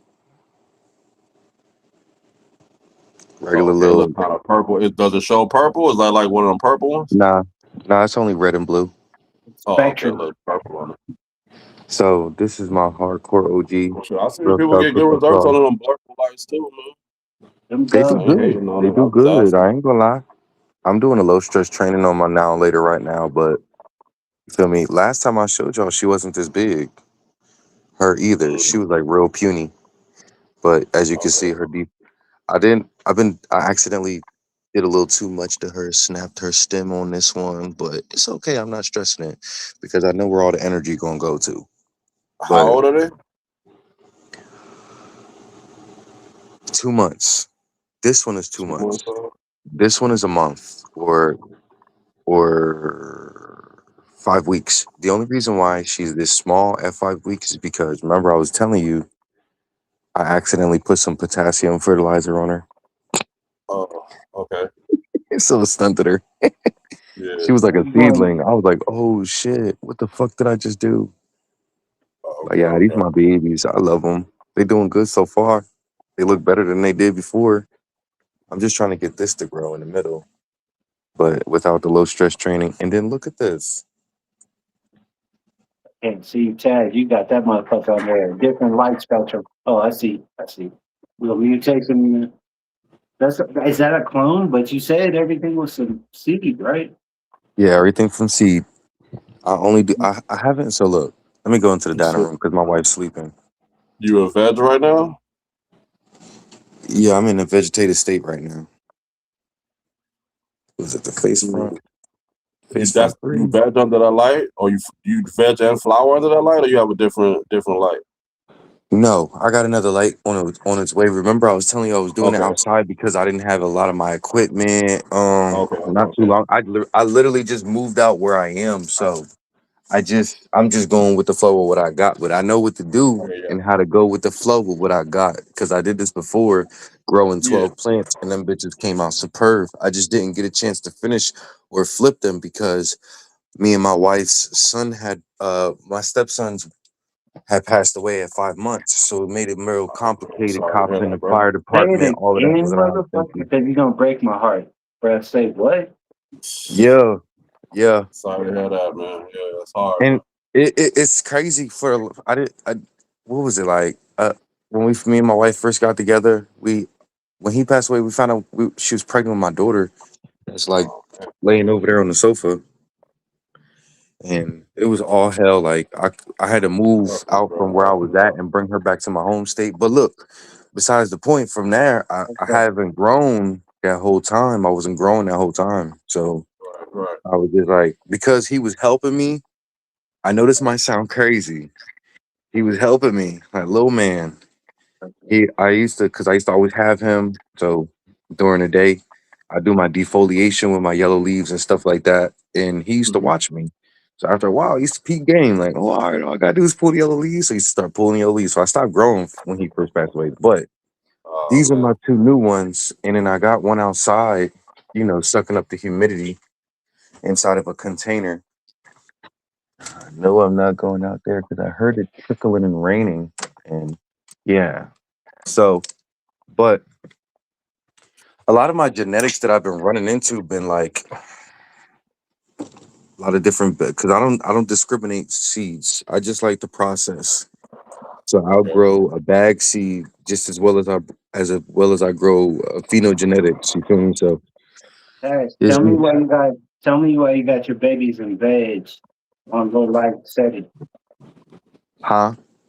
Why do you have your babies in veg on low light settings? Why do you have them in the Because yeah? at the moment Special. I'm about to start a new job. So at the moment, that light is the only one that I could grab because I that was respect. just like quick and nifty. You feel what I'm saying? Like I just could grab what was on the market real quick because I'm not about to be home a lot. Work with But what you got, the man. little, but you know what?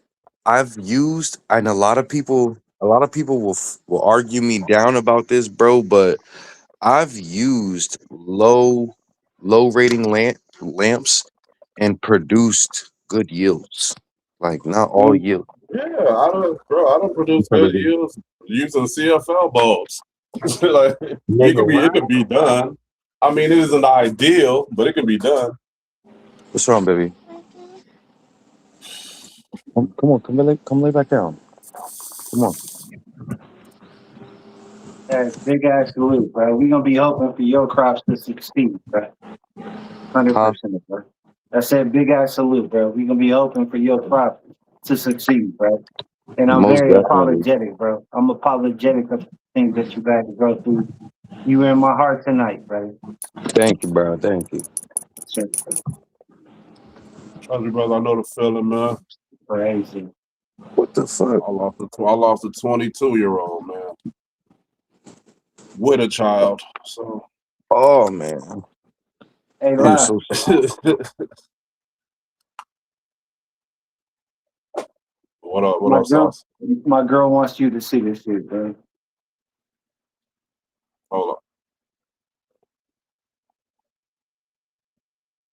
So I'm here, bro. I can't even. The girl said she was gonna be doing what she was doing. There's a plate here with on. there's a plate with a gang of joints, bro. There's a gang of weed sitting in there, Oh and shit! Lady bro, got it. she over here, Young lady got it set up over there, huh? but she over here tripping off of me, because you know I pour this shit out, bro. She knows I will. Like we don't give a what.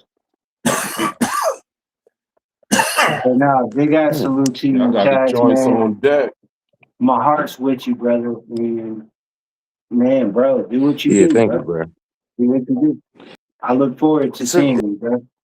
Me to perfect. Make sure you pull back up, You bro. want to know something? I've been learning a lot from y'all. Little do y'all know. Glad you can learn from us, bro. We all learning too, so I'm glad we can all learn together, man. Yeah, once I got it, I got bro. my own like master. I got my own like thank you. I got my own like mastermind to this weed grown thing, but like I can't wait till I upgrade and go to the shrooms. Bro, That's my do me next a favor, project. Just keep bro. honing your skills, keep doing the Do me knowledge, a bro, till favor, you get bro. where you want to Be a get with good that man. equipment, and you're gonna let it go where you Take want to care of go your crazy. babies. I already know. Take care of Of your course, family, bro. of course. Symbiotic. This relationship that you have with life, bro. I know it's gonna be some hard shit, bro. But in the meantime, bro, structure the shit, make it beautiful. Do the best that you can for what you can with this life, bro. Yeah, no. For me, I respect you. I respect you for pulling it. Most No, ain't definitely. nothing but respect and love, man. Yeah, and it's crazy. I just had my first son. Like, Oh man. me and my wife been together for 5 years. In the beginning, she lost her son, and for 5 years she did not have boys. She had all girls. Sheesh. So we finally had our first boy. I'm hyped, but Yeah, man. I don't. I'm. Congratulations You on want to that, know man. something? I'm kind of like mentally scarred about that. Like I wanted my wife's like, so are you gonna like teach him your ways of agricultural life? And I'm like, So I don't look, know. I gotta. It's gotta take some time. You gotta give me some time. Wait till Yeah, he's you gotta he, see if past that's that something that market. he gonna want to do once he become his own man and all that stuff. Yeah, that's how I bro, was trying to tell her. that nigga, hey, this nigga's 46. I'm 45, bro. I don't know how I'm only. old you are, I'm and only 31. my heart is with you, brother. So Yeah. Yeah, he definitely youngin', man. believe, He youngin'. definitely know, nigga, that we don't short yourself, brother. Oh Do yeah, the hell best thing no. you can, man. Do the best thing that you can in this life, bro. Because I'm Good, with man. you, he's with you, bro. And that's how we move, bro. Hell yeah. And we will be Oh here with yeah, you, shit. brother. You lucky, man. You got a jump start in the game, man. When I was Yeah. 31, nigga.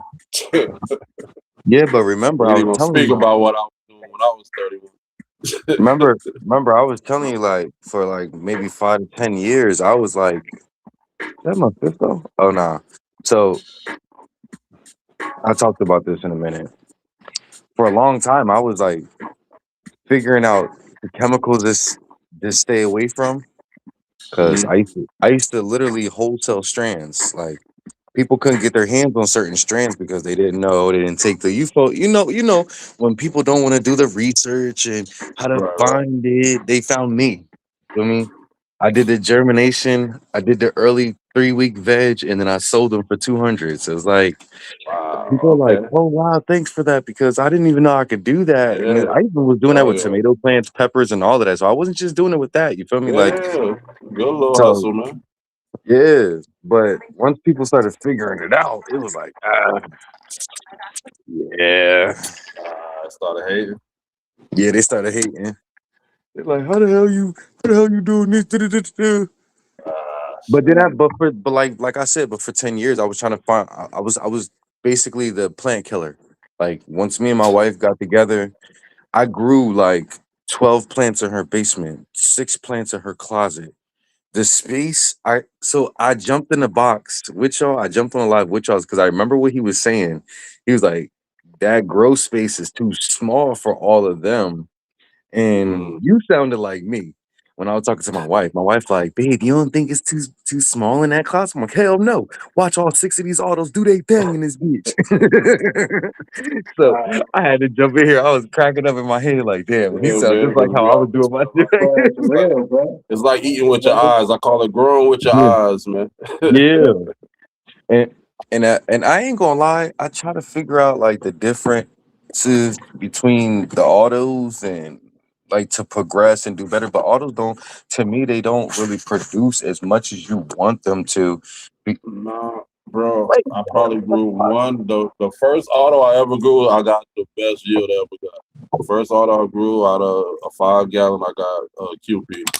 Every auto I've grew ever since, I've gotten probably 2 ounces or less. Yeah, I've only gotten the 2 ounce range. See what I'm saying? And I done and I redid it back forced in a and look, 5 gallon and 3 gallons. yeah, I only see So, this is but my it's also first. genetics too. It's also genetics too. If you don't got good genetics with the autos, yeah, you really Yeah. fucked it. I Yeah, mean, to and be real this, with y'all, bro, they've all been novelty to me. They look good, bro, but the high ain't never been there. Every photo that I've Yeah, the had, high. yeah, yeah, it's To me, the never high been is there, bro. there, but it don't last as long. Like it you talk dissipate a about with lot quicker. autos. Like to me, it's yeah. Autos, With the autos autos, for to me, I sure. feel like I'm smoking double I would if I was smoking a photo. You know what I'm saying? Yeah, okay. You're right though. You're right because, like I said, with our situation, I cut my trees down. I didn't. I only cut down the ones that had buds on them, so they could have been in the CBD range. Because I had my little, you feel me, my little Oh, jewel okay. checking my buds. I had ambers. I had some that weren't amber. I had a whole lot of cloud, but like I'm like, you know what? Fuck it. Cut these bitches down. Hang them upside down. We got to get these bitches up out of here. And then the ones that were like early flower, I gave them away. Like if I knew y'all, we would have never did no giveaways. I would have just gave them to y'all. Like, I need y'all to take care of these. This is Big Bud. This is Super Skunk. This is jelly powdered. My All this, nigga, bro. bro. Give it away. Give it away, nigga. Give it Fuck away. that shit. Fuck it. I love So it. look, this is what I'm working with right now. I don't know if y'all can see. Hold on, let me spin the camera. Somebody gave this to me as a gift, and I was like, "Oh shit, I'll try it out." They said they've never got a chance to actually see it grow. So I've been taking her on this journey with me. But this is my genetics that I'm using. So that's what you're actually breeding. Yeah. That's cool. Big ass salute to you, brother. Are you And happy, yo? Why Are you not? happy? hell yeah. I mean, I Yeah. was kind of upset the other day. Like I said, I broke a stem off of it. And I talk to my plants like they're my kids. So I'm just like, man, I broke your arm. I'm gonna grow 5 more, okay? And she's been doing good. Like, it's just like, have you ever like I know me personally, I'm with bro in the middle, like for me, it's a patience thing. Like when I make mistakes like that, the one thing that kills me is to watch the little foliage try to catch up to the big foliage, and you're like, come Fucking on, hurry a up. day Yeah, later, man. and then 2 days later, nigga, you Yeah, find you don't yourself want. out That's there. what I'm saying. Unless you Yeah. train Two in a days, certain way, that foliage isn't really 2 days, genetically you gonna disposed find to grow yourself that way. back out there 2 days later in this motherfucker, looking at the Word up. same shit. Cause That's what God I'm damn, saying. bro. That's what I'm I saying. So did it really make sense to cut it if it's gonna grow right back? You know what I'm saying? no, that's what I'm saying. I didn't mean to. I, Yeah, I no, was I know you. I was I going was just back to the popping little marketing and foliage how you pieces was off, and marketing that it. thing said, "Shriek." I said, "Oh Yeah, I shit!" feel it. But my boy said, "Did you dip that one piece in honey?" I said, "No." Why? He said, "Don't you got a fem?" I said, "Yeah." You ain't got no photo, right? Yeah, nigga, you got a mother plant, bitch. What you doing? Oh, I never really paid attention or cared about it. You feel me? Like I've always dealt with Yeah. photos and the autos. You feel what I'm saying? So it's like this is a new like I can't lie. The only other plant that I did have that was a feminized plant was Is it even worth to keep as a mother plant though? You like That's what I was it's gonna ask. fire? though so real Just because it's a film don't mean it's doesn't you mean know that what it's I'm the saying? best one. So Right. I've actually went to multiple dispensaries and I've definitely had Hardcore OG, and Banger. Now, Girl Scout cookies, I've grew Girl Scout cookies myself, so I know the genetics itself. And right now, I'm gonna say that it's in the hardcore OG state, in its vegetation state, but I'm not really quite sure until I flip it, do what But I gotta do. we got gelato, bruh. We got a few different I know. I'm trying to get my hand in that because look, spectrum, right? I'm an exotic person. Listen, I don't be wanting to. I do. So look, I do keep the sourdough G, the uh gelatos, and the gorilla glues and all of them. I keep them in a tuck for myself for when I'm like. But when it comes to like a channel like this, because this is my first time building a channel with just my So reels you're for the saying those moment. are the three type of strains you would want to make a mother plant? That's what you're saying? Girl Scout cookies is one of them. But when they gave me these seeds, like I said, the seeds were a gift. So this is just a quick test run to see how they're gonna be and if I want to keep her around. Because I'm definitely gonna keep her as a big ass bush, like at least up to my So knees. I'm 6'2", so at least up to my oh knees. shit, okay, you tall as hell, boy. I'm 5'9". So Hey, I'm tell me what still I I'm was still gonna say. on you, bro. I'm still on you for your light For mother spectrum. plant. But I want to make sure, please follow me so I can watch you on that because I've seen a few cats What was I grow in gonna say? that spectrum, bro. And And I ain't I gonna. got questions. I got questions, bro. I've I never got done it. you. You This is know a what I learning mean? process for me too. You feel me? What you And were you saying? know what's so You're keeping crazy? them as a mother plant because what was you saying?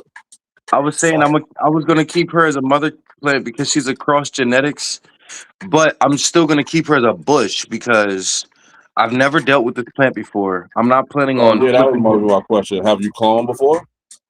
Huh? Have you No, cloned before? no. And I got my boy that's not too far from me. He said, I'm about to come through and teach you what you need to know. Okay. I'm like, all right, bro. I just know that, like, I'm not gonna lie. I'm lying to you. I have cloned. I cloned tomatoes. Like Okay. if I'm strolling through the neighborhood, everybody Yeah. has different tomatoes around here. So I walk by, dip it in Get some a honey. little clipping. Yeah, dip it in some honey and Well, slide. Put it in a little Yeah, cup. man. Me personally, Oh so shit. I've always found out, like, people be like, "Oh, you can't just dip it in the honey and throw it in the dirt." I just did that with a tomato. She's growing strong as hell. Okay. Because yeah, I was gonna say shit. Clonex is like the main one. I know a lot of people use that. They say work. But shit, you going Hmm. straight honey and work? It's working because I know honey's a good one. Honey is like a good Yeah, natural one. the more organic your Cinnamon honey or is, the more organic what your is honey is, the it? better she acclimates Something to what willow. I found out. You know the name of so that thing? I'm talking about the I've thrown tree them, sauce. What bro. willow? Something I've willow. thrown them in water, bro. I've thrown them in soil. Like literally, it has to go with the environment. You really want that medium to give it Oh, the proper growth processes, bro. So your medium and your atmosphere, aloe. because you could Aloe fuck is a good around and one have a too. right Aloe is a medium. good natural one. You could have DWC and that motherfucker could have cold temps and it won't grow. But you want to Hmm. unify when you're cloning, you kind of want that unified spectrum, proper amounts of light, proper amounts of uh, anything that can produce root structure. You But you're want using that Clonex growth. too, sauce, right? You're not using You like know, a I'm not. natural I'm sorry. organic No, I'm not. I'm promo. No, I don't DWC. use Pronex. I'm my and DWC. that's what No, my I boy said was telling me. sauce. You use Clonex, right? DWC. I'm DWC. No, Oh, You don't use sorry, Clonex in the DWC. DWC though? No, I don't. You I don't think what put I like do, great white or nothing in there? bro. No, I don't. I mean, honestly, bro. To be honest, bro, I changed my water a few times, maybe twice throughout my Uh-huh. DB. I have a 3-gallon DWC 24 cloner. I changed the Yeah. water twice. So you just using I straight may, water? I may. I mean, I've ran variables, bro. I Hmm. may use straight fucking water out the sauce, bro. Just straight out the dip, cold. Or I may use DWC solution. It varies, bro. Like it really varies, yeah. bro. I would like to say, bro, like if you're DWC, I would say if you can get your temperatures right within the water, you Hmm. should use some type of solution because it's going to add to the growth. then it'll cut down your cloning time. But if you're like me, bro, and you want to just set a clone in the fucking tap water on the fucking facing of the window, you don't have to use nothing, bro. All it takes is oxygen, bro. Yeah, It just takes yeah.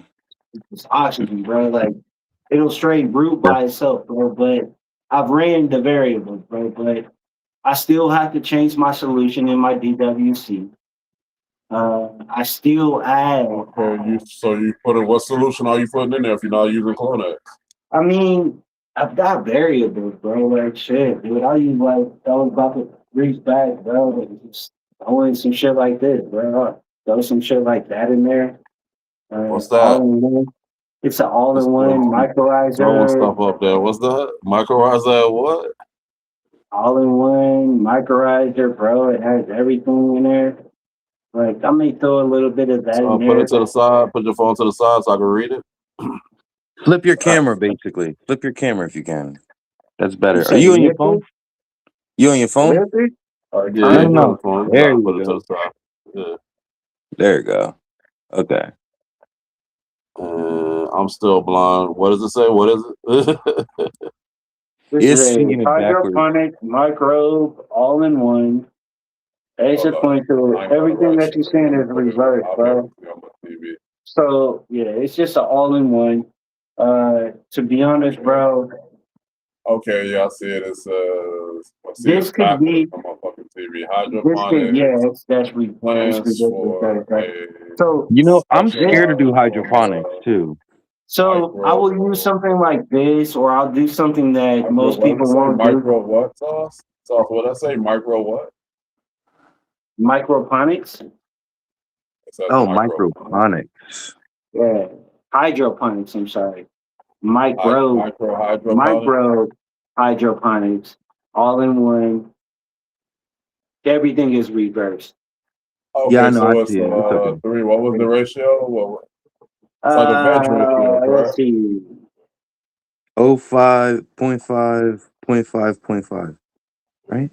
Am I reading that right? So 0.5, 0.5, I'll 0.5? use some shit. This is the closest that you'll get to super thrive. Okay. So that's the So it's closest a that you get. 555. So that's like a. I wouldn't recommend this shit, bro. If you don't know how to, Use it. I wouldn't recommend it, bro, because it's just like 555. That's super like a thrive, bed. bro. Just like Yeah, so super you're thrive, using that bro. in bed, right? You're using that in your cloner, right? This is using, yeah, I'll use this in my Yeah. clone. And as I was Yeah, gonna so say that's like before, it's food, so it's not actually a hormone, but nah, it's but still inducing. I've seen cats do way better with far less, bro. And I've actually That's done it what I'm saying. It's without still it. inducing your bubblers, inducing the root. You know what I'm saying? The So production, and then once they get roots, it gets fed with that. what you're getting live as far as me is you're getting synthesis, the synthesizing of the plant that it has with its cut in itself, and it's going to feed on itself to create roots. So if it doesn't have enough, these are the type of things that you will add that will kind of with the Yeah, give it some DWC food, give it some life. Yeah. give it a little added, but it is circumstantial to say that your cut is enough to feed itself throughout that process to live to create roots. Now, I've seen people Well, I mean, do it. that's the same thing that they say about a seed, right? Like Yeah. it has enough. The catalytic leaves, they have enough Right. nitrogen in them to feed them for their first few cycles through But seedling. sometimes those cotyledon leaves don't. You know what I'm saying? Yeah. That's No, enough. wait. I've definitely got some genetics where my catalytic leaves were grown out yellow. And I'm like, Yeah. what the fuck? I'm Yeah. trying to I'm over here, Or they'll die when you off. first start, because we're all not beginners, but I'm still in my beginner stage. But Yeah. I'm not, So they'll you dry feel me? off. And I'm like, I've never had a genetic like that, and it threw me off. My boy, like, yeah, you going that's right there is what we call the runt of the litter when it comes to seeds. I'm like, so what am I supposed to do with this? He's like, you're gonna have to feed Yeah. her. That's what I'm saying. Sometimes your cotyledon leaves don't stay intact for it to get fed off of it, and then you gotta Yeah. feed. So what I've been doing is like once I grow like Once I grow like my first two to come off, then my next two, I pop off my Cadillac leaves. People think that I that's leave so. them, bro. I It's not really, the height, and it I leave, grows. I don't. I leave all. I let the cotyledon leaves die off naturally, and that's what bro. I'm I saying. leave. That should be the same thing I should do instead of defoliating. I should just let whatever leaves the plant don't want just die off naturally. Yeah, Bro, I don't short myself when it comes to these things, bro. So I look for identity in your plant, bro. So sometimes when you're looking at the lower expression of your plant, it's identity of various amounts of issues. When you look at your plant entire, it's going to show you various amounts of issues. So sometimes when I'm dealing with genetics variations, I'm growing them in the same habitat. What I have learned is to kind of let the plant be, because what you're going to learn is you're going to learn the genetic expression. You're going to learn that this plant does need everything, that you're giving everything else that looks healthy, or it doesn't. So Mhm. whether it's defoliating for me, whether it's watering, my light intake, my humidity, my heat, I kind of learn. I want to learn from each plant, especially when it's genetics, bro. But when it's Yeah, unified, when I look at all these different genetics and I see a same variable, it tells me something. It tells me that I'm doing something to all of these variables that is giving me the same outcome. yeah. You know what I mean? So it just, I've done that before. I've done that a you know lot. what I mean? So like, but sometimes it's just, You're right, bro. Some true. it's genetic expressionism. Some of these plants desire more or less. And Yeah, that's just what it is, bro. and that's the reason why now, I, from my learning processes, because like I told y'all, when I first said, "Yeah, I'm about to finally just do this and grow and produce," I was growing like 4 or 5 different flavors of different shit, and everybody like. So my cousin gave me a whole bunch of these like different fertilizers, and I knew what to do with them because I was watching like the tutorials and peeping the chemicals and chemical reactions and blah blah blah blah blah for like maybe like 2 or 3 months. And then when I started doing it myself, I didn't like the fertilizers. So when that tragic incident happened, I didn't have time to make no food for my babies. What I would do is I was giving them molasses water, y'all. Molasses, like organic molasses, can hold a great amount of everything except for nitrogen. So I'd bring the That's how coffee grinds oxygen. with me, and then I'd make coffee. I mean, I'd have a whole bunch of coffee grinds that I brought to the house with me, and then I just make my molasses water. And for them to get their nitrogen, I just, you feel me, topsoil and But scrunch up the dirt. can I ask you this though? Mm. What's what's the worst thing that could happen with over amounts of nitrogen? Over amounts of nitrogen is the nitrogen burn. I mean, your plant's gonna burn, bro. Over amounts of feed in general, your Oh no, plant's that's the gonna. Amounts thing of though. nitrogen, you're I gonna get nitrogen I toxicity. didn't live in the house when I was with the plants. So what I did to them and how I did them is like I'm not gonna lie. And what I was doing might not work for everybody, but I've only used like mm, I'm not ridiculing your experience, but 3 tablespoons to a gallon to 3 gallons. Because I had Of them in what? 3 gallon fabric pots. So I would use like 2 or 3 tablespoons. Of Like what? You would if use it's three 3 tablespoons of of what? coffee grinds. Coffee grinds? That's for that you could nitrogen? burn them, man. You could Yeah. burn. You could And I burn them didn't too burn much. them. I didn't burn them. That I was so surprised. I was expecting to do that You because was doing everything that was a as like test. a top dress? Yeah, it's a top dress. I'd still scrunch it up into the dirt a little bit because I don't want it to sit on top because that's how the bugs come in and they start smelling that good coffee. They're like, oh yeah, let me go play with that. Yeah. So I would at least do that, and then I'd sprinkle some cinnamon over In top a of it. how big of a pot? I was a 3 gallon. So if you're looking at my sink right here, it was a 3 gallon. 3 gallon was like right here. The plant was just Yeah, that sound like you might need more than 3 tablespoons of coffee grounds. Yeah, that's what I was saying. So I was telling my wife, I'm like, babe, I think I'm underfeeding this nitrogen to her. She's like, what makes you think that? I said, because sometimes she curls. I said, sometimes she curls, you know, I'm trying to keep her up to par. I said, but we only come every 2 weeks to the crib. So it's like, what can you do? I would just go there. I would go there, defoliate, and then, you feel me, molasses drinker. You needed a good, You're gonna learn just like me, bro. Like when man. You wasn't fucking I with no want to nutrients. give you this, bro. Simplify the process, bro. You'll learn a hell of a lot quicker, bro. Less is more. Is that still Always remember what that you're shit, using, or bro. you using an actual Always remember that shit, bro. Are you still using that for nitrogen, or are you using like an actual nutrient line and all? Occasionally. But like I said, y'all, I'm switching over to this new job and shit. So my first paycheck, y'all know what I'm about to do. I might even do a whole little video for y'all. You feel me? Cause I'm right now, like I told my wife, I'm like, look, we're in a moving state right now. You feel what I'm saying? We're about to buy a house. We're about to get a whole new house, a 5-bedroom. We're in a 2-bedroom, about to get a 5-bedroom. And I'm telling her like we're gonna utilize the basement because I'm fine with the basement. I've always grown in basements. I've always been as comfortable. That's my little niche. I don't know what it is. Don't fault me for it because I know the humidity and the coldness and da da da da. But that's my niche is the basement.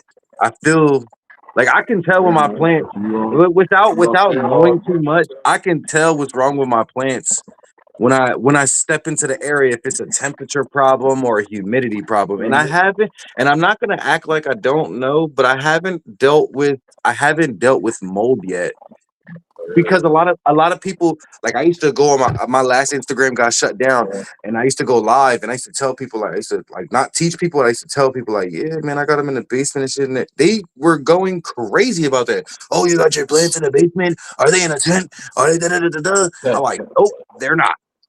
The area is dry. You feel me? I'm like it's a puddle of water on the floor over there. I gotta clean up, but it's giving my basement great humidity, so I don't care.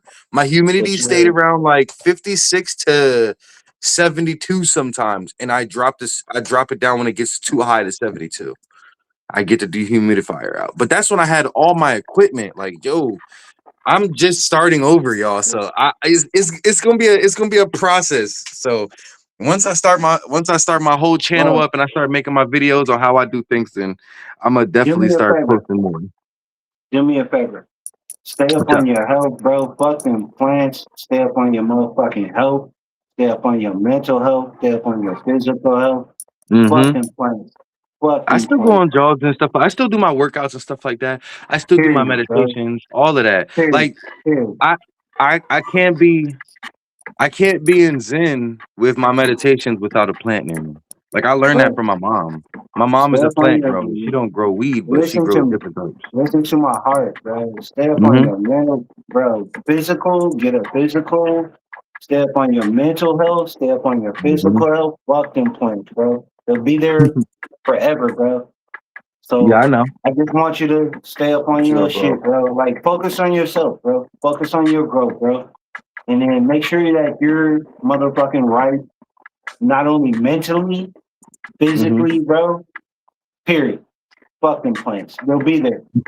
We'll be able to, man. I'll send you 1,000,000 fucking seeds. Focus on your, man. Kid you not, bro. The only thing that I probably would worry about. So what if we told you to fuck all them 30 plants you got over there right now? You'd be like, no, nigga, I'm dead. Fucking plants, bro. How We'll you be think able to this do man that shit forever, bro. I know, We'll be able but to do look, that shit forever, I utilize this as a mental piece.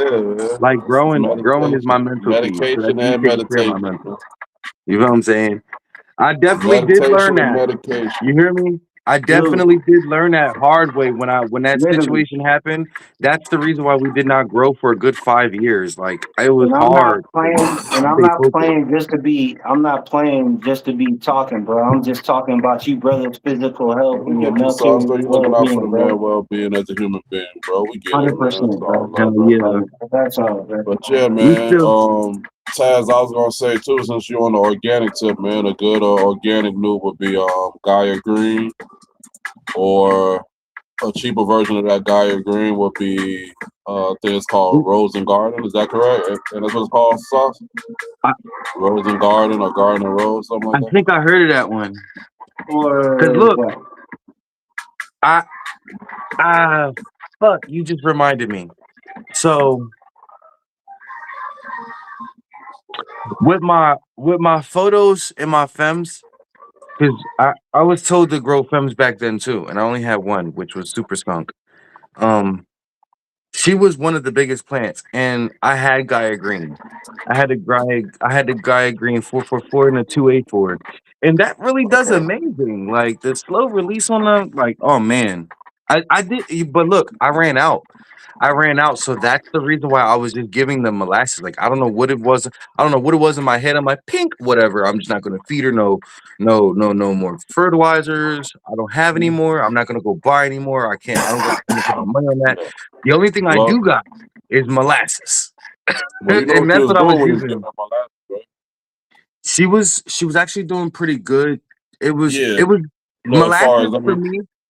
The molasses for yeah, me go was ahead. technically bringing out the smell and more of um the genetic itself. Like it did it. Right. I'm not gonna lie, it did kill one of my plants. It wasn't because of mold or anything like that or waterlogging, but I couldn't remember what happened. I think something in that basement was eating it. Like it was just eating that plant. And I'm like, wow, that sucks. Every time Okay. I came, she was just missing more and more leaves. More and more leaves were dying. They weren't really giving. Every leaf was like almost a different color. One leaf was brown, one leaf was yellow, one leaf was like faded. I'm like, one leaf was pointed, one leaf was rigid, other one was chewed on. I'm like, oh my god. Well, we're just gonna leave you over here away Yeah. from the rest of the girls. So, but I did have to take some time. Like I've definitely like me personally, I had to take some time. So I am a spiritual advisor, y'all. Like a lot of people judge me for the things that I do, and I don't care because I am my own person. God created me how I am mentally. I've always called myself like for my friends back home, I always called them like I'm your personal prophet. Jack If in the I call green your top, phone, bro. Big up, Jack. huh? Yeah. Yeah. Yeah. He's saying what's Jack up to in the the brother, chat. Oh, the brother in so that I used to be chat. like, I used to tell my boys like, I'm your personal spiritual advisor. If I call you, because we all did dirt back then. So I'm like, if I call you 12 o'clock at night and tell you to go home, and I don't even know if you're outside, bitch, you better go home. They're like, all right, bro, I got you, I got you. So, but yeah, I've been opening up new things. I'm about to open up another channel for So on you heard me. TikTok or something. You heard me, man. Fuck that shit, man. Focus on your health. Focus on your mental well-being. Bro, I'm happy as fuck to have you with me right now, man. And I will be with you, bro. So, Most def. bro, from an older man's standpoint, bro, don't even trip. Don't even trip. I know. Like, don't even trip. Just take heed to my words, man. Make sure that brother that you are mentally healthy, bro, within your family, your relationship, in your populace on this earth, bro. Make sure that you're physically, and that's for most, that's to both you, motherfucker, and me. Like, Mhm. take your physical, take that shit to the head, bro. Yeah, Like, because take that shit to the head, bro. I don't know if anybody knows, but we're literally in biblical time where we have to do all that we can to keep our mind, body, and soul alive. And the situations that we're going through right now is just horrible. Yeah, that's what I But was gonna tell him, Jack. Thanks for reminding me. That's what I was gonna tell him when I was asking. You know what that molasses do? It's not actually feeding the plant. What the molasses is doing when you give it to the plant, is feeding the soil microbes, and those soil microbes are in turn feeding the plant. So that's what's actually happening on that microscopic level, the rhizosphere, which is that Yeah, top and I layer noticed. of your soil. I also noticed that a lot of organic growers always go after, like, when it comes to growing, they go after the microbe growing instead of like other things. Like they really pay attention real steep and hard on the microbe. Because I used to follow Mr. Canuck real heavy to where, so we used to have conversations about things. I used to send him pictures of my plants and all of that. Like around that time, that's who I felt was my mentor, was Mr. Canuck. So like once I was able to conversate with the dude and like showing my pictures and shit like that of my shit, he's like, yo, it felt good, but it didn't feel accomplished. It felt good, but it did not feel accomplished because I never flipped them. I never flipped them. So it felt good to get good words, but it did not. I was never accomplished. What happened? He sent you some You're gonna genetics, be or there, bro. y'all just was You're communicating? gonna be there, bro. You're Just gonna be there, communication, bro. good learning skills. Because he was one of the first organic growers that I actually found. Matter of fact, I'm not the only person that follows that was Oh following his yeah, way yeah. of I organic watch growing. My sister Canucks. was too. Yeah. Like I used to watch a lot of stuff. Still yeah, we do. I were still real watch close Canucks. on it. Mm-hmm. But for the But most part, he rarely put out videos. yeah, and I think that, and I used to feel like, man, he's just playing remake videos and shit. And so I've seen like a couple recent of his videos. I'm like, oh, all right, because last time I seen him growing something, it was apple fritter. That's his favorite strain. I feel like apple fritter, y'all. So I'm going after Bro, that. I've been, I'm going after that strain of genetics. I like those strains. I like bro, fruity. I've been I like fruity breeding. strains. Most of my motherfuckers won't get to. Everyone that I love, bro, won't get to see Pearl Bud unless it's indoor. But Yeah. that wasn't my focus. That wasn't even my focus. My focus this year was breeding, bro. So I was more focused on that, man. And I'm running a lot, bro. And so I may fail at some point. You know what I mean? Because I'm running a lot, bro. But Yeah. you know, difference between me and you, you're not doing what I'm doing. So if you guys get the chance to just focus on some shit, man, focus on that one thing that you're trying to do and make that shit happen, bro. Like make Yeah. it happen, bro. Know that moment, bro. But I'm just running through a gang of shit right now. So I Yeah. have no excuses, bro. I'm just doing a lot. You know what I mean? Like if I fuck around and short myself on some water on some plants today, bro, it is what it is, bro. I did that. Yeah. It was my fault. 100%. Yeah. Ooh. I'm working it out as I'm moving, bro. So, Yeah. Yeah. you know what I mean? Like, My it's all new to me. My boy that's supposed to be teaching me how to clone keeps bonsaiing his weed plants, yo. I don't know if y'all have ever got into that technique. I've always thought like that destroys the I've seen plant. people that be bonsai in the weed plant. It So, looks Another pretty, thing that's not but you don't good get a for the lot of bud plant, off but of it. good for the grower. You can get Yeah, like no bud off of it, but it's not really. You're not really going up for bud at that point. You're just growing it you're for growing it to the the design. aesthetics, pretty much. Yeah. I'm not gonna lie, y'all, man. I don't know what bonsai means to you guys, because that shit don't last for nothing but a year for me. I'm not gonna rebate it. No So, bonsai. When people do the bonsai weed plants, they veg we're them out talking Japanese young. style, short plant, Yeah, they veg them Yeah, uh, out yeah, young. They leave yeah, them yeah, short. tournament, They keep them. any, Yeah, they make them look like yeah, yeah. bonsai trees. yeah. I Flowered mean, out. I like, ain't gonna lie. that's I did cool. it one time. I ain't do a bonsai style, but like I tried to like, cause back then, like I said, I was going off of Mr. Canucks and I was really doing my microbial learning, and that's what I was really on a lot back then. But with that being said, I had problems. So I was using like I know you seen my my little what's it called that I have on my one plant, my Oh little yeah, tomato Jack. holder rack or whatever you call them shits. I was using that to turn my plant into a tornado. So one of my Girl Scout cookies Keep was me I was posted, like man. telling Let me them, know how it goes, Jack. My I'm bad, like, yeah, bro. I'm about to make this into like a tornado, and I would like bend the branch, tie it down. They all start Yeah, growing I'm a gonna certain definitely way. tune in, Jack, man. And Hope that you was safe good. out there, brother. It died Sorry, my though brother. I'm because of a sorry, lot my of brother. stress. my brother over here in England, bro, he's going through the shit pitch, bro. Like, man, they've been Yeah, man. fucking He with it, actually bro. what Like, right he at right now, man. It's actually yeah, daytime. bro. He got to go to court and shit on some shit, man. They ended up raiding him and Oh shit. man, I'm sorry. Bro, legalize it, bro. Jack, Yeah, man, about to go to your court right ass should now. be See what they the gonna hit him with. legalize it, bro. Fuck that. Jack's a He good said he dude. gonna go live later on, man. So you probably gotta go check him out, man. Try to support him. Hope Yeah, find most sleep. Sorry, definitely. bro. I'll definitely I'm tune in. hella sorry, bro. I don't know how that nigga even got caught up, but he was a G from the gate, man. And he could rap, bro. That was my British rapping ass motherfucking party right there, bro. Caucasian, man. We love that motherfucker. He's a good dude. Respect, But Jack. Much love, I'm bro. listening to you. I didn't mean to cut you off, my brother, but I Oh no, want you no, to no, know, you bro. good. It ain't the first, it ain't the last, bro. You might get addicted to this shit, man. At Yeah, best, at best, I want you to be happy, bro. Like, yeah, because this growing is definitely turning into an addiction for me on the low. it's an addiction, bro. Keeps my mind. It keeps my mind learning because I don't really care. Like Yes, as long sir. as you're learning in life, as long as you're learning in Brother, life, that's all that matters to me. hear me out. Hear me out. And I want you to take this shit personally. Take care of your mental well being. Take care of your physical well being. Fuck them plants, bro.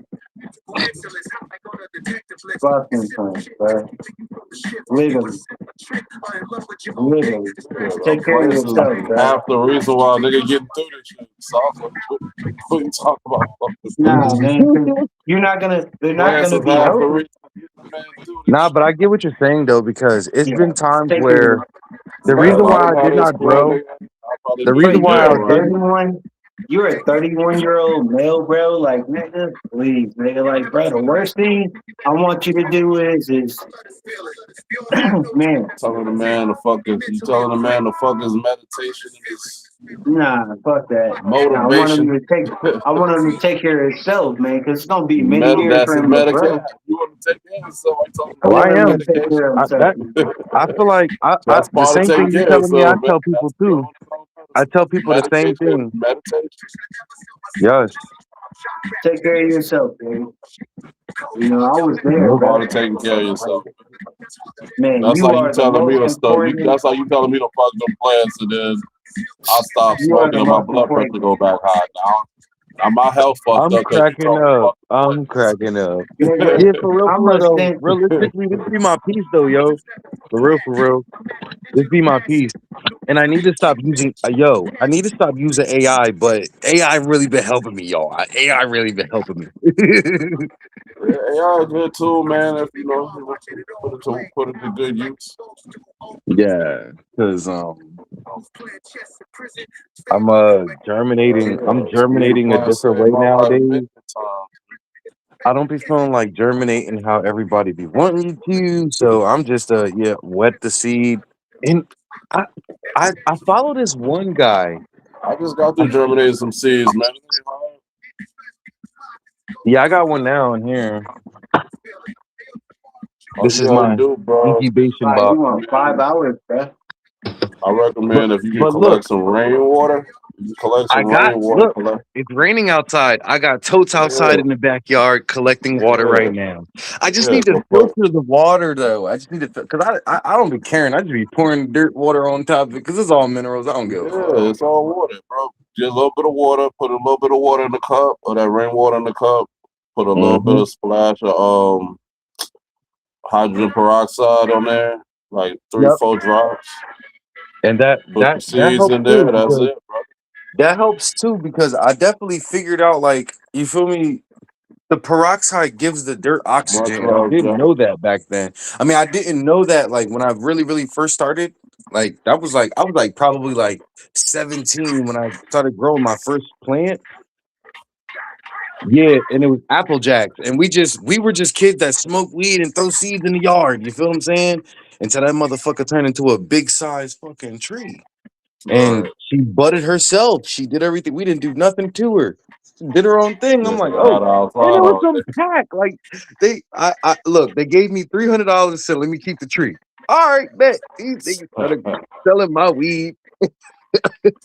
So everything comes with a new experience. But nowadays, I just don't be having the time to germinate them in the bag and keep the bag moist. So for my own Yeah, you safety don't even gotta precaution, do all that. Like I said, you can do that first initial soak, and if you get a good tail from that first initial soak, you can go straight to the soil, man. You ain't even gotta go no bags.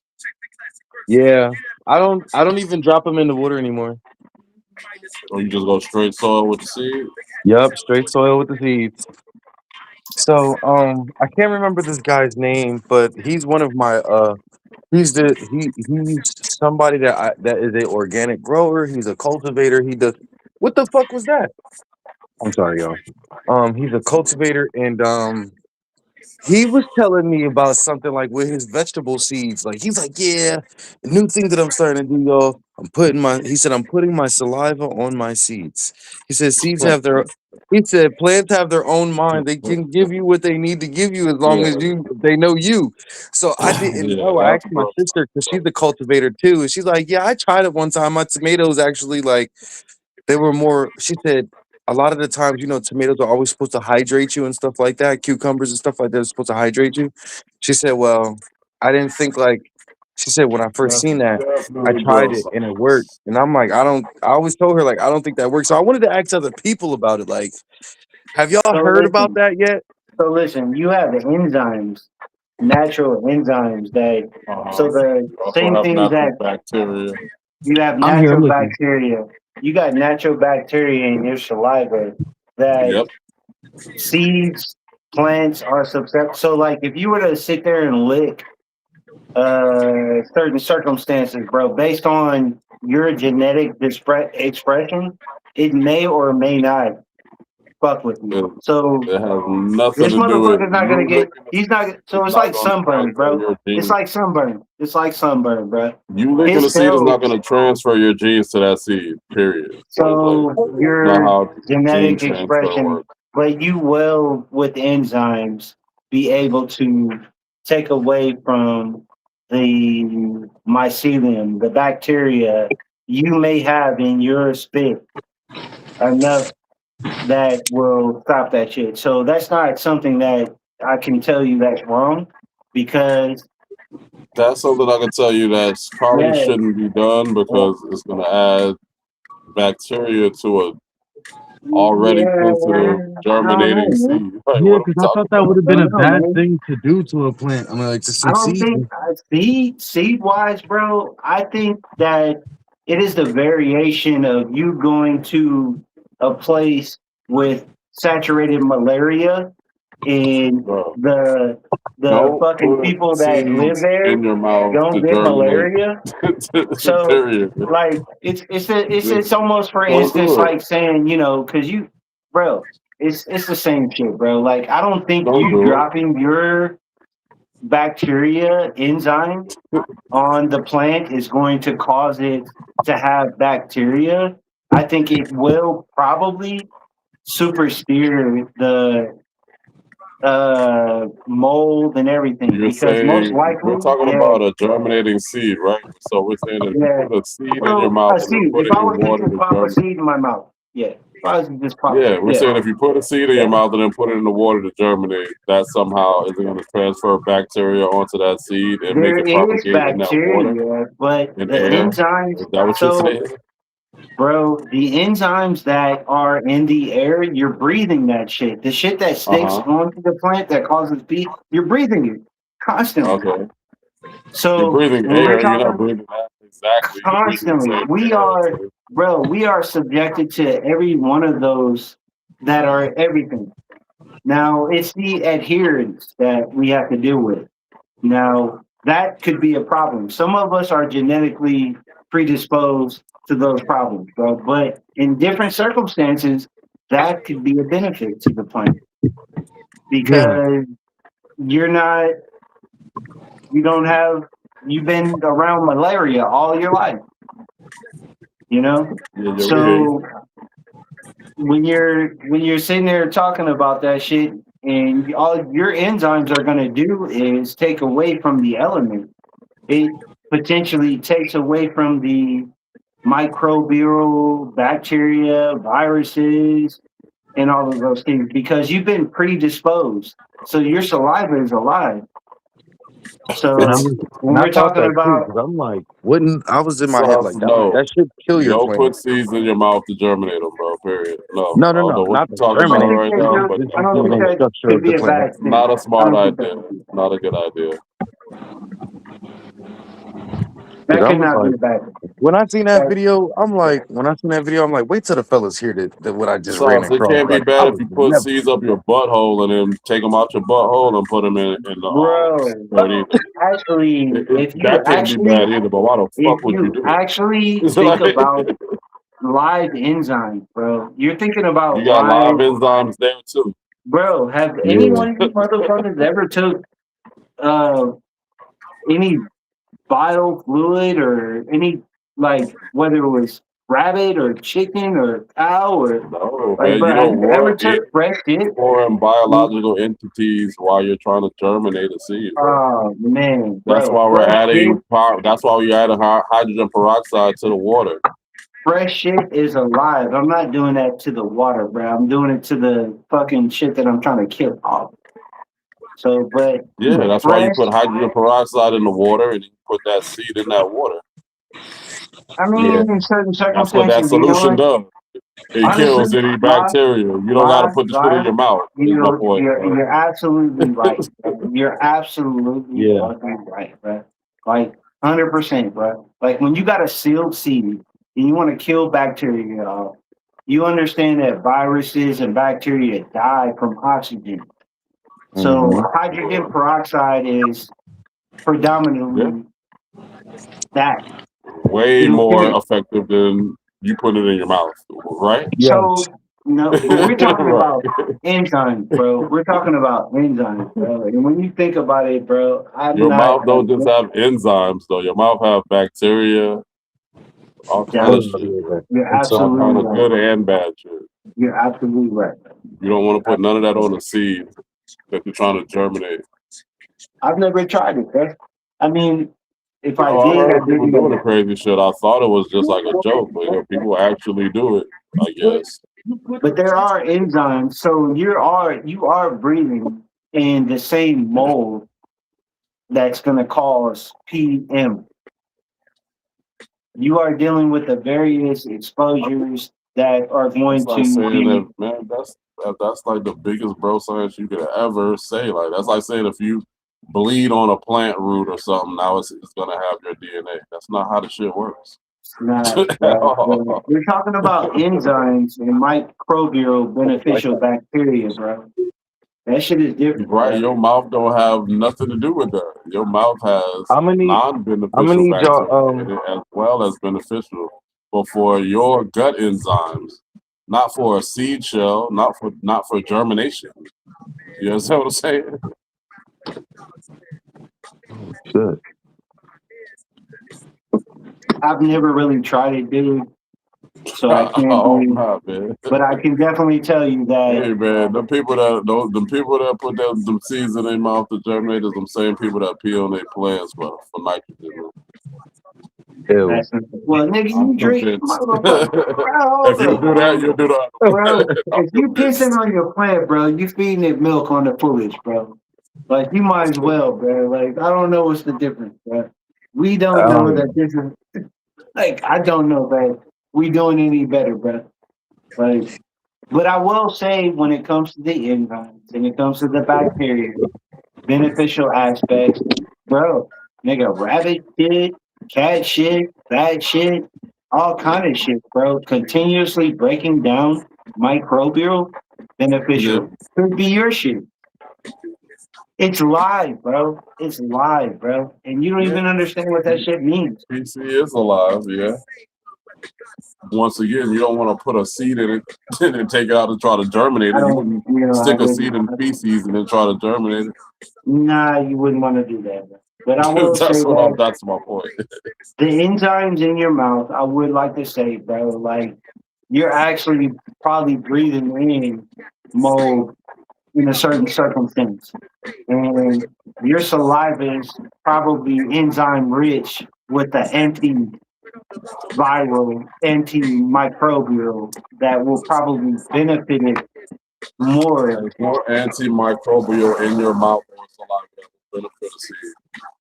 It's There's not no the same science that thing. will back It's not the same there's shit that science that you will get, probably back up the bruh. negative Bruh, things. it's not. It's alive, bro. Like everything that it takes for us, like it's Yeah, alive, there bro. is shit alive in your mouth. That's true. But doesn't mean that MRSA, it's good for germinating seeds. bro. MRSA is quite different than fucking having PM, bro.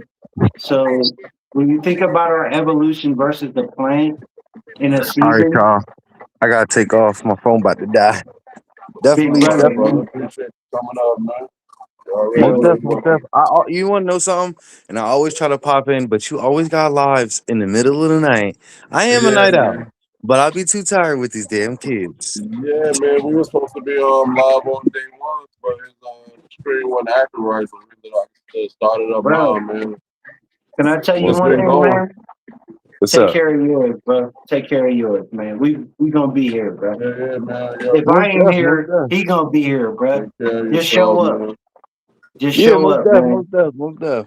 That's how I was On like, some love shit. I was You know like, what I damn, mean? I don't never catch his live, but I'll run into one. I just happened to wake up tonight. Yeah, I just man. woke up in the You know middle of the me. night. I went to sleep early, woke up in the middle of the night. I'm like, let me check my YouTube.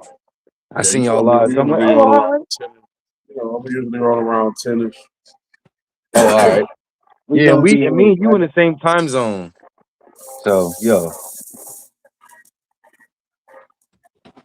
Right. camera feed back up. All righty, y'all. One love. Peace, bro. So, man, take care of your mental health. Take care of yourself, bro. You ain't shit to me, man. If you ain't, you know what I mean?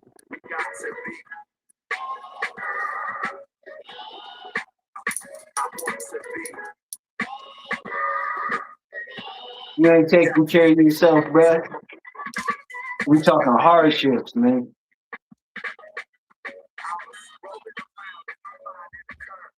So,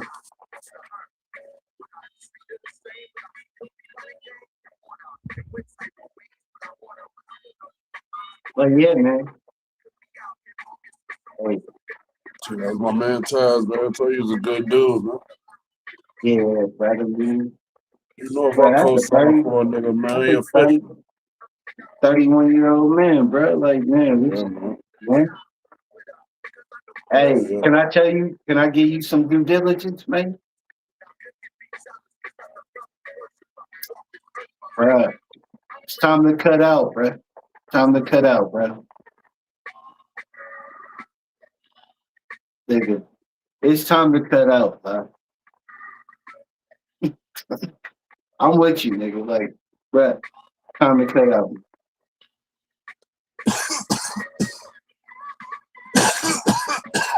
I don't know what you playing with, nigga, but Excuse me. you, I've been rocking them. it's time to cut out, bro. I don't know what you're doing. Nigga, you gonna do the Asiatic way. Do it the Asiatic way, bro. Go ahead and rock with a tailspin. But rock with a tailspin. But it's time, bro. Like I'm done. Like, I mean, it's covered up, bro. I ain't really been stressing it though. I think you are, but the best of us, nigga, gotta, you know what I mean? Rock a tailspin.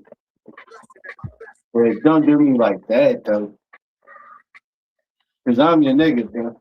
I gotta sit here and deal with this shit. Like, you gotta say, so, yeah.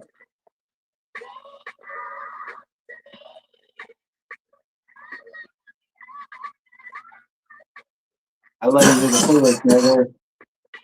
I love you to the fullest, bro.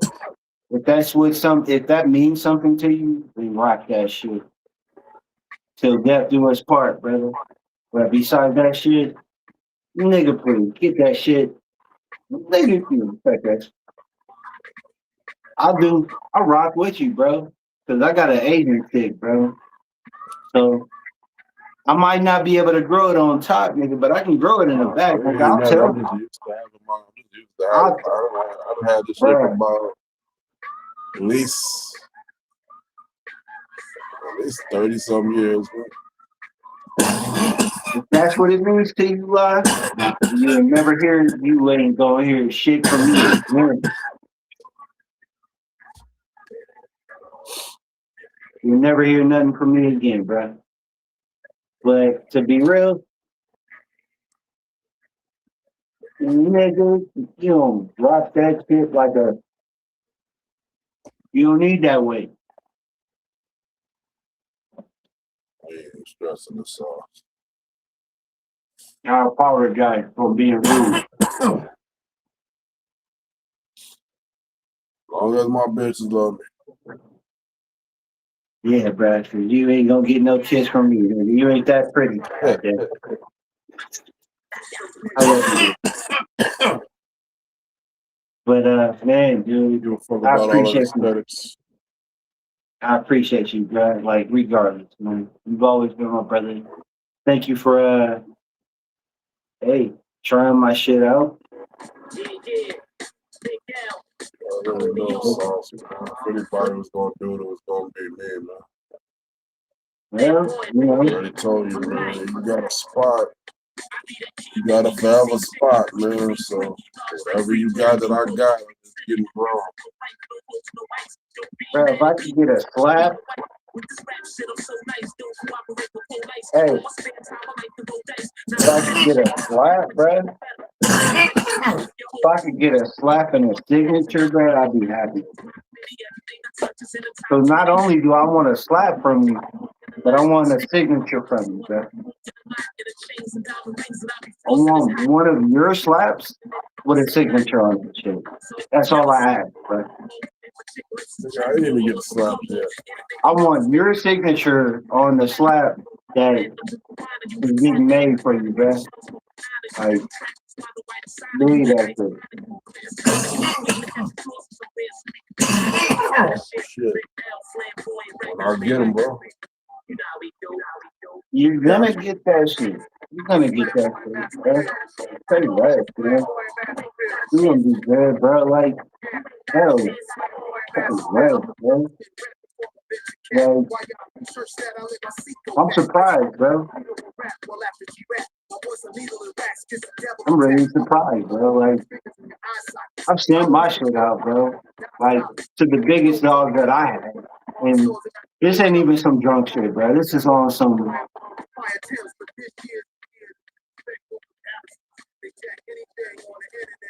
I sent my shit out. I sent my cannabis.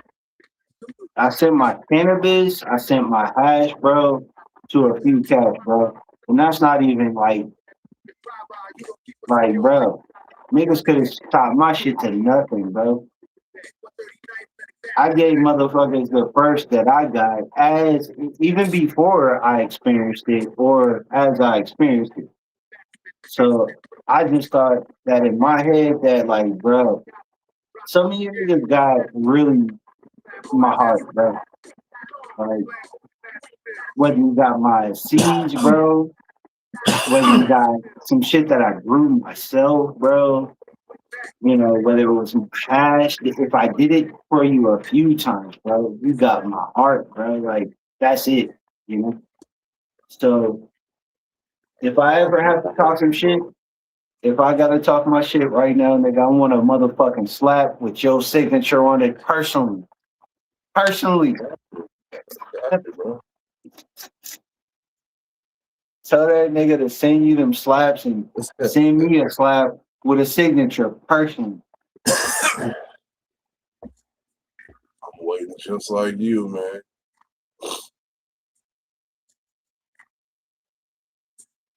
Y'all good, bro.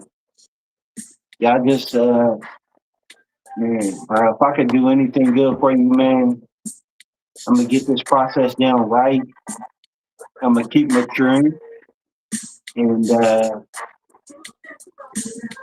I don't know that I want to be that guy to say I can't show you because I feel like, you know, I don't want my dreams to be dismantled because somebody ain't doing me. You know what I mean? But I want to be able to provide for the community because I want you guys to have like I have. You know what I mean? I really do. Want to make sure you I keep want that fire circulating. motherfuckers might not be able to take it, but I want you to have like I have.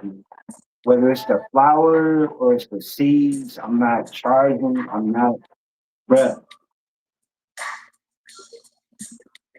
I'll nip it at that. It stops here, bro. It really stops here. Like Doing it it stops strictly for here, the love, man. That's what make you. That's bruh. what's gonna make you thrive, man. I'm sham wow, bro. I can't do this shit forever, bro. I don't have this time forever, bro. I got motherfuckers I gotta worry about. So for the time that I have, I want to make sure that when we talk our shit, kick back, bro. Because I'm not talking my shit without kicking back, bro. Like, ain't nobody sending me shit, bro. I don't have no anything from anybody, bro. Nobody sent me anything, bro. If they did, Well, I mean, other than they'll what you get talking back. about, other than me in day one, right? No. I'm just talking about in general, bro. Like, everybody has, it's like, ain't nobody shooting that shit out there. Like, I mean, Cavs maybe, GQ, me, Oh, you talking about as far as like giving out beats. genetics or slabs or man. I mean, let's give it to Scotty. Fuck him. That's my G, bro. He might be defaulted on paragraphs, but the kid has been putting in work. I mean, hey, I, I, I have nothing to say, bro. Like, to the niggas that ain't got beans, It is what bro, it is. He did what he did. You can't take it away from him. It is what I it can't is. take that shit away from you, But bro. I'm sorry. Not to get you off on it. My bad, brother. I don't mean to go. But still gotta be a bro, person of I good gotta let. character though, man. A I motherfucker ain't gotta. about just giving I shit away for gotta. free. I gotta let you motherfuckers out there, bro. Like, I got Ouija cheese in here from 123 Fat Buds. 123 Fat Buds for us in the now is like fucking Odin doing this thing. Like we all are running Ouija cheese, right? If we didn't, we already did. So it's critical to see that. 1, 2, 3 Fat Buds ran your Ouija cheese, or y'all running a different one? I'm running history. And most You running a his lot of Ouija? cats. Yeah. Yeah, he's supposed to be growing some of your stuff. No. No, I you just don't know only that growing it his. is. I mean, we get dismantled, bro. Like just off of hearsay, bro. Like we're not. It's like, nigga, I don't like you anymore. I'm not gonna show your shit. But we're different. We're not gonna do that. We're gonna still show you things. So, but there's a lot of cats that have my shit, bro. Like have shit that don't nobody have, bro. And it's not the matter of that. It's the fact that it's like, dude, like, bro, I done put ends, bro. I put ends in, bro. Not only to get you high, but for you to try. Not only for you to try this shit, but to believe in me, nigga. I'm not the cartel. This isn't fentanyl. This ain't spray. You know what I mean? Like, bro, we ain't trying to subsidize anything for anything, bro. And so when I give you guys with my experience, no matter what you have to say, your experience, I always appreciate that thing, especially if I'm involved. Because if I have to say, hey, what am I looking at? That's sausage shit. Let's see what the fuck this is. I'm putting myself on the line, bro. You know what I mean?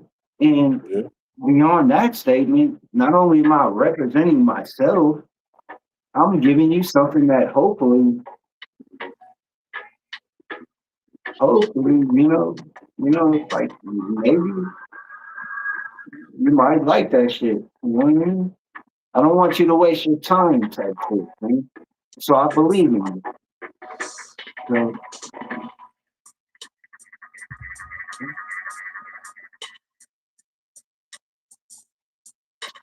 So be on that shit, brother.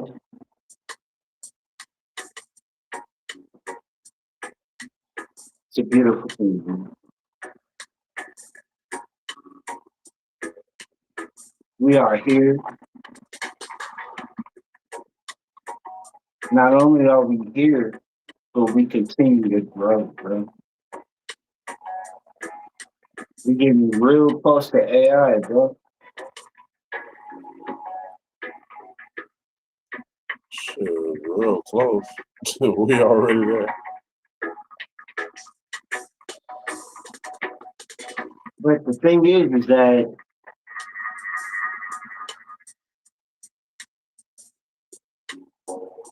similar to the plant with the genetics, you know that certain genetics can be grown in certain environments, so you have to kind of control the paradigm and make sure that the genetics get the most that they need. When we're talking about defoliation, we're talking about temperature, humidity. Sometimes those are major factors in the stronghold of the genetic getting its maximum propagation. So it could be any one of those variables, but it stems back to us and the informative ability, us being able to communicate. We could talk nonsense and still make sense. So the beauty of it for me is like, dude, if all we never found ourselves in psychosis. We weren't stupid the whole time. We're learning variables.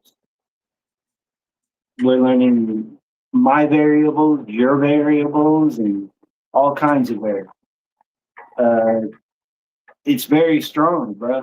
The variables. So, you know, maybe I might do better in your predicament. You might do better in my predicament, but it's very strong. So who's to say we're wrong? I don't think we're truly wrong unless we feel like personally we failed. And I don't want to even show you myself, right? I'm like, you know what, fuck that. I know based on what you said that what I will show you is not right. So I've already fucked up. Because you already tried to tell me, right? And then not only do I know based on what you said, but based on what I was trying to tell you, I fucked up. So I'm wrong.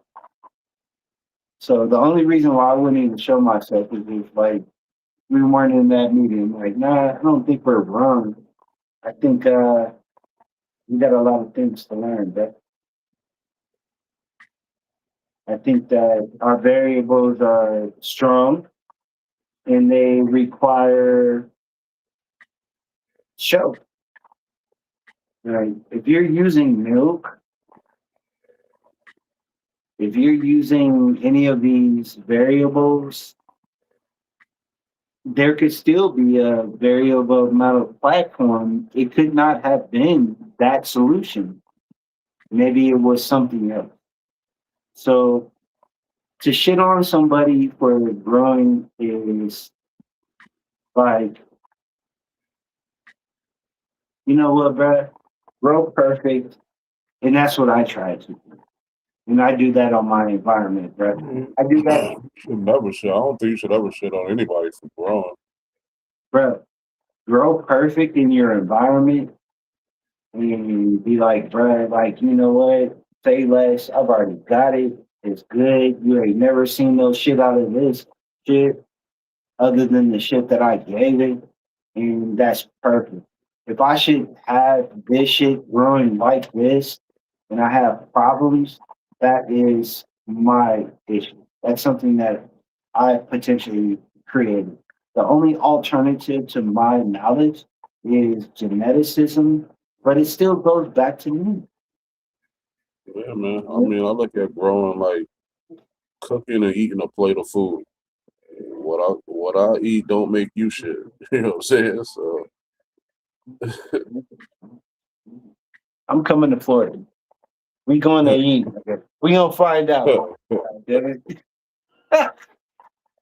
gonna talk about that Tapatio and everything else. Man. We gonna find out what that shit do to you, bro. I'm coming out, bro.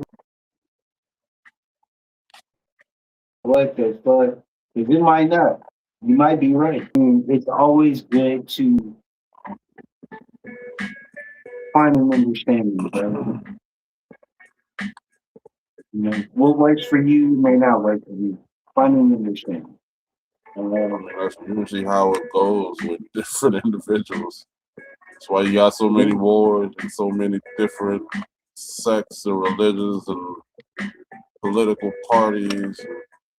Faith is different. No two people agree on most things in this world. So I think you're right. I think you're right.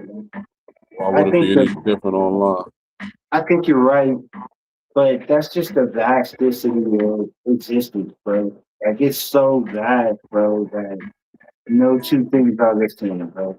And I think the virtue of that is like crazy, bro. Like it's fucking anomalous.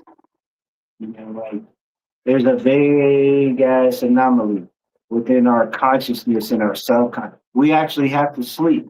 Not only are we perceiving, but we have to sub perceive and wake up to that shit. So you lose control of yourself and have to find that loss of control. And then that's called a dream. And you have to wake up to consciousness. That's crazy. But who's not to say that the dream is a real consciousness in this life right here? I go back to the virtue of the infinite parallel, bro. Like you might be all sleeping zombies, man. I believe it, bro. I mean, everything that I can see, bro, as great as my vision can see, I can see matter, bro, at its finest, right? Now, who's to tell me that I'm not cellular? I'm not that microscopic, like, bro, like you are an amoeba. You are just the same as a cell, but you tend to work different, like a virus or a bacteria.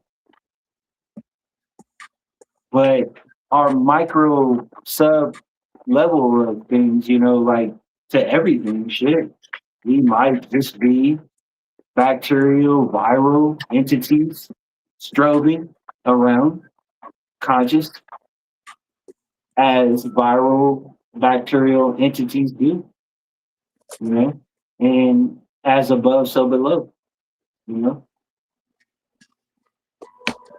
Like well my boy Chris Rock in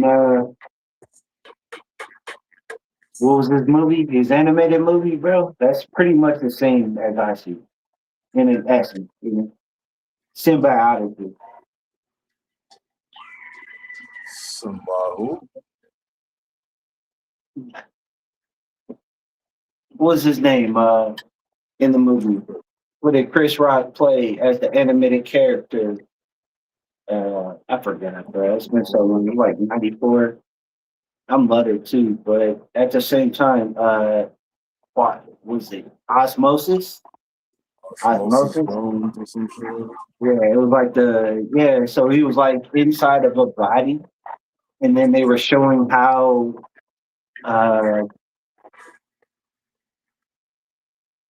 physical or not physical pharmaceutical created chemistry works inside the body. And they were showing osmosis versus, you know, the natural matter versus what, you know, the superhero was the antibiotic or the antiviral. And so, like, when we're looking at existence, you know, it could be the same, bro. Like, we exist in the same matter, bro. Like, but we see things at a different pace, bro. Like, our time isn't the same time as our inner matter. Our inner matter is not the same time as the outer matter. Everything in its gravity extends differently, timely, and it happens at a timely fashion. But hell, if we're not composed of the same existence. You know, like bigger matters break down to more microscopic. The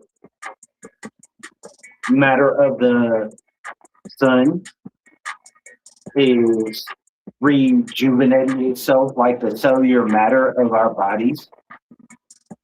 The photons are remaking their cells per se to ultimately come to a state of being, which we know scientifically could be a red sun. I don't know what our sun ultimately per predeems to, but humans actually have a renewal of source based on you are what you eat type shit.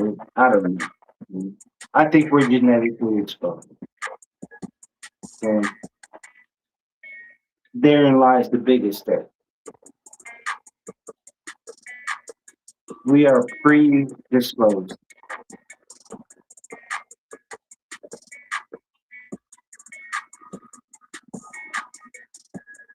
We don't know.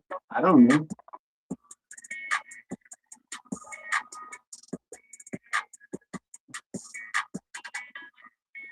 So we asked about, I think A1 said, we have choice of freedom.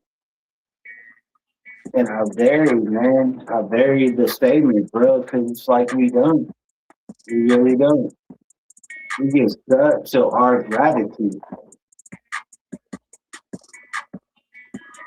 Man.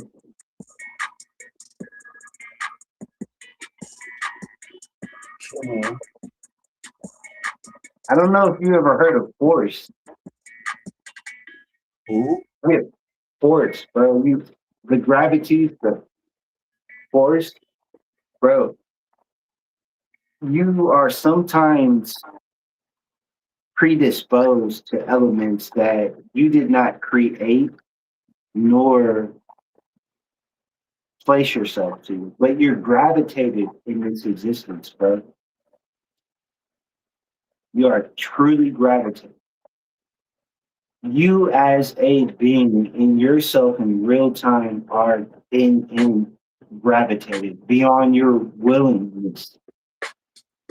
So the analogy and the knowledge of that is a powerful thing. That's why we learn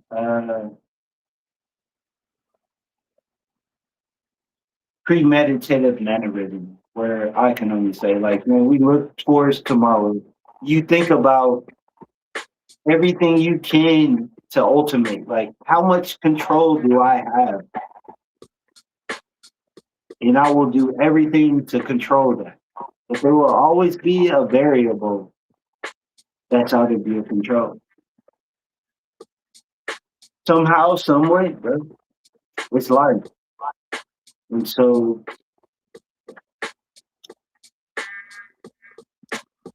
we are predisposed.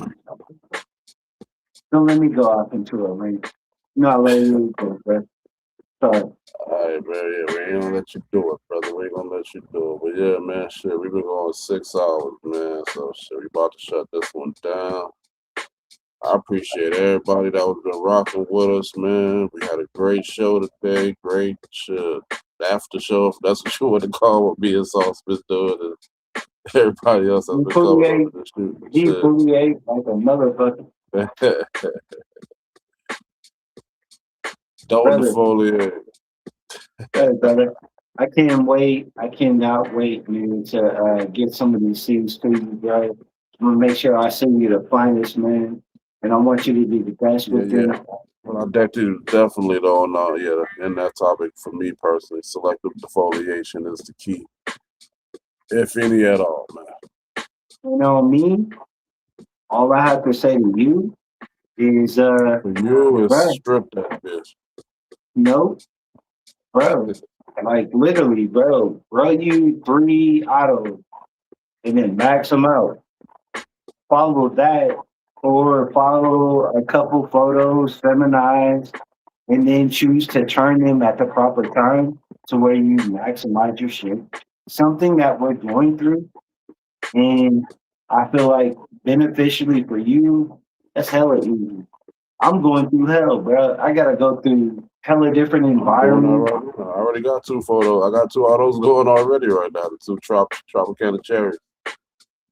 Bro, just be selective about that shit and show me what you can do, bro. That's all I have to say. I love you, bro. I'm not gonna short you from that shit. They Just be already doing what selective, it do, man. They bro. about to be shit, on not Monday. On Tuesday they'll be, I think, in the week 6. Bro, show me what you can do. That's all I have to say, bro. I ain't gonna short you on no motherfucking love. And you should know that right now. But show me what you can do. That's the only thing that I have, bro. You're stunned on me, please. This one thing for us to talk. Beyond that image, bro, thank you for having me up. Feel like your tooth sensitivity isn't severe enough to deal with? You already know, man. So you I doing want that to see right some there. fire. I want to see some fire. And then the only other thing I want to see is a signature with you actually writing that on your slab. And that's all I ask for. I ain't talking no more shit. You ain't gonna see me for 10 more days, 20. They You got might that see some. CLS tomorrow, nigga. Nah, I don't have Shit, stress man. money. We about to get out here, man. Let's get the hell up out of here. Peace to everybody. One Big love, love, bro. spread love, not hate. Big love. Till A1, next one. live, bro. Y'all brothers, man. Jack, every one of y'all brothers, man. Love. You That's already what it know is. all love, so That's up. peace. We out.